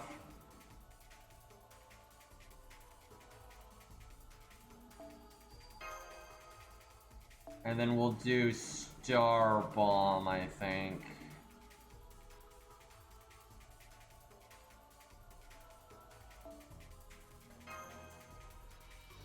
Might cut 20-30 on Hans here. I don't think this is going to be the time for that. Well, we are getting the battery from Leonidas, the level 1 Leonidas dying.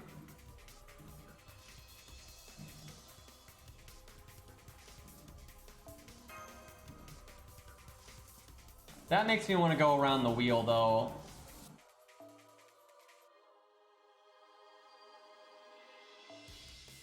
Alright, this is both budget and effective, but also very greedy.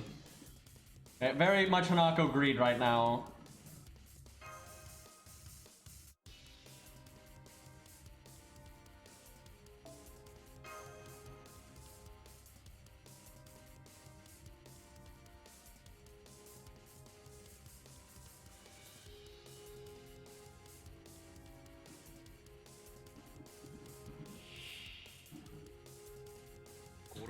Okay. That's exactly what I wanted to see. That's perfect.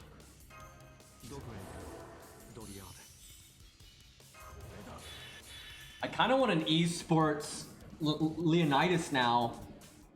Like, you give him... Like, I think it's good. You make a Leonidas that can guts and give the buff, and then get his NP quickly in case he doesn't die when you want him to, so he can use his NP still. Like, seriously, I think esports Leonidas can be super good. Do I Brave Chain, or do I try to grab some Hans NP as well? Kind of want to grab Hans NP as well. So, but man, look at all those cards. I hate throwing all that away. But it's probably for the best.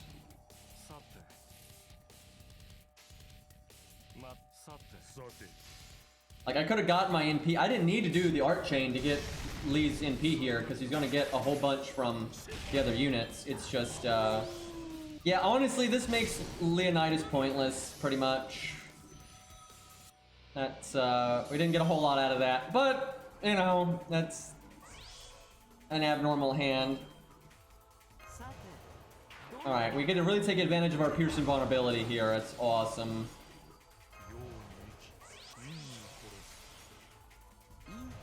Cool guy, man. Okay. Do the crit buff. I just wish we had regular Lee as well. Like, I'm not against Grandpa Lee at all. He's super cool, but... Like, goddamn, I wanted regular Lee. No need to make the extra stars right now. I want to do the Hans NP, but oh, the greed. Oh, the greed. Just don't kill Mozart. Oh my god, don't kill Mozart.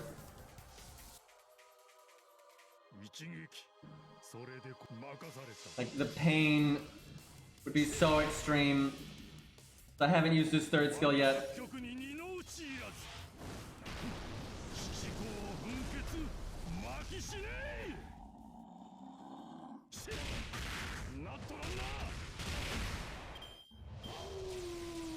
Dude, there is a FGO ripoff game. There's plenty of those, but there is an FGO ripoff game where, you know, they, you know, obviously are stealing the concepts and the designs and all that kind of stuff. But they have like, you know, knockoff Ku and knockoff, you know, Vlad and Mozart, you know, Gilgamesh, you know, you name it. But the fucking knockoff, they have Perseus, right? And they're using basically the prototype design. And they have Vlad, but Lancer, like from APOC. Right? Like, what the fuck, right? Like, and they've got like regular Assassin Lee. The ripoff game gets the good shit, right? And we don't, even though it's like part of Fate, the Fate game doesn't have it, right? Like, what is that? Okay, so Lobo sensed danger and just armored the fuck up there. So now I still can't use Mozart. Also, we were gonna crit anyway. Lee is disgusting, man. He's so good. I could grab that Mozart card, because then Mozart could actually NP, but using Hans is good because it works, you know, towards the second skill, actually getting a second NP. But it's pretty cool to get the Mozart NP, so I'm gonna go for that.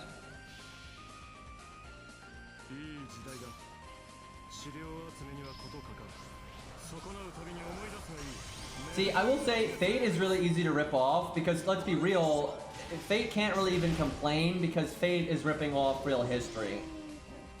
You know, and like you can't copyright the concept of gender bending. Right? Like, oh, gender bend King Arthur, write that down, right? You can't stop that. So as long as you make the designs, you know, somewhat original, it's pretty hard to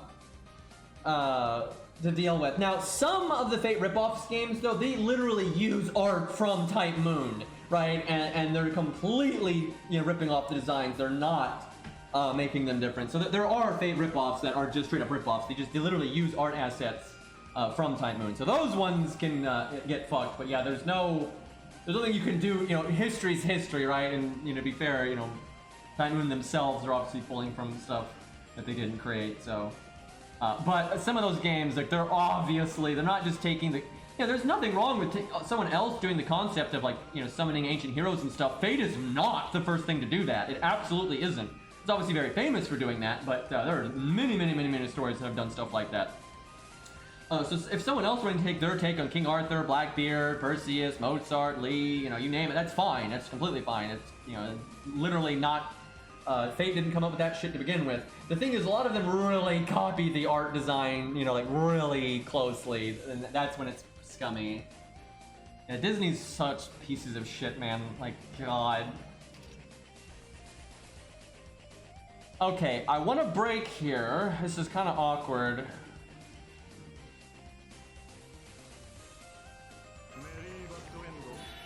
I think I'm Mozart third skill, even though it's not going to get a lot done, just because I need a break. It sucks. I want to use Mozart's NP right now. I'm afraid someone's going to die. Thankfully, we still have the crit down for one more turn, and we've got the defense up in the heal, so we're probably okay. I like this Mozart crit down, man. That's a nice little safety net we got there. 98%. Oh, fuck. That's right. He removes debuffs. Thankfully, he didn't crit anybody. Oh, God. Can you imagine? We're not super protected against the NP coming up. I knew that was a risk, though, with the setup I was using. Hans, if only you had your NP right now. I gotta say, happy with Mozart's performance here, though. Like, you can space it out, right? We had the first skill and the second skill, but then we've got his NP after a while. You know, it's nice. And then with the crit down, you know, stabilizing things, it's good shit. I think Mozart's performance here has been excellent for a 1-star.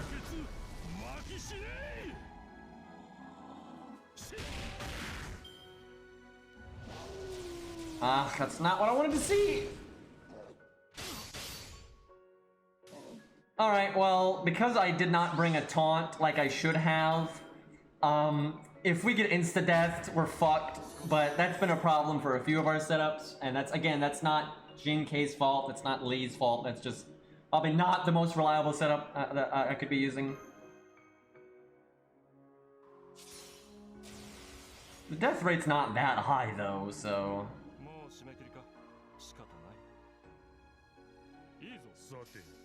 I wonder if I should have waited to NP, though. I could have waited for my skills to come back there. See you, Red. Hope you have a good one, man.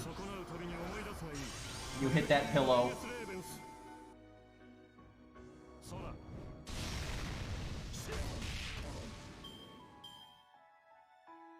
The ideal would be him hitting Hans, actually. Just because, fuck, Mozart was one turn away from getting his skills back, would actually have been really awesome, but... I don't mind Hans living, though. I think his stuff is coming back, too.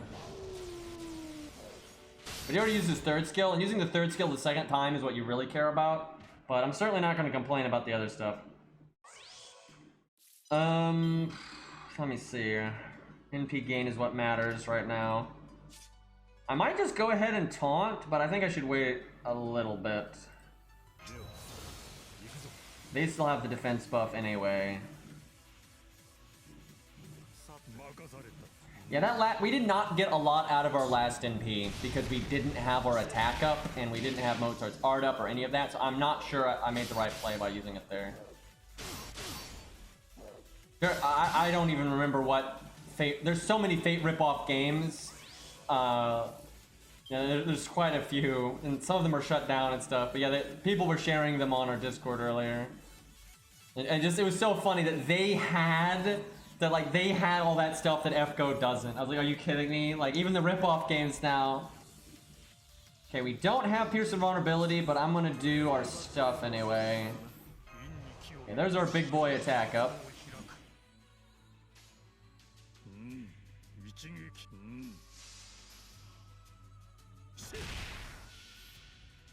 A few of them I actually can see though, like that they're not actually, you know, being that scummy, but some of them really are being really like super scummy. Like some of them even take like the non historical figure characters like Kurotsugu and Kotomine and shit like that, right? So some of them are just beyond scummy.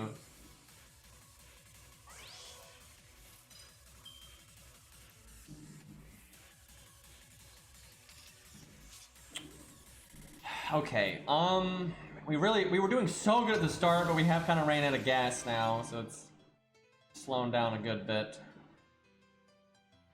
I think I taunt next turn. I'd really like Hans to live just a little bit longer because he's about to get his skill back.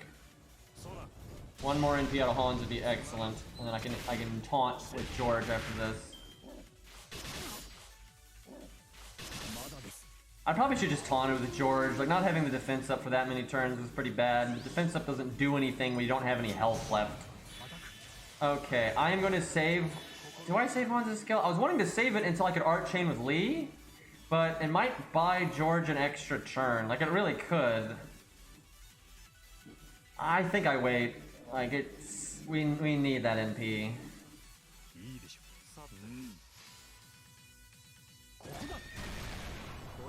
Yeah, and Emiya, obviously. Guys, Emiya Shiro is not actually a historical figure.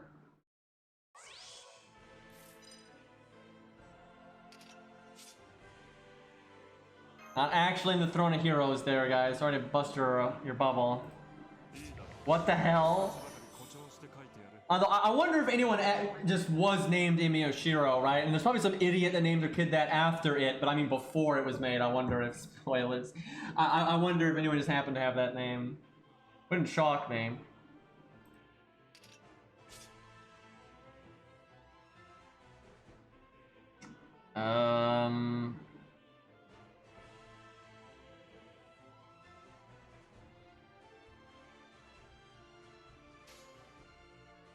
How do I still not have a goddamn art chain? Fuck. Well, it's next turn, but I kind of need the heal now. Fuck me, man. Hans, you're killing me here.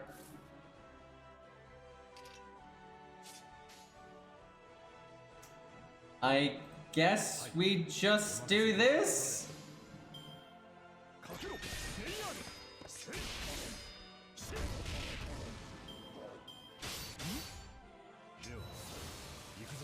Okay, perfect timing on that. Not perfect timing on that star bomb, but what are you gonna do?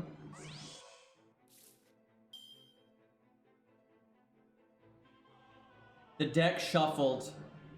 I hate this game. It was making me wait the maximum amount of time for my art cards, and then the deck shuffles and I still, and then it... Oh my god. That's not Lee's fault, it's just bad RNG. We could have won by now if it wasn't doing this shit. Oh my god. Well, I'll tell you what, I'm gonna do this right now. I almost want to taunt Chin Gong.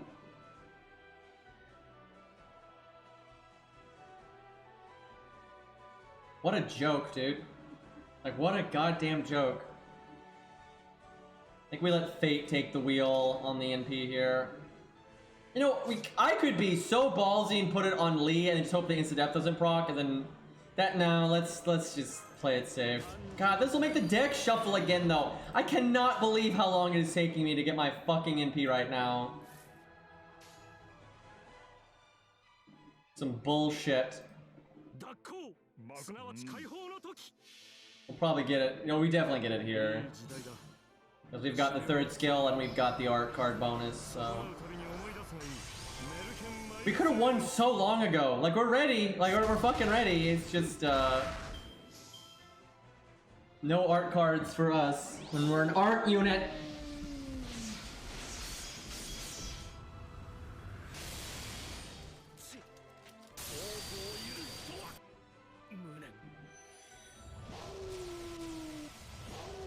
Lobo!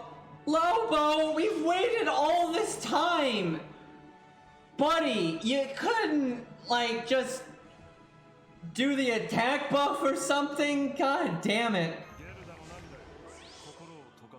The game is just trolling the shit out of us right now. It made us, and look, now we get all the art cards! This is so rigged! This is absolutely rigged!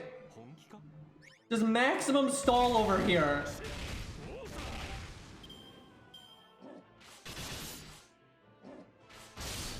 And see, now Lee won't have any cards. I think he can get it done. Okay, he'll get it done anyway. He does Buster cards. Excuse me. All right, we got it. It's fine. And now we have like a million attack up and crit up and made stars and everything. So easy peasy now. Slow-mo, so I have more time to zeet the app. Thank you for reminding me, Zaw. This is such a good stage. I would be so pissed off if we lost it.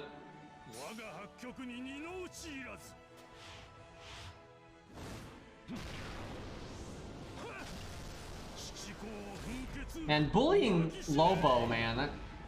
You bully Limbo. That's the one that you bully there. Okay, let's do one more account review, and then I probably need to wrap up there. Thankfully, we got an okay amount of account reviews done there. Let's see, we got Meanlin, which I think is in chat right now, so that's good. Okay, where are we at here? I gotta fix the stream again. If I can find the right button.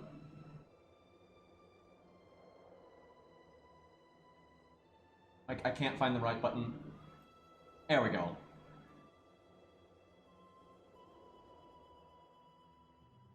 Oh, hello, Thronako Green. It's okay. That's it. You're out here. All right, that's it. That's enough. We're done. All right, ban him. I don't want to see that again. Okay. All right. So let's see here. Nice jokes, by the way. Anyway. Thornako Green, it's the one and only Memeland. I've been playing FGO basically since launch. My friend roped me into it. I feel like that happens a lot. Roped me into the Fate franchise. Though this game started, I started playing in the 7th grade? Oh God. Oh God. Where are your parents? Why are you watching my content? Oh no. Oh no, chat. I guess it was a long time ago though, you know, now, but anyway, 7th grade, I've mostly enjoyed the game, trying to best to min-max gameplay. Okay, it's good to know, while also being free to play, utilizing my EX rank luck. However, ever since I discovered your channel through your videos, Kusoloing, Herc, man, that's an old one, all those years ago, I've been inspired to never give up on a challenge quest no matter what. I've beaten Full Gauge, Kiara, and Kama, every single CQ doing all the fests, Guild Fests and whatnot. For a while, I've watched your videos, but now I've been tuning into your streams since the past year and a half. Wanted to be like you and started doing 1 to 3 star stuff. Well, that's cool. I'm glad I've inspired some people to try the budgety stuff. Hope you even enjoy it, because I think some people will fucking hate it, but for challenge quests and story quests, since these seem much more fun than my usual strats of double Merlin and Coup Alter. Yeah, that'll get it done though. That'll get it done. So with this in mind, I'd really love if you could recommend what 3 stars or lower I should focus on, skill leveling up next, and what CEC command codes in the future would be really beneficial. I know for sure I have to roll for Honey Lake because of your streams. What's Honey Lake? Am I missing a meme here? What the hell is Honey Lake? What's Yang CE. Right. I forgot. Now that you say that, I remember that now. But yeah, I literally forgot. Excuse me. I like how everyone knew that so fast. Like, I'm surprised that many people knew. Because of your streams. Also, if you could perhaps explain the primary mindset change that has to be done with 3 stars compared to 5 stars. I don't know. It's just their value's different. I don't think the mindset really changes. It's just you don't have access to such strong stuff. That's really all it is. I guess you have to. The biggest mindset change is like you have to use the right unit for the job, right? Because a lot of times when you're doing OP bullshit, you have the wiggle room to bring really, really stupid stuff, right? Where the more budget you are, you have to actually bring the appropriate units, and you have to be able to figure out what is the appropriate unit, right? You have less wiggle room. You have significantly less wiggle room, so. Oh wow, level 100 Miyu CE. That's going to do you all kinds of good. And you got 100k scope, 100 golden sumo. That's some good stuff there. I honestly don't think 100k scopes are that important. Like, it's mainly about the battery. Like, sure, the extra damage is nice, but I guess because it has no secondary damage effect, it kind of offsets that. It is good, but it's never been one that I've worried about too much, but it is good. Yeah, double golden sumo, that's good. No idea why you leveled up the lunchtime one. Did you just do that so you could find it easier? I actually suspect that's what it is, that you leveled it like that just so you could find it in your list easier, because there's not a whole lot of reason to level that one, really. Yeah, second sumo, you have great CE options. You do need, though, something like the Yang CE. That's absolutely what your account needs. You need some better non-starting in PCEs. You got Black Grail, though, so that's good. And if you've got Art of Death, that's a good hold me over. But if you're planning on getting the Yang CE, I wouldn't level Art of Death beyond like 40. I leveled lunchtime for the FP. Oh, so you showed up on lists more? Oh god. But yeah, you got great CE options for the most part. You are a little lacking on, like, no starting in PCEs, but you don't need those very often anyway. But when you do need them, right, it's good to have them. That's a lot of Canis right there. You got another K scope. That's good. You got Poster Girl. That's super good. Obviously, I've articulated many times why that's so busted, so I don't think I need to tell you anything about that. Okay, and got some Bond CEs and whatnot. Got the defense one for anti-mail. That's really good. Got the Sakura. Lots of Sakura scopes. So you've pretty much got whatever you need. You do have Art of Death. It is kind of low level. But again, if you're getting the Yang CE, wouldn't really worry about that. Unlimited Life Works. What is that? Herc Spawn CE? I would imagine. Okay, so I'm guessing the 60 is what level she is now. Oh god, why are the levels not showing? That makes this rather difficult. I'm assuming most of this stuff is leveled though because they have their third skills. Yeah, so the easier way of doing this would to be write their NP ranks on there instead of their levels. Assume everything is leveled if they don't have the numbers, except for, yeah, I guess fair enough. Okay, what do we got here? I mean, so you're wanting budget advice, so fuck the golds. Fergus is honestly, if you're gonna do budget stuff, pretty worth doing, because there's some bosses he can solo, for God's sakes. And it's kind of rare, but he's pretty good. Where is Caesar? Did you burn? Oh, there he is. He's grayed out. That always makes it hard for me to notice them. So I mean, yeah, you basically leveled all the budget sabers, right? Except for Jason. But I'm not gonna lie. I don't think Jason is that good for low star stuff. The only time he is if you're not using 3 stars. But that's pretty arbitrary. So with you having Bedivere and Caesar, I would not worry about Jason too much. I would focus on Fergus. Maybe way down the line level Jason. It's not like it's a bad thing, but really, I don't find him that helpful in budget stuff if you're doing 1 to 3 star stuff. Like, I hate to say that. I wish he was better, but it's just, if you've got Bedivere and things and Fergus and stuff, he just doesn't make the cut very often for budgety stuff. He's more useful for non-budgety stuff, really.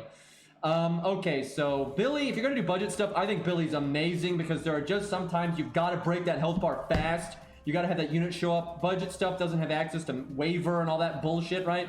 So having someone that gets their MP right away, getting Billy's second skill to 10, I'd actually say pretty high priority. I'll have to see what other things you have, but really, I think when doing budget stuff, Billy is high priority. Maybe definitely not as high as priority as like Uriel and David and stuff like that, but you've already got those, right? And you've even got Robin, right? So all you really need is Billy. And it's definitely time for you to get that second skill to 10. Like would be really good. You got an Arash there, so that's good. I mean, you've got almost everything leveled, so I don't think you really need my input much. Currently have 0 proofs. I don't know what that's like. I like the picture there. For David, other 2 skills, you got a second skill to 10, so good enough. Use Billy every time I use him. It's really hard to read this because like the picture quality's fucked up. I was severely disappointed in damage. Yeah, I know his damage is minimal, but you make up for that by speed. That's the thing. You make up with the speed. And that's why it's important to get the second skill to 10, because he's about breaking those health bars immediately, not having to wait. You got to find like those right ranges, and there are times that it's right. There are at 70. There are times. My 1 to 3 star account has absolutely used Billy, and like seriously, the 1 to 3 star account has been like saved by Billy several times. It's just you gotta know when it's about needing the damage really fast, but it needing to be medium damage that you couldn't just get from like a big crit. It has to be more than you get from a typical crit. But less than you would need from like a Robin NP, right? That's when Billy is correct, and it comes up. It does come up, but yeah, his damage is not the best. Here's the thing about Billy, because you said you disappointed in his damage even when using a crit setup. You don't use Billy in crit setups. Look at my videos. Look at my 1 to 3 star account. I never use Billy in crit setups. It's not worth it ever. It's it's unreliable. Billy is completely about the hard survivability, the very fast NP that hits decently hard in the sure hit. That's all that he's about. The crit is a bonus. If you can get crit while he's at it, great. It is never the priority. His critting is just way too unreliable. It's just not enough to be worthwhile. Even at 100, I don't fucking do it. That's actually a mistake I see all the time is people focus on the crits, but he's all about the second skill and the hard survival. Like, that's why Billy can be X, 10X. The other 2 skills just don't matter that much. But yeah, you're not going to get more damage out of Billy. You're really not. Like, it's if you can buff him with like Alex or whatever, or use Black Grail. Sometimes if you don't need to NP immediately, you could give him Black Grail, use his battery, right, and then go in like in a few turns, and that can work too. But normally you can just use something else like Robin in that kind of scenario. But yeah, he's not about doing disgusting damage. It's about doing the right amount of damage at the right time, because budget just doesn't have access to a lot of quick charge. They just don't. So not 50% anyway. And they don't have supports like Waver. That's the thing. They don't have supports like Waver. If you have Waver and you're using it on a budget account or a budget setup, or you just wanted to use Waver, then you almost never need Billy. Like straight up, you basically never need Billy if you're using Waver. I hate to say that, but it just is what it is. Okay, what do we got here? So we got Q, Grail, we got Melt Grail. That's all the AoE you're ever going to need. But again, we're mostly focusing on budget stuff, so... I mean, it's like, I don't need to give you any advice, like, in terms of, like, look at all this stuff, right? You've got so many golds, and a lot of them are upgraded, high MP ranks and everything, so you don't... Like, what am I going to say about that? Like, wow, Karn is good, guys, who knew? So for budgety stuff, you've got Q, Proto Q, you pretty much do the skill priority right there. Baldy's not really that important for budget stuff. Again, I hate to say that, it is what it is. Really, if anything, just level Proto Q's skills. You're not going to get much value out of the other Lancers here. I'm assuming, I know you don't have an esports bin K yet, but it'd be worth it to make that an esports bin K, level 25. You got Deer Mid as backup. I mean, yeah, you've got what you need. Other bin K going to 25. Yeah, okay, that's what I just said. When other units are finished leveling, other free-to-play Lancers worth working on other in the near future besides Gareth. Oh yeah, I forgot about Gareth. I forgot she's on an A, excuse me. I would say Gareth is way more worth leveling than any of the other ones that you have here, like for budget. The ones that are better, you've already leveled. So like, and for skill ranks, right, because like Deermid, Hector, and Romulus don't have good skill ranks. Gareth's skill ranks are more important. Like I hate to say that, but they're not worth it. And it's honestly, Baldy's not worth it either. Like I would easily focus on Gareth's skill ranks over all that other stuff. The only thing that I'd put ahead of her is maybe Proto-Q. That's close. That's very close. Maybe Taiga, but I'm not gonna lie, I almost never see any use for Taiga for budget stuff. If we're talking budgety stuff, like if you're gonna use Merlin and stuff, then of course Taiga's good. But for budgety setups, which is most of what we're talking about here, I wouldn't really care too much about Taiga. And she's only NP1, I think. Yeah, fuck it. Like it's not worth it at all. NP1 Taiga is like never worth it. Like I take Deermid over that, for God's sakes. Taiga is indeed cool though. I do agree with that. Okay, so text on next. That makes me think of like Armored Core, by the way. I'm guessing. Oh, so do I need to read this for this? I think that's what it is. Merlin 2K phone, faux pas, 120 planned. Jesus Christ. So big Merlin fan, which should explain the name. Please explain what command codes and CCs and CEs use with Merlin for both team play and soloing. I mean, it's completely context specific. I mean, he's a fucking support, for God's sake. So it's going to be Star Bomb, or it's going to be K-Scope, or it's going to be Prism Cosmos. You know, it's up to the boss. If it's a long-term fight, you're looking at, you know, Prism Cosmos, 2030, you know, stuff like that. If it's short-term stuff, you're looking at, you know, Star Bomb like Golden Carp and K-Scope, and so it's the usual suspects for support CEs, and it's all context specific. But Merlin is so good that he's free. He's free to use almost any CE he wants based on the context, right? So, you know, long-term fights, it's all, you know, Prism Cosmos and 2030 are really, really good. But sometimes you do defense ones, right? Maybe the boss just hits stupid fucking hard, so you do the anti-mail defense one, right? Yeah, Black Grail, yeah, no, not that one. But yeah, for Merlin, it just depends. It's so context specific. I don't think there's any universal advice I could give you, really. Just keep in mind that because he's so good and he has so much NP gain through his kit, that you're free to use command codes like debuff clear. If the boss is a nasty debuff thing, you could put anti-debuff in all of his command codes. You don't have to do like the Merlin command code on him, right? His kit is so good, you don't need that kind of stuff, really. But you maybe use the heal one, the heal boost one, you know, keep him in the game longer. That's all really good. But yeah, he's pretty free to use whatever is applicable to the fight. So it's all context stuff. I've seen solos done with Maiden Halloween. Yeah, Maiden Halloween for soloing is good. The defense up is good in soloing. For soloing, the heal boost is amazing. Just no question. If you're going to solo with Merlin, heal boost no matter what. I mean, unless the boss like one-shots you, that's just, it's too good. You're going to be NPing all the time. You're going to be healing every turn. You want to put the heal boost on an art card so you can use it every single turn. If you're soloing with Merlin, you never want to be without the heal boost command code. You want to apply it every single turn. Like, just no question. But Merlin's honestly pretty easy to solo with because he's so fucking broken. But yeah, defense CEs are good for soloing too, to be honest. Defense CEs, you know, all the usual suspects are pretty much the same. This picture's really good, by the way. Alright, so I have 0 eggs for what? What the hell is that name? I'm assuming you mean those new eggs from the dragons, though. Asclepius. Oh, is that the Greek spelling of Asclepius? I guess I can see that now, actually. That makes sense. Clap, yeah. That feels bad, though. Hopefully get him eventually. Is leveling him to 10 worth the pain? Yep, absolutely. The only reason it's not... Let me look at your casters. The only time it's really not is if you just have so much other anti-debuff, right? So you got Medea Lily, which is good. Did we look at writers? I don't think we did. Do you have Martha? I am shocked you don't have Martha, because I'm pretty sure you wail some. How the fuck do you not have Martha? Did you burn her? How do you not have, like, shit? That's crazy, because I assume you wail a little bit. Like, I don't think you're, like, super whale, but... No, wait, you said you were free to play. Then how the fuck do you have... I am so... You must just be lucky as fuck. How the fuck do you have... That's crazy. That's right, you said you were free to play. So yeah, you're just stupid, you're just stupid lucky. Although unlucky when it comes to Martha, though. I'm shocked you have some of this crazy nonsense, but you don't have Martha. Jesus Christ. They have a lot of high MP ranks in here. Although you have been playing since day one. I honestly, no, that's kind of reasonable, to be honest. Well, it's not reasonable you don't have Martha, but it's reasonable that you have what you have. If you're smart with your SQ, you could definitely have been accomplishing what you've been accomplishing, because you said you've been playing this whole fucking time, so... Like, you're a gamer, right? You're actually playing this game, right? You actually log on. You know, you do things, so... No, yeah, it's actually completely reasonable as a free-to-play. Okay, really want to use Babbage, but no gyms.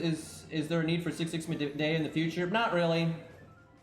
Not really. If by some... Because again, you're asking about budget stuff, so I'm not saying this for somebody using golds all the time.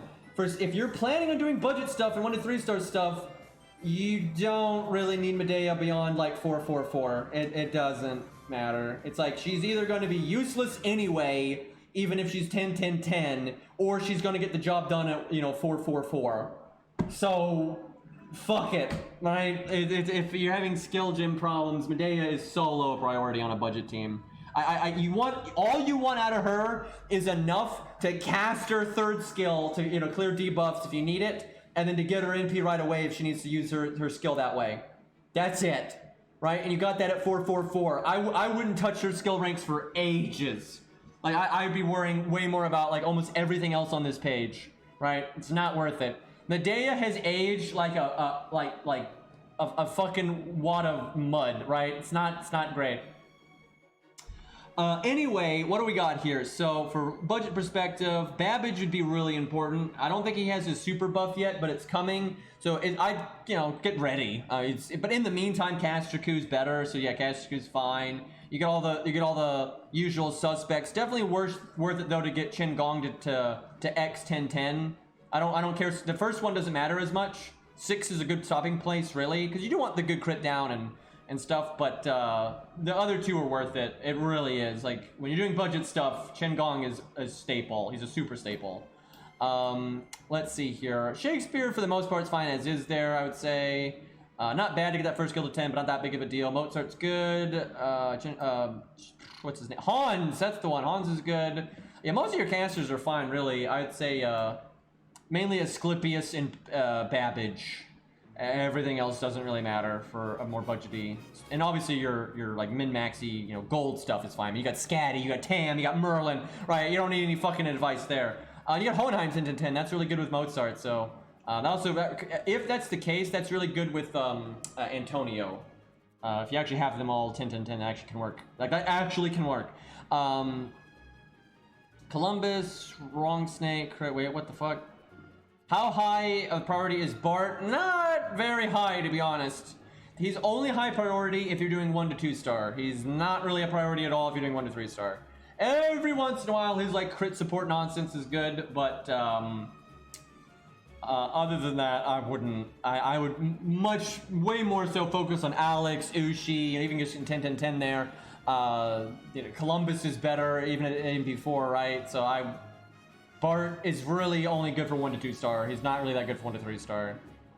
He's okay though. It's not like the worst thing ever. It's not like you're gonna curse your fate, but yeah, I'd worry about Medusa if anything. Actually, Medusa's pretty good these days. There's some bosses that are like resistant to stun, but they're not resistant to petrify, and I found some nice uses for Medusa. So out of all these riders, most of the important ones you've already got. The one big boo-boo here is Alexander's second skill. Alexander's second skill is more important than his first and third. But you probably did it for farming or something for back in the day. But yeah, Alexander's second skill is really good. But yeah, hero proof, absolute hell. By the way, the reason you probably don't have hero proofs back here is because of Alexander here. But yeah, Medusa's probably, out of all this stuff, Medusa's the one that I would level, for sure. Okay, so 100 Face is definitely worth taking to 10-10-10 if you're doing budget stuff. She's just too good. She's just too good. She's godly at 10-10-10, so if you wanted to do budget stuff, you need an assassin, 10-10. That's very high priority. She's just godly. Jekyll and Hyde's not even remotely a priority. Oh, text on next, hold on. As much as I'd love to 10-10-10 both Fuma and Hassan of the Tomboy, I have 2 lores left, and one of those is going to finish Melt. Is Lanky Arm needed? Nope, not at all. Don't give him a lore. If you're having lore problems, don't give him any lores. I hate to say that, but no way. With both Hassan's and Fuma good on levels as the other necessary to 10-10 Fuma. Fuma's skill ranks don't matter that much. It's awesome. It's awesome to have Fuma at 10-10-10, but if you're being pushed on lores, I'd keep him at 666 for quite a while, to be honest. Like, quite a while. I would way higher priority on 100 Face. He's so much better. Like, it's not even close. I'm trying to think of what else we had here that was like in need of lores. The other one would be maybe Ushi, but I think you see, Ushi does not change that much with skill ranks, where 100 Face does. Right now, I say if you want to do budgety stuff, 100 Face and Asclepius are the 2 that I would be thinking about giving those lords to.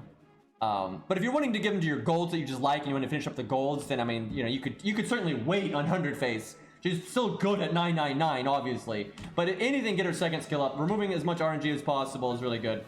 And then get her the goddamn buff success chance command code. But yeah, you're fucking foe, by the way. Fumo's totally fine at 666. Look at that Spartacus. I have no idea how to use Asterios when to use Salome. Salome is so hard to explain. She is really good. She really is good. Be it 1 to 2 star, 1 to 3 star. But she is complicated. It takes it's a knack thing, like being able to notice a fight where she can be good. It'd be really hard for me to quantify how you actually notice when she's good. And because normally how you use her is not the curse meme. That's normally not how you use her. That can be good, but a lot of times you find those times where you can easily protect her and then have her get her NP and someone else get their NP, and that just the timing works out. And there are fights like that. But yeah, it's kind of a knack thing to notice it. You need a lot of experience, and I don't even notice it a lot of the time. It's pretty fucked up. She's very hard to use, like to be able to know when to use her in a budget scenario. It's very hard to be able to notice it. But if she is good, but I wouldn't put her a super high priority because it's only every once in a while. I'd put Darius as much higher priority for budget stuff. Like, if you're looking from a budget perspective, if you're gonna do anything with Asterios, just level his second skill. Nothing else really matters. Yeah, Darius is the one. Everyone else is not that skill rank dependent. Yeah, Darius. Honestly, I would, from a budget perspective, I just would not give a shit about the other berserkers. Do you have Mori? I don't think you do. That's unfortunate. Mori's very helpful. Like, Lubu's good, but he's fine at 444. You don't really need him to be 10-10-10. So yeah, Darius. So Antonio's pretty good because of your Hohenheim. Oh, text on next. How necessary is NP 5-10-10 Music Man for Zeet? Oh, it's not necessary at all. I just did that because I like him and I didn't want to use my coup because my coup is grailed and I was going through so many hoops to not use any of my grailed units. Like, Angry Music Man is not even good for Zeus. I have to stress this. He's literally not good for Zeus. Like, like 70 coup is better, right? Like a 70 coup is way better, right? There are a billion better options for cleanup on Zeus. Like, sure, Music Man's okay, but yeah, no, he's not necessary at all. I wouldn't even consider that. Is he replaceable? Yeah, he's replaceable with like every goddamn thing ever. Berserker red hair. Oh, it's Lubu. Oh my god, that's funny. That's not what I would do. Lubu would be terrible for Zeus. Because he'll show up and maybe it's not the right turn and he'll just get blasted and die. So I would be way better to use Ku for cleanup for Zeus. Like, Ku is great for cleanup against Zeus. But yeah, and you might be able to make Angry Music Man work just as he is. But yeah, no, it's not even remotely necessary to be in P5 10-10-10. I plan on doing Fluffy with all 1 to 3 stars. Good luck! It's doable, but takes so much fucking RNG. Here's the key. If you want to do Fluffy with 1 to 3 stars, I couldn't do it because I didn't have Ku's third skill, but I could have done it if I had Ku's third passive. For you have to get Ku's passive. That's just, you're not doing it without Ku's passive. Like the Japanese guy did it, but he used bullshit CEs and he had all of the passives ever because he literally wailed to get Ku to do a free-to-play setup, right? Which ultimately it's not really a free-to-play setup because it was like just, that's kind of my point. That's why I don't like the coin system. But yeah, if you want to do it all 1 to 3 stars, you are going to have to get Ku's third skill passive. Like, that's just what it is. Some of the best things to use are the anti-berserker CE. That is amazing. The anti-divinity CE that you can get from rare prisms, those are so good in that fight. If you can use the anti-berserker CE or the anti-divinity CE and you have Ku's third passive unlocked, you don't need no Black Grail. Black Grail's worse. I wouldn't even use Black Grail there if you've got Ku's third skill. Like, it's worse. Like the damage every turn actually sucks. Up to use MLB CEs though, non-free-to-play stuff. What should I prepare for to hits on NA? So yeah, big thing, get Ku's third skill. Like, that's the big thing. And then yeah, the anti-berserker CE, the anti-divinity CE, K-scope, we already have that. Some supports you might want, like the Joan of Arc mirror that gives you anti debuff. That's pretty niche. I think you already have most of what you would need. I grail for gameplay, so I'm not afraid to do it if I got a chance. If you're gonna grail anything, grail Ku, but you already did that. If you have grailed Ku and you have his third passive unlocked, you could 1 to 3 star Fluffy Boy, no problem. Like, just do Fuma instead of Percival and things like that. And there's other ways to go about it, right? So it's totally doable. I am so pissed off that I can't refight Fluffy because I absolutely did not need to use the CS, right? I didn't even need it on that attempt if I played properly, and then I could have also just changed the command code and I wouldn't have needed it. And then there are ways you can make, you do not need Ku to be level 100 there. You just don't. People would say, oh, my setup is like not legit because Q's 100, but you can do it without Q being 100, right? There's so many other options, like with Q's passive. You do need Q to either be grailed or to have his third passive. It's one or the other. There's no in between. But Fluffy's RNG as fuck, though. Fluffy is RNG as fuck. The more budget you are, the more RNG there is. That's just a fact. There's no doing Fluffy with a 1 to 3 star setup without there being some RNG in it. That's just a fact. But you're going to need some strong ass CEs too. I mean, most people that criticize me and criticize Ace of Hearts and any of that, they have no idea what they're talking about. They wouldn't know the difference, right? They don't know the practical difference between the teams anyway. They have no idea what they're talking about, right? It's just fucking bullshit. All right, what do we got? Angra, useless, unfortunately, for pretty much anything budget ever. Angry Music Man, kind of good. It can be good with Hohenheim and stuff, but you don't need him for Zeus. Again, if you're gonna do Zeus budget stuff, Q for cleanup, Q for cleanup, Q for cleanup, Q for cleanup. Like, I really feel bad because I feel like I've misled some people. You're not the first person. I've seen a lot of people that are like, I want to do a budget setup for Zeus when it comes to NA, but like I don't have Angry Music Man. I'm like, for God's sakes, there is nothing about that video that should like lead you to believe that Angry Music Man is good there. I am obviously dodging my grails, right? I'm trying not to use my grailed units. Q is so much better there. It's not even comparable. Angry Music Man is just because I liked the lore and it was good enough, and it was just something I could do instead of Q, right? But good God, you do not need him for that fight at all. But yeah, he is cool there. It's probably good to level him just in case, though, right? Not for Zeus, but just in general, it's probably good to level him. But pretty low priority. Yeah, I'd say 100 Face is pretty high priority. Asclepius is pretty high priority. That's about it, though. I mean, and Billy. I'm not kidding. I know you're kind of like not hyping on Billy here, but Billy with his second skill at 10, that's the whole point. Like, so if you've had bad track record with him, I think it's because you don't have a second skill at 10. When you're doing budget clears, that's the whole reason to use him. That's because, I mean, I stand by it. I have used Billy plenty on my 1 to 3 star account, and it uses 1 to 3 star craft essences. So it ain't getting carried, and Billy is good from time to time. You don't use much. You do not use him as much as David. You do not use him as much as Robin. Of course not. But there absolutely are times. But again, don't focus on the crits. That's where you go astray. I think is don't focus on the crits. You focus on the NP.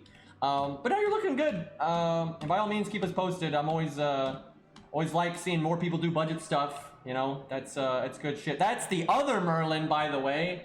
Never getting that in regular FGO. Actually, I think you will eventually, but it's probably going to be a while. That's fun. I really like to see other people going for the budget stuff. So that was, I rarely get to talk about that, right? I get to talk about the down and dirty, budgety stuff. I'm the most happy to talk about that stuff, right? I know that like the back of my fucking hand, right? I do account after account after account that's budgety and everything. So I'm always ready to talk about that stuff. Alright boys, I think I got through all of the accounts I had downloaded today. I did. Okay, so I'll try to get a few more, but yeah, right now we're not accepting any more applications for account reviews just because there's too big of a backlog, but we will absolutely open it up again in the future. But right now, it is completely dead in the water, and it's probably going to take a couple of weeks, and it might actually take longer because I have all this, I got doctor's appointments and shit coming up, so that might slow me the fuck down. And also I want to remake my epic NP1 video at some point, and that's going to take forever. So anyway, I think that's it for today. Somehow I've been streaming for like 1,000,000 hours. Didn't feel like it. I feel like we barely touched on testing assassins out there, but you know, what are you going to do? Who do we got to raid? Cairo, any chance you want to fire up the stream right now? Because that'd be a good raid target. We've got who's playing FGO right now? Oh, we have the Phantom guy. I wonder if he's doing the challenge quest right now.